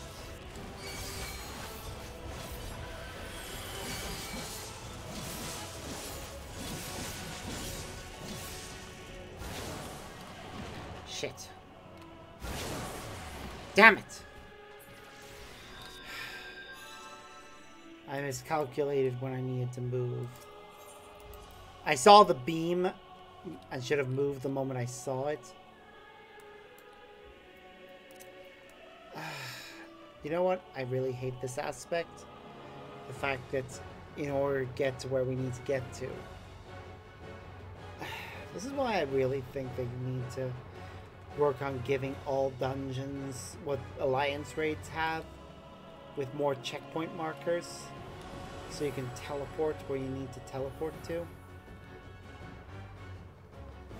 Even just putting them beside boss fights, so we can teleport to where a boss fight starts, would be nice.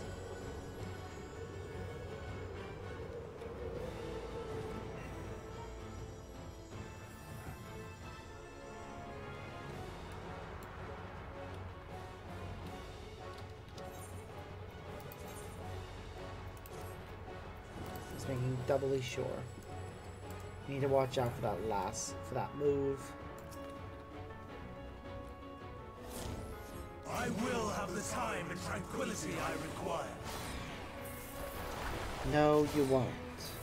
Gust and gale, gather to me. I see you opening. Heatshift brand, unleash your power.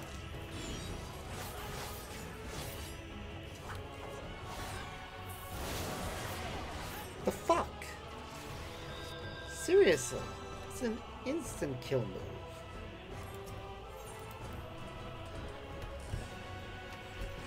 I really need to get my timing right and pay better attention.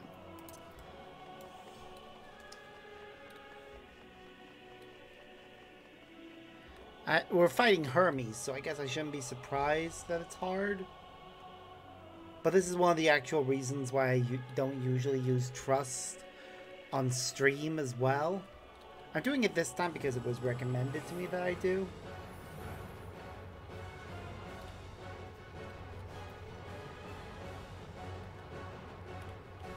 But how would I put this? It doesn't feel as worth it if we're gonna spend a lot of time having to redo this fight, because you can't be revived.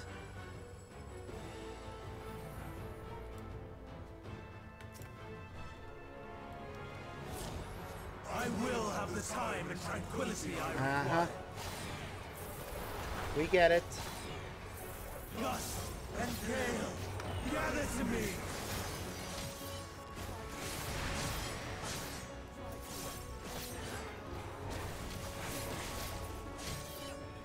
Heatshift brand, unleash your power. Okay, I think I'm getting an idea of where that comes from. Ah, okay. So first shot misses you.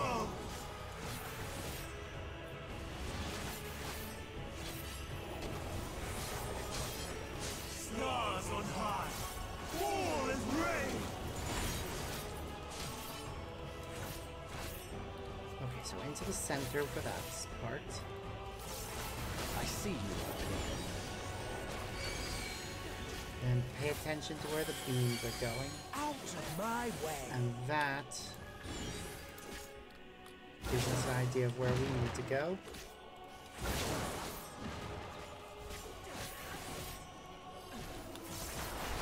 Okay, I got that bit now. I understand how that works.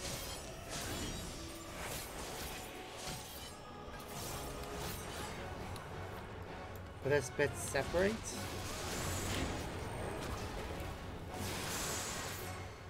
Out of my way. All right.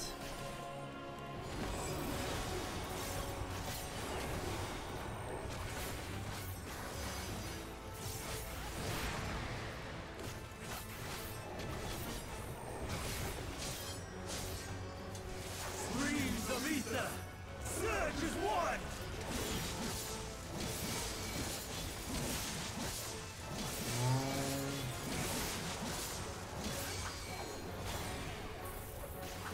I'm not entirely I'm the useless. stand.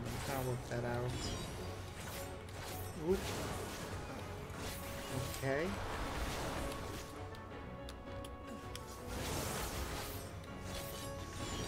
This is why I'm always grateful for allies. I am not good at gauging these kind of things.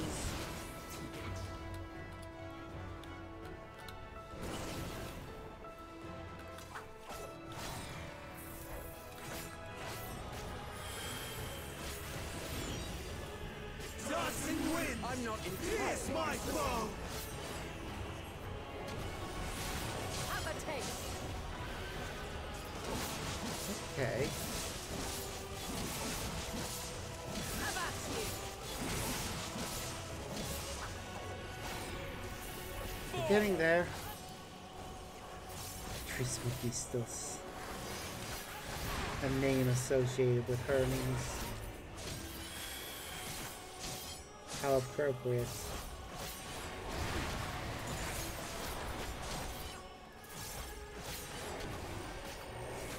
Stars on high! Fall as rain! Okay, that's bunch up.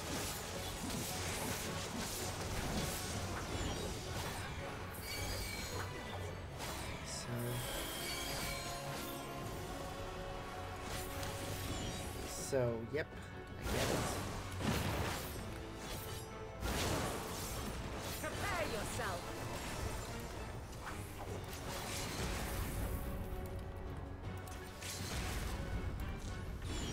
Even when transformed. But I am not finished yet. I'm not entirely useless.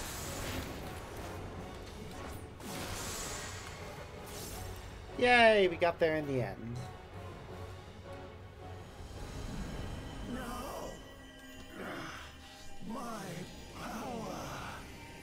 Was insufficient against the Warrior of Light.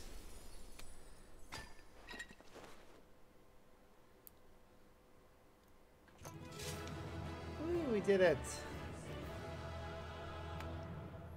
Ooh, I kind of like that necklace. But also don't like it. It's a bit too I like it because it's extravagant, but it's not something I would wear myself. Because it's too extravagant.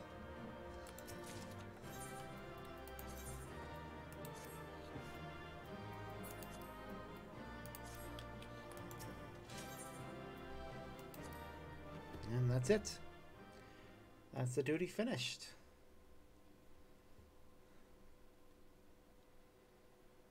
Because our time in El Pis is nearly over.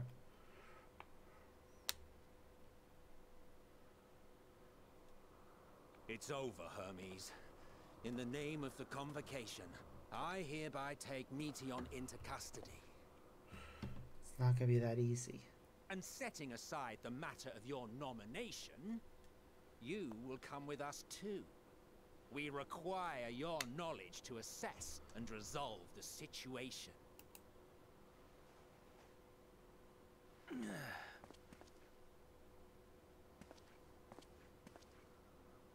Meteon, I am so sorry. With that, I could have listened to your report in full. Reflected upon its meaning and conveyed it to others. That they might reconsider their chosen course.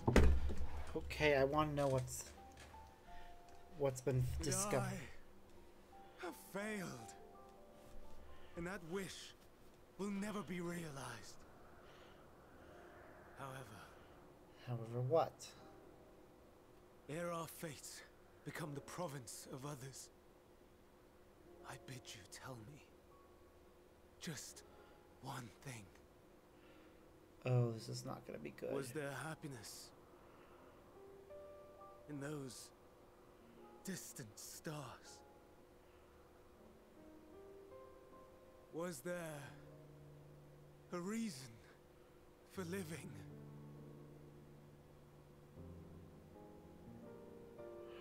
The answer is going to be no.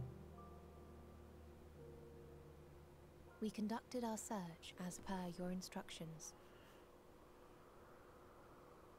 We scoured historical records, communed with the spirits of the deceased. And? Heard the final testaments of the dying. Welcomed their shadowed hearts into our own. One race had striven to create a world bereft of animosity. Oh shit, she started to become corrupted. They renounced relationships to avoid interpersonal strife, and in so doing brought about societal collapse. One race had renounced war and devoted itself to the enrichment of its people. Okay, that sounds good. They were conquered. Though they destroyed the enemy in reprisal, they could not regain their former glory. Shit. One race had concluded that finite time was the root of all woes. Aspiring to shatter its shackles, they went in search of infinity. That sounds They good as... discovered nothing is infinite, and that neither time or death can be cheated. Disillusioned, they gave up on the future and themselves. Sounds like she didn't encounter anything. One race had discarded all things that gave rise to sorrow, hoping to have only joy. But... They found joy lost its savor in the absence of sorrow, and lost their will to live. Jesus. Though worlds apart, these peoples shared a belief. The belief that they had tried their best. That they had tried to fulfill their potential with every step and success. We can see that she's being corrupted, but we can't do anything. In the course of which, they learned the truth. That they would never be free of fear and sorrow, anger and despair, of loneliness, so long as they yet lived. Shit. Even now their souls cry out for oblivion.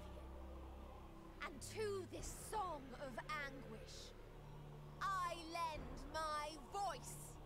We lend our voice. Well done, Hermes. Oh, beloved mankind, shimmering jewels of beautiful Etheris, rejoice, for we will free you from the cruel yoke of existence. Yep, well done, Hermes. There is no need to struggle in This vain, is all your fault. for in nihility awaits salvation. You will know peace and serenity, and it will be beautiful. We will make Jesus. our nest at the edge of the universe, and there in the dark of dead worlds hoard sorrow and suffering. Shit. There we will sing, our chorus ever louder and ever clearer, that our song may reach even this ether-shrouded star. Jesus Christ.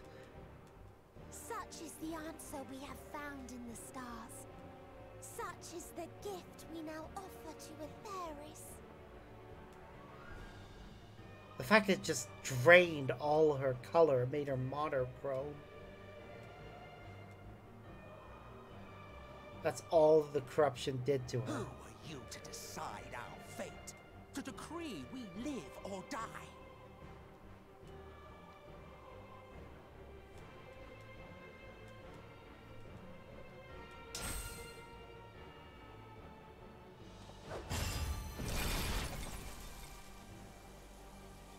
Really? Have you lost your mind? You heard what she said. She means to destroy us all, yet you'd still take her side? In the name of the star, we have discarded those creations that we deemed flawed.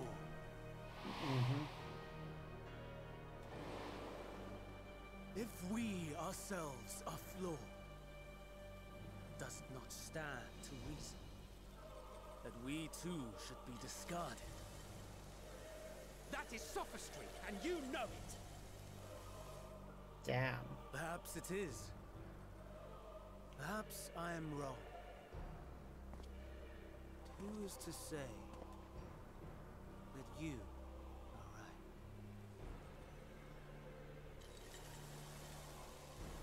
Let us settle this with a determination. God damn it. In my authority as Chief Overseer of Elpis, I will make a judgment on man's fitness to exist. Shit. If he can learn to value all life and retain his will to live, even should his end be justified, he will surely find a way to avert his demise. If not, he will perish in stone. As with all determinations, provisions must be made to ensure fairness. Kairos, awaken! Kairos. Memory reconfiguration system Kairos activated. Awaiting instruction. Command. Universal memory alteration. Target area. Catesis Hyperborea. Get this Starting. for Arrival of Emmett Selk of the Convocation at Propylion. Endpoint. The present. Erase the memories of all events and replace with a vague recollection of the following. I was here, preparing to demonstrate the functionality of Kairos to Emmett Selk and Hithodeus. God damn it. Meteon's shared consciousness became unstable. She and her sisters could not sustain their existence, and all dissipated with the burst. The resultant shockwave accidentally triggered Kairos, which erased several days of memories from all present. Execute. Command acknowledged. Initializing. 3 processes remaining to execution. Bravo. I dare say one would be hard-pressed to make it fairer. Everything that you told us, everything that has happened, the fact we've even met, it will all be gone. Yep.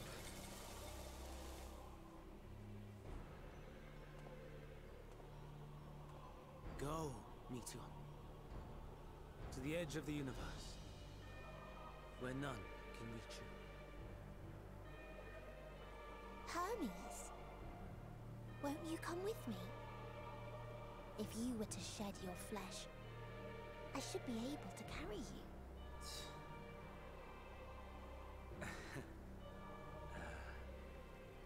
I will remain. As a man, I will oppose the oblivion you bring. Wow. Silly fool. Had you said yes, I would have granted you the gentlest end. God damn it.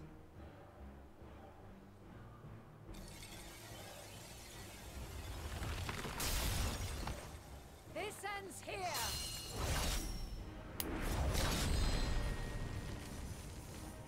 Fly, Meteon!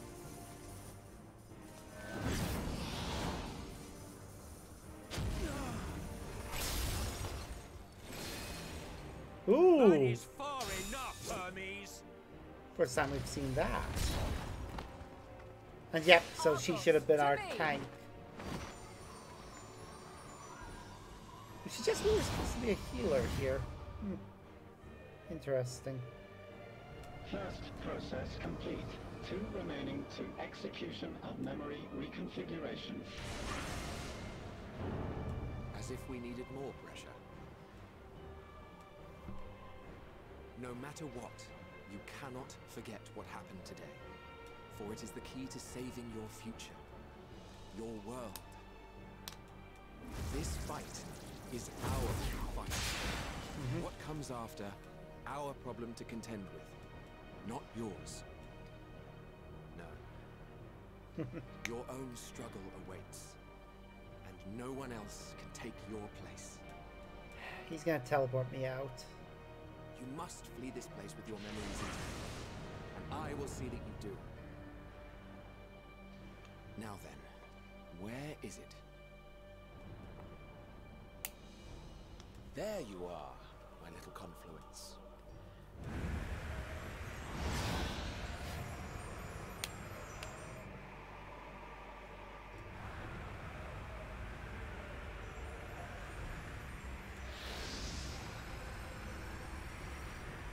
Nope, you're not going to be able to follow her into space.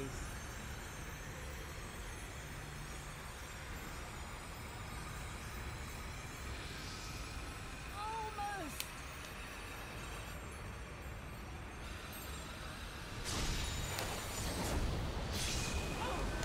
Oh, she changed shape. Very well then. You may elude us this day, but not forever. Clever. A marker that we can follow.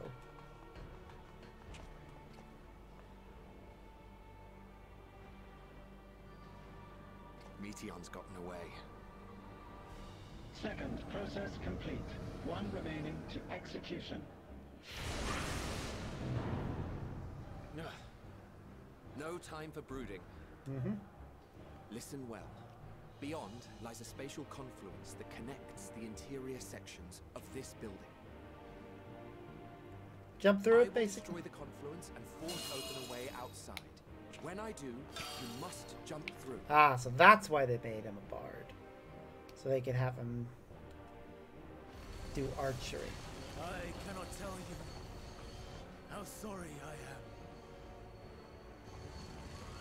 But neither can I let you escape!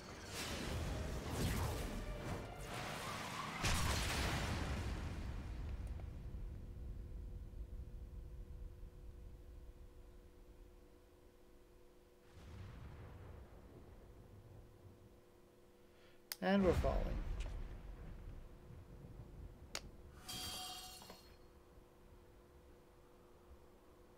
Too brave by half.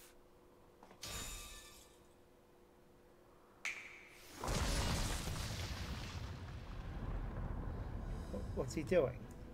Exemplary work, as always, Emmett Selk. What? But how? I thought the confluence was over. Illusion. Over there? Yes. We were rather hoping you would. It was never anywhere but where it is now. The instant those two began making their way towards nothing, 'twas clear the plan was a diversion.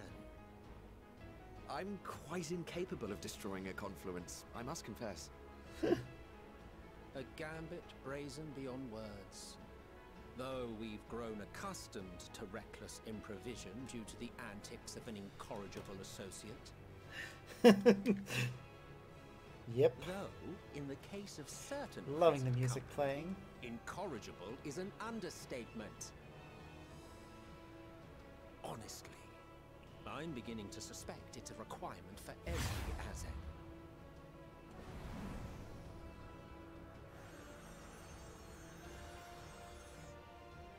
There's no time! Quickly! Even now, I do not believe your tale. I would not suffer us to walk such a wretched path. Still, if it must be said, do not squander it. The legacy I leave you. Wasn't planning on it. Final process complete. Executing universal memory alteration. And we're just gonna barely make it out. As is the way. Go, Argos!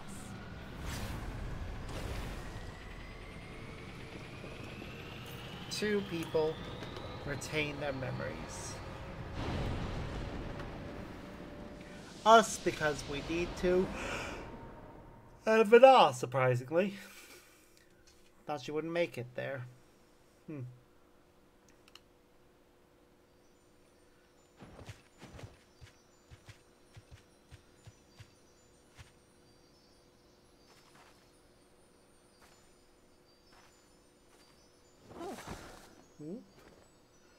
You okay?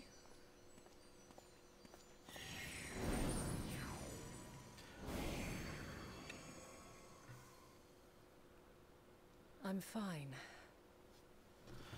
Just a little tired. Understandable. Can it be true? Yep.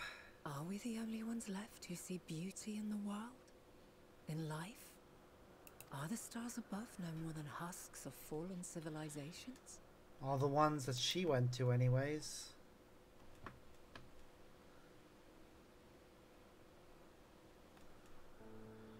And yet,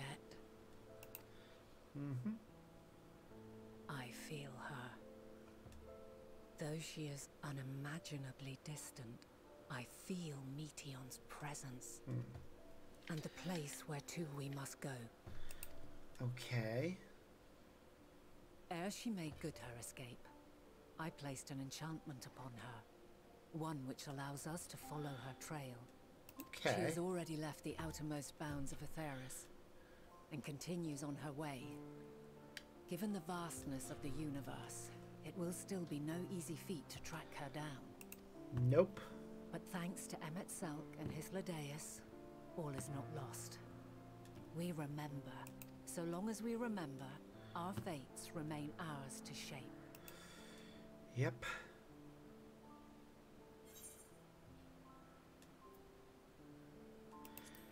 What became of the others, I wonder?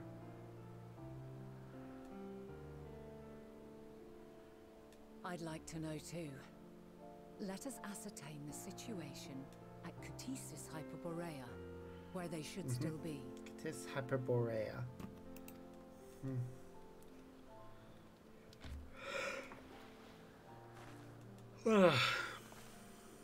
Given the likely state of their memories, however, it would be imprudent for us to approach them directly. In which case...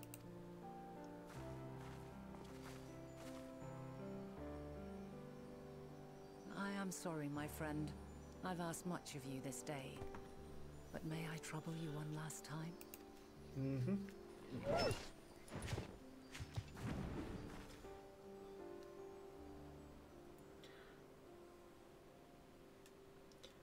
Argos will investigate in our stead. We will share in his consciousness and see and hear as if we were with him. Now, close your eyes and open your mind. Ba,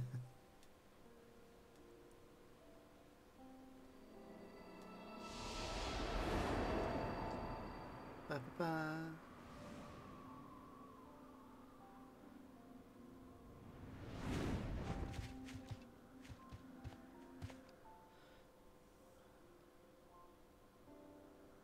Thank goodness you are unharmed.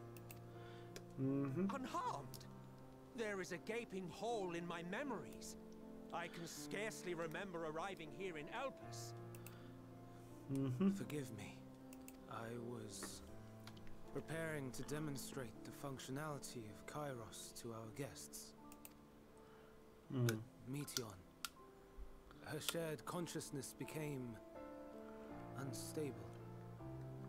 And she... So, that's what prompted the state of alert. And when you went to investigate, you were caught in Kairos' accidental operation. Apparently. So it would seem. It's all a blur to me. Such an unfortunate accident. Oh, and what of Venar and your other companion? You went inside together, as I recall. We did? If Venar was with us, I have no recollection of it. But that there is her familiar, is it not? The fellow seems happy enough, so I think it's safe to assume his mistress as well.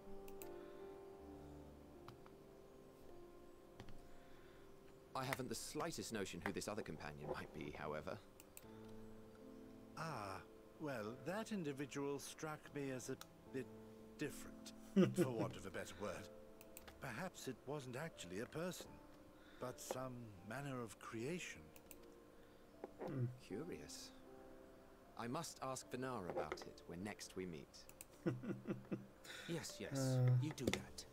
Now, if we may tend to Hermes, whatever this Meteon did, it seems he bore the brunt of it. Once you are fit to travel, you will return with us to Amarot. We need to make certain there are no other ill effects. Also, I am here on business of the 14. We've already had the conversation, like as not, but since your toy wiped my memory, we'll have to have it again. Yep. Yes, of course. As you see fit. This Kairos, it manipulates memories through the emission of etheric waves, correct? There is a theory which holds that memories scoured by blasts of ether are restored when the soul is cleansed in the underworld. If true, then perhaps when our time comes to return to the star, we shall remember these few days we have lost. In other words, I doubt aught of interest occurred. Look forward to the revelation if you like, but I should prefer to reminisce on more meaningful moments. Oh no. This was important, trust me.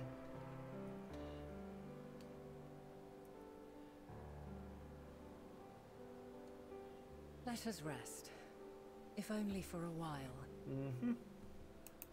After all, you and I, oh, we still have a long, long way to go. Yep.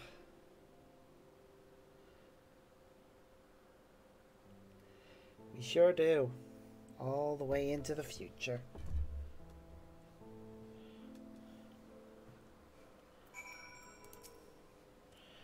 Are you feeling it all recovered?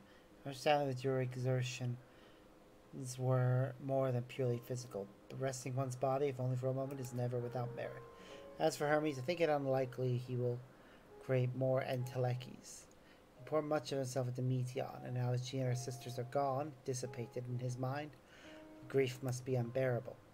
He'll blame himself. He'll believe that, had he never acknowledged his dissatisfaction with the world, the Matea would never been born to suffer and die. The offer to join the 14 will be a welcome distraction, and one day hence he will face the advent of the final days in the role of Fandaniel.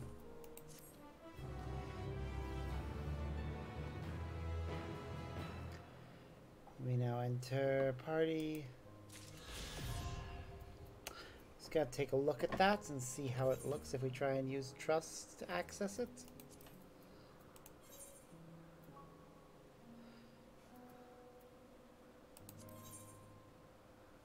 No, we could do it. We can do it with them later. We just have to use duty support instead.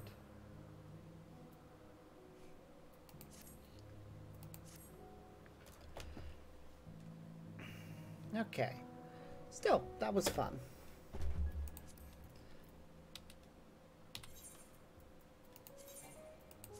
Let me switch classes again, because this class is now over leveled, I think.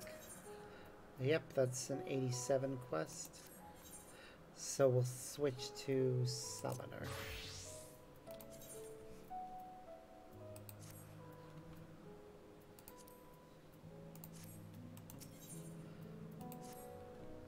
Sparks this to me. Our duty now is not to denounce Hermes for his misguided determination, or to convince Emisik and Hithelodius that they have been deceived. No, we must instead ensure that the experiences Hermes sought to expunge are preserved. What remains our memories alone will be our weapon against the final days. You must fight this battle in your age, and I in mine. Come, let us walk together once more. I will see you to the doors of the proper Ion.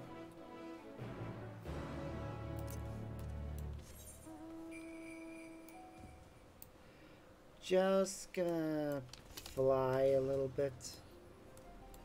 Make sure that we visit every location. Now that we can fly.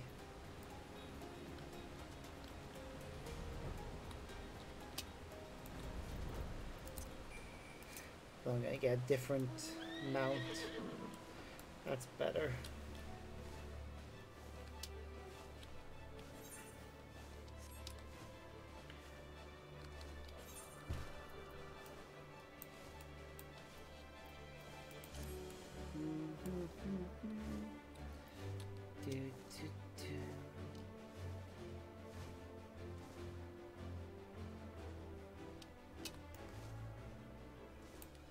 Just that one little bit plot of land, which I think could only be accessed via flying, is left. There might be something worthwhile over there, though.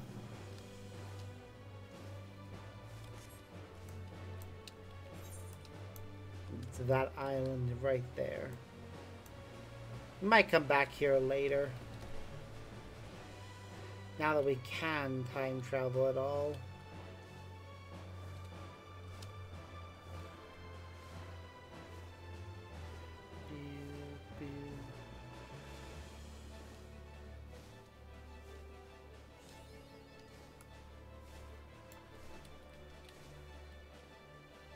Ah, you're gonna run into the original Elidibus now, I think. Because he says he remembers encountering us here. So we should encounter his original incarnation. I hope. It'd be nice to see him again.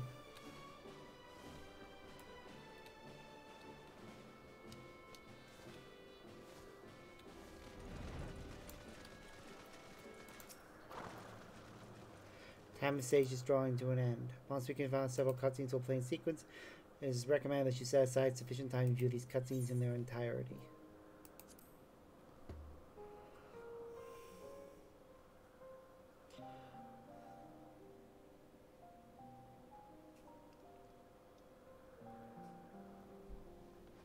So, it is within. The portal that brought you hither, and will take you home. Yep.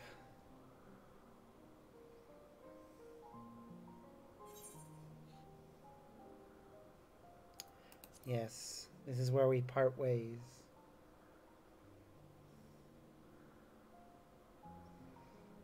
May you and yours emerge triumphant. Make use of the knowledge you have gained.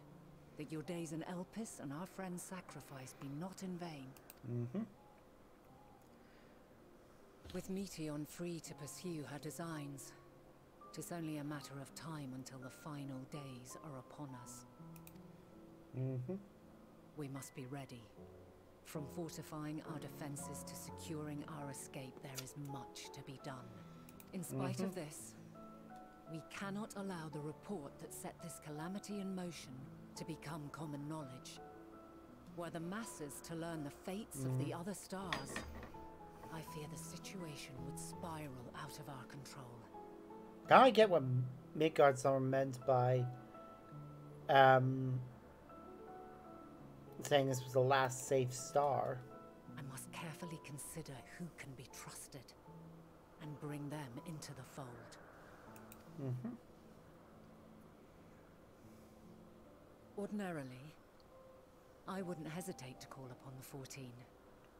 However, it was the desire for a fair determination that drove Hermes to attempt to erase our memories. Were he made aware of his actions, there is no telling whether he would remain a friend or become a foe. Yep. Alternately, we might try to alienate him from the convocation. Yet in doing so, we would deprive ourselves of a brilliant mind who would be invaluable in the crises to come. Quite the dilemma. Which is why I must work independently of the convocation. Yep, exactly right. Regardless of how we proceed, if we are to permanently avert the final days, we must be equal to Hermes' challenge. We must prove that mankind is worthy to exist. And this hinges, I think, on how we confront the all-consuming despair that accompanies a senseless and seemingly inevitable end. Yep. Bewildered and divided, we would perish like the peoples of those celestial ruins. We could not hope to survive the final days, much less take the battle to Meteon at her nest. Don't worry, I'll figure it out. We must find a way to defeat despair, to unite and prepare as many as possible for the struggle ahead.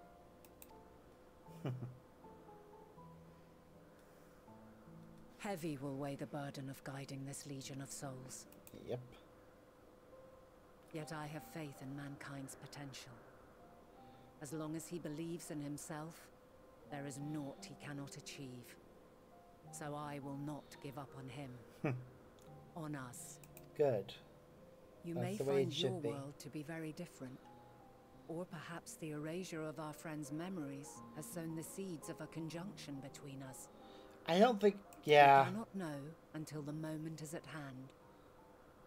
So shall I strive to do my best, taking naught for granted as I walk my path. And I pray you walk with me to the end.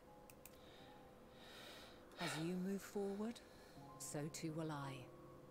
As will all, resolved to fight for the morrow. This is truly a beautiful scene. Like, that's why I'm being so quiet right now, is this is great. We got to meet Heidelin herself and interact with her before she became a god. And when mankind has found the strength to stand against despair, we shall silence the song of oblivion. She who sings it will learn our journey is far from over. This I promise.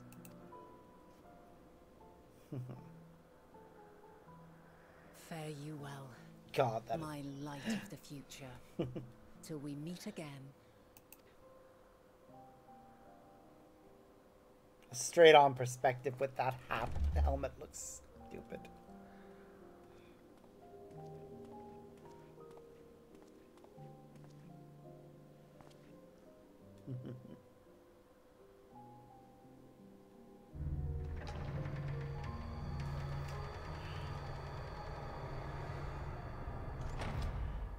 Goodbye, Vana. Goodbye, the past.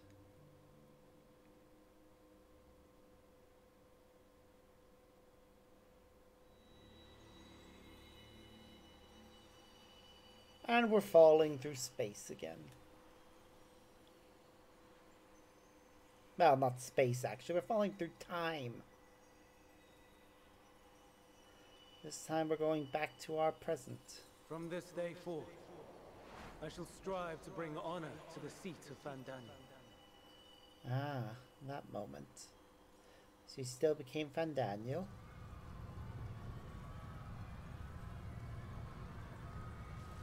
That's the final days. Passing.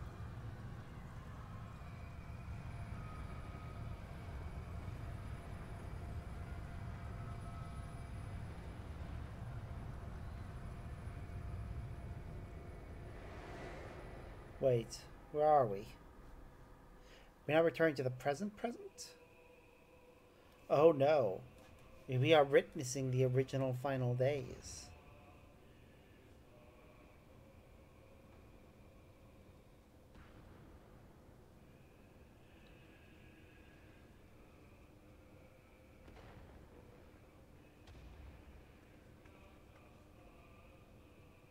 Even now, I remember standing there, locked in a moment where the sky is aflame.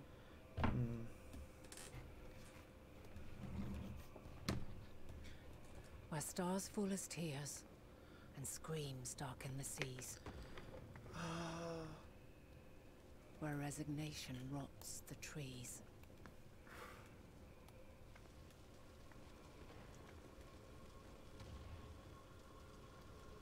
Where terror twists magics into abominations. Ah, okay. Such is the lament of they who have gone before. The song of they who tried and failed to create. Imagine getting eaten by your own creation. Of the end. Could have saved him, you know. There again, I guess she's scared. That which hides at the edge of the universe is no longer Hope's creation.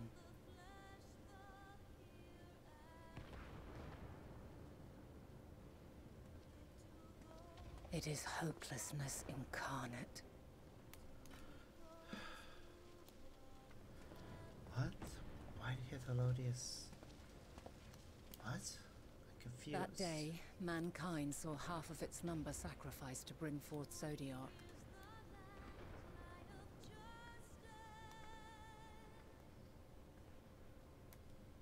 Ah. And covering the star in a shroud of ether, we forestalled the final days.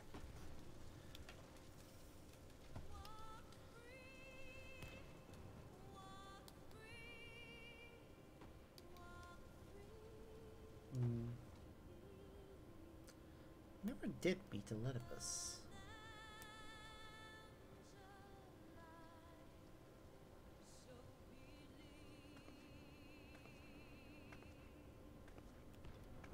Yet the cries echoed still. We wept for innocence lost, wailed for death inevitable.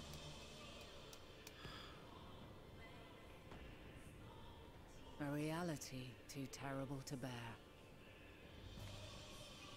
And for too many who sought comfort in gilded memories of joyful days and tranquil nights.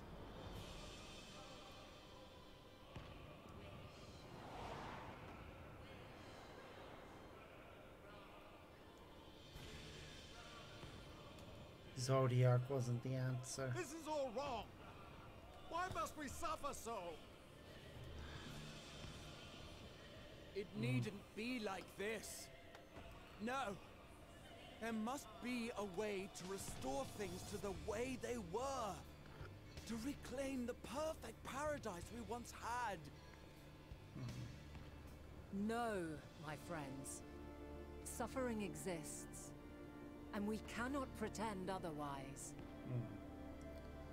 No civilization, however great, could eliminate it. If we would live, we must accept it as our constant companion. Yep, that's a good outlook, Let us but it's seek not to one that forget everyone will the listen to. tragedy. Let us carry it in our hearts, that we may grow stronger and know true happiness. We can't accept it. We won't accept it. It will be ours again. A world free of sorrow. No, it will not. For there has ever been sorrow. Mankind was but spared its biting sting for a time. Yep, that's so true. Please, open your eyes.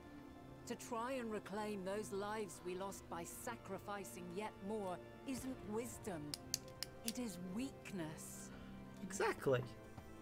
No paradise is without its shadows. If we cannot accept this truth and learn from our pain, then our plight shall be repeated.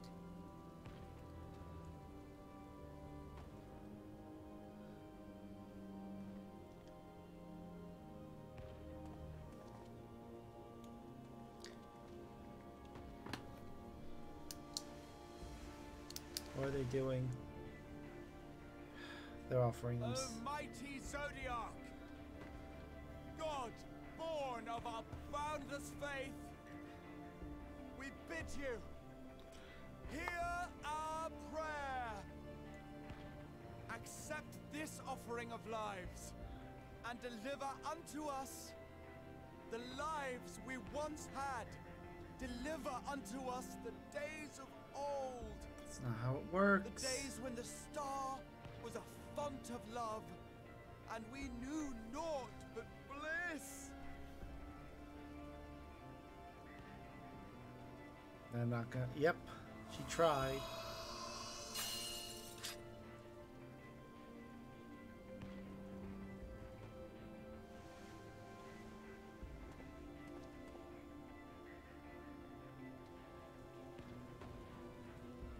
You would destroy it? Our beautiful world? No. Lands that stretched on forever. Skies one could drown in. The heartbeat of nature, silent yet strong. And amidst it all, a people. Beacons of light and life.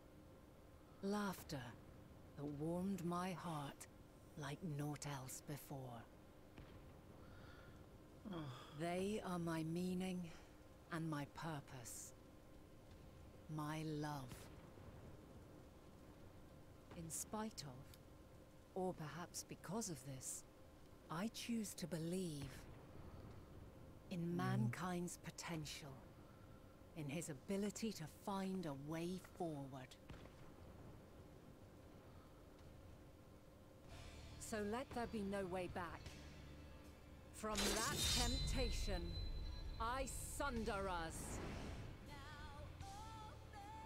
No more shall man have wings to bear him to paradise. Henceforth, he shall walk. Oh.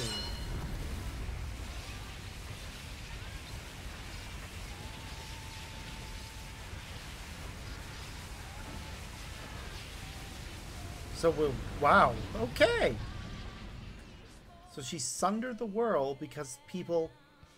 Okay. Yeah, I knew that she sundered it to prevent the whole... You know...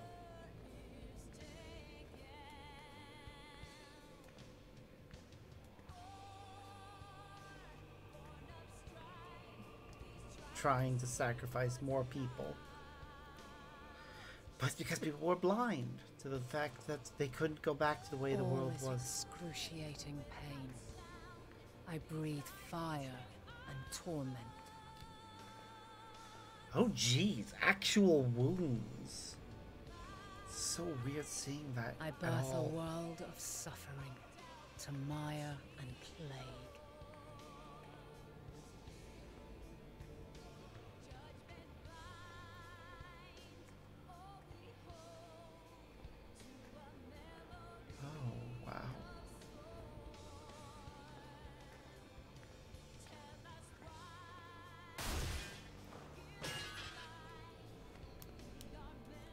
Oh god, she got even more injured. In one fleeting moment, lives come and go, ever moving towards the unknown. She's struggling so moment, much. They cry. This is heart-wrenching to watch. Question. Why, given life, are they meant to suffer, to die?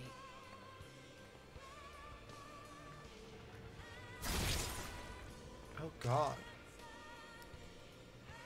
As fragmented, imperfect beings, yours is a never-ending quest. Just pushing ourselves to all the negativity. A quest to find your purpose, knowing your end is assured.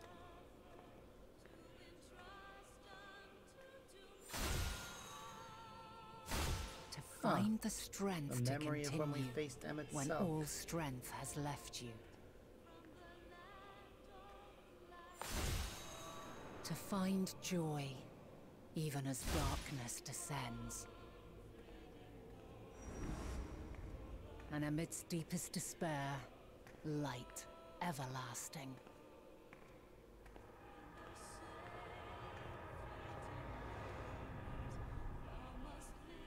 Huh.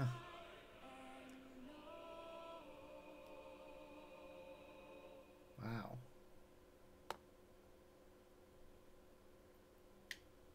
That was amazing. A conjunction has begun to form, an intertwining of your time and mine.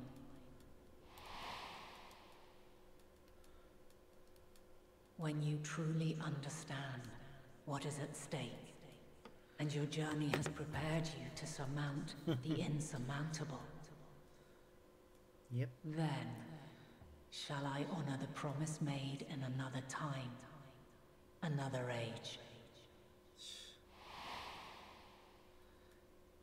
Wow. And we're awake.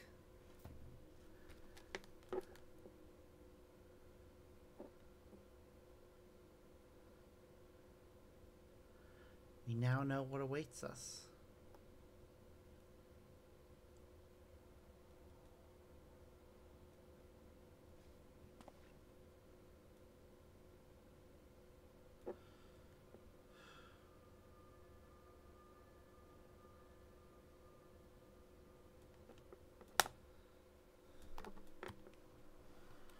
Well, there we go.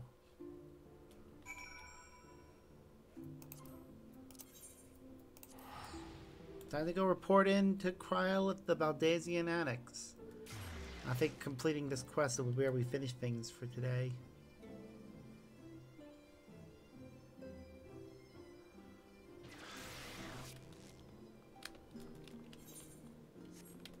Jeez. It's hard to believe everything we've been through.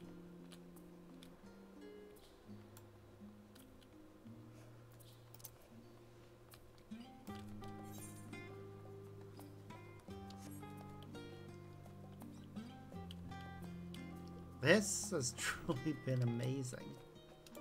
The entire sequence. It's just beautifully done. Watching Vanal get covered in darkness as she kept moving forward, and then the flashing between when we were enshrouded in darkness. Yeah, Sparks, impeccable timing as always. I'd heard you were off in the first as part of our efforts to investigate the final days. As so often seems to be the case, while you were away, we've had some few developments, which we'll discuss in just a moment. For now, however, I cannot tell you how wonderful it is to have you back. Oh, goody. Oh, wow. Okay.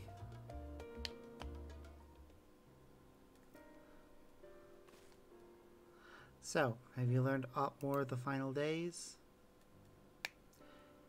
Then the journey was well worth the risk. No doubt your newfound knowledge will be a great boon to us all. Unfortunately, during your time on the first, events here have taken a turn for the worse. Signs are running themselves ragged trying to contain the spread of blasphemies, but it's a losing battle. To try and ascertain the where and why of it, Elysia and Alphino have been traveling all over. Of all the regions they visited, Locus Amoenus is one of the worst affected. Thancred, Estinian, and Grahatia took a detachment of allied soldiers there to offer aid and succor to those in need. The province is vast. They only managed to visit a handful of coastal villages.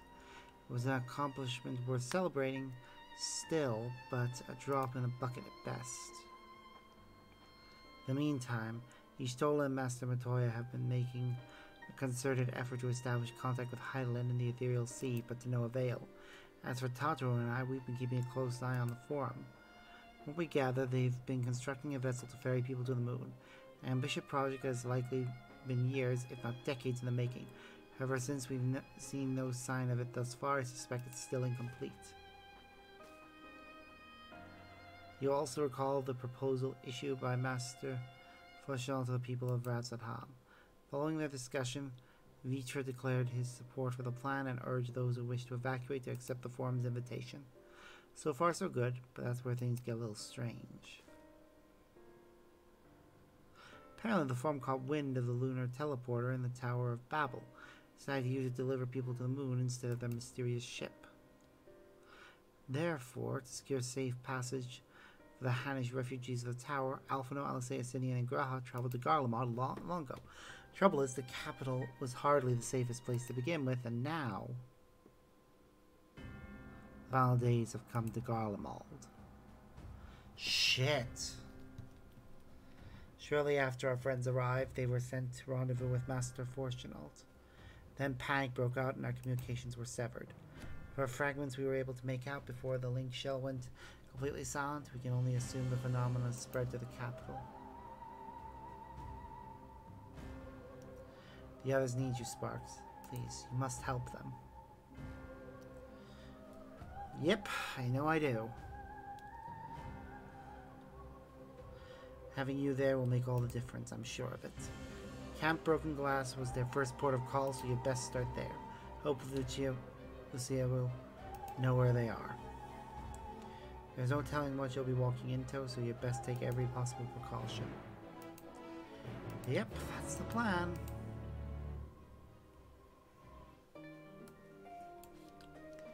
Well, was not expecting that. What level is this quest that we've just taken? 88, of course it is. Well, you. Yes, let me retire to my room.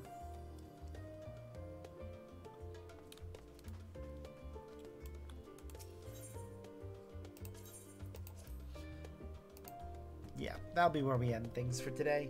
It's as good a place as any, because, geez, we made a lot of progress. We finished El Pis, we got a bunch of Blasphemy quests continued, and we're back in the present. And the final days are really making steam. So we'll have to keep working hard, try and save as many as we can. But that'll have to wait till next time. Depending on what time I get up in the morning, I may see about continuing things straight away. Actually, no. We'll be back to Kingdom Hearts tomorrow. And then we'll, if I wake up early enough and have enough time, we'll see how I'm feeling and how much time we have. But if not, we'll be back on Monday with, well, actually, we'll be back on Monday. We'll see how I'm feeling after work. I'll either be going to meet up with some friends, and then I won't be back till late, in which case I won't be able to stream. Or we'll continue things Monday evening after work. We'll see. If not, then we'll be back on Tuesday. So, until next time, guys, as always, I've been Sparks. I hope you all have a wonderful day. Bye.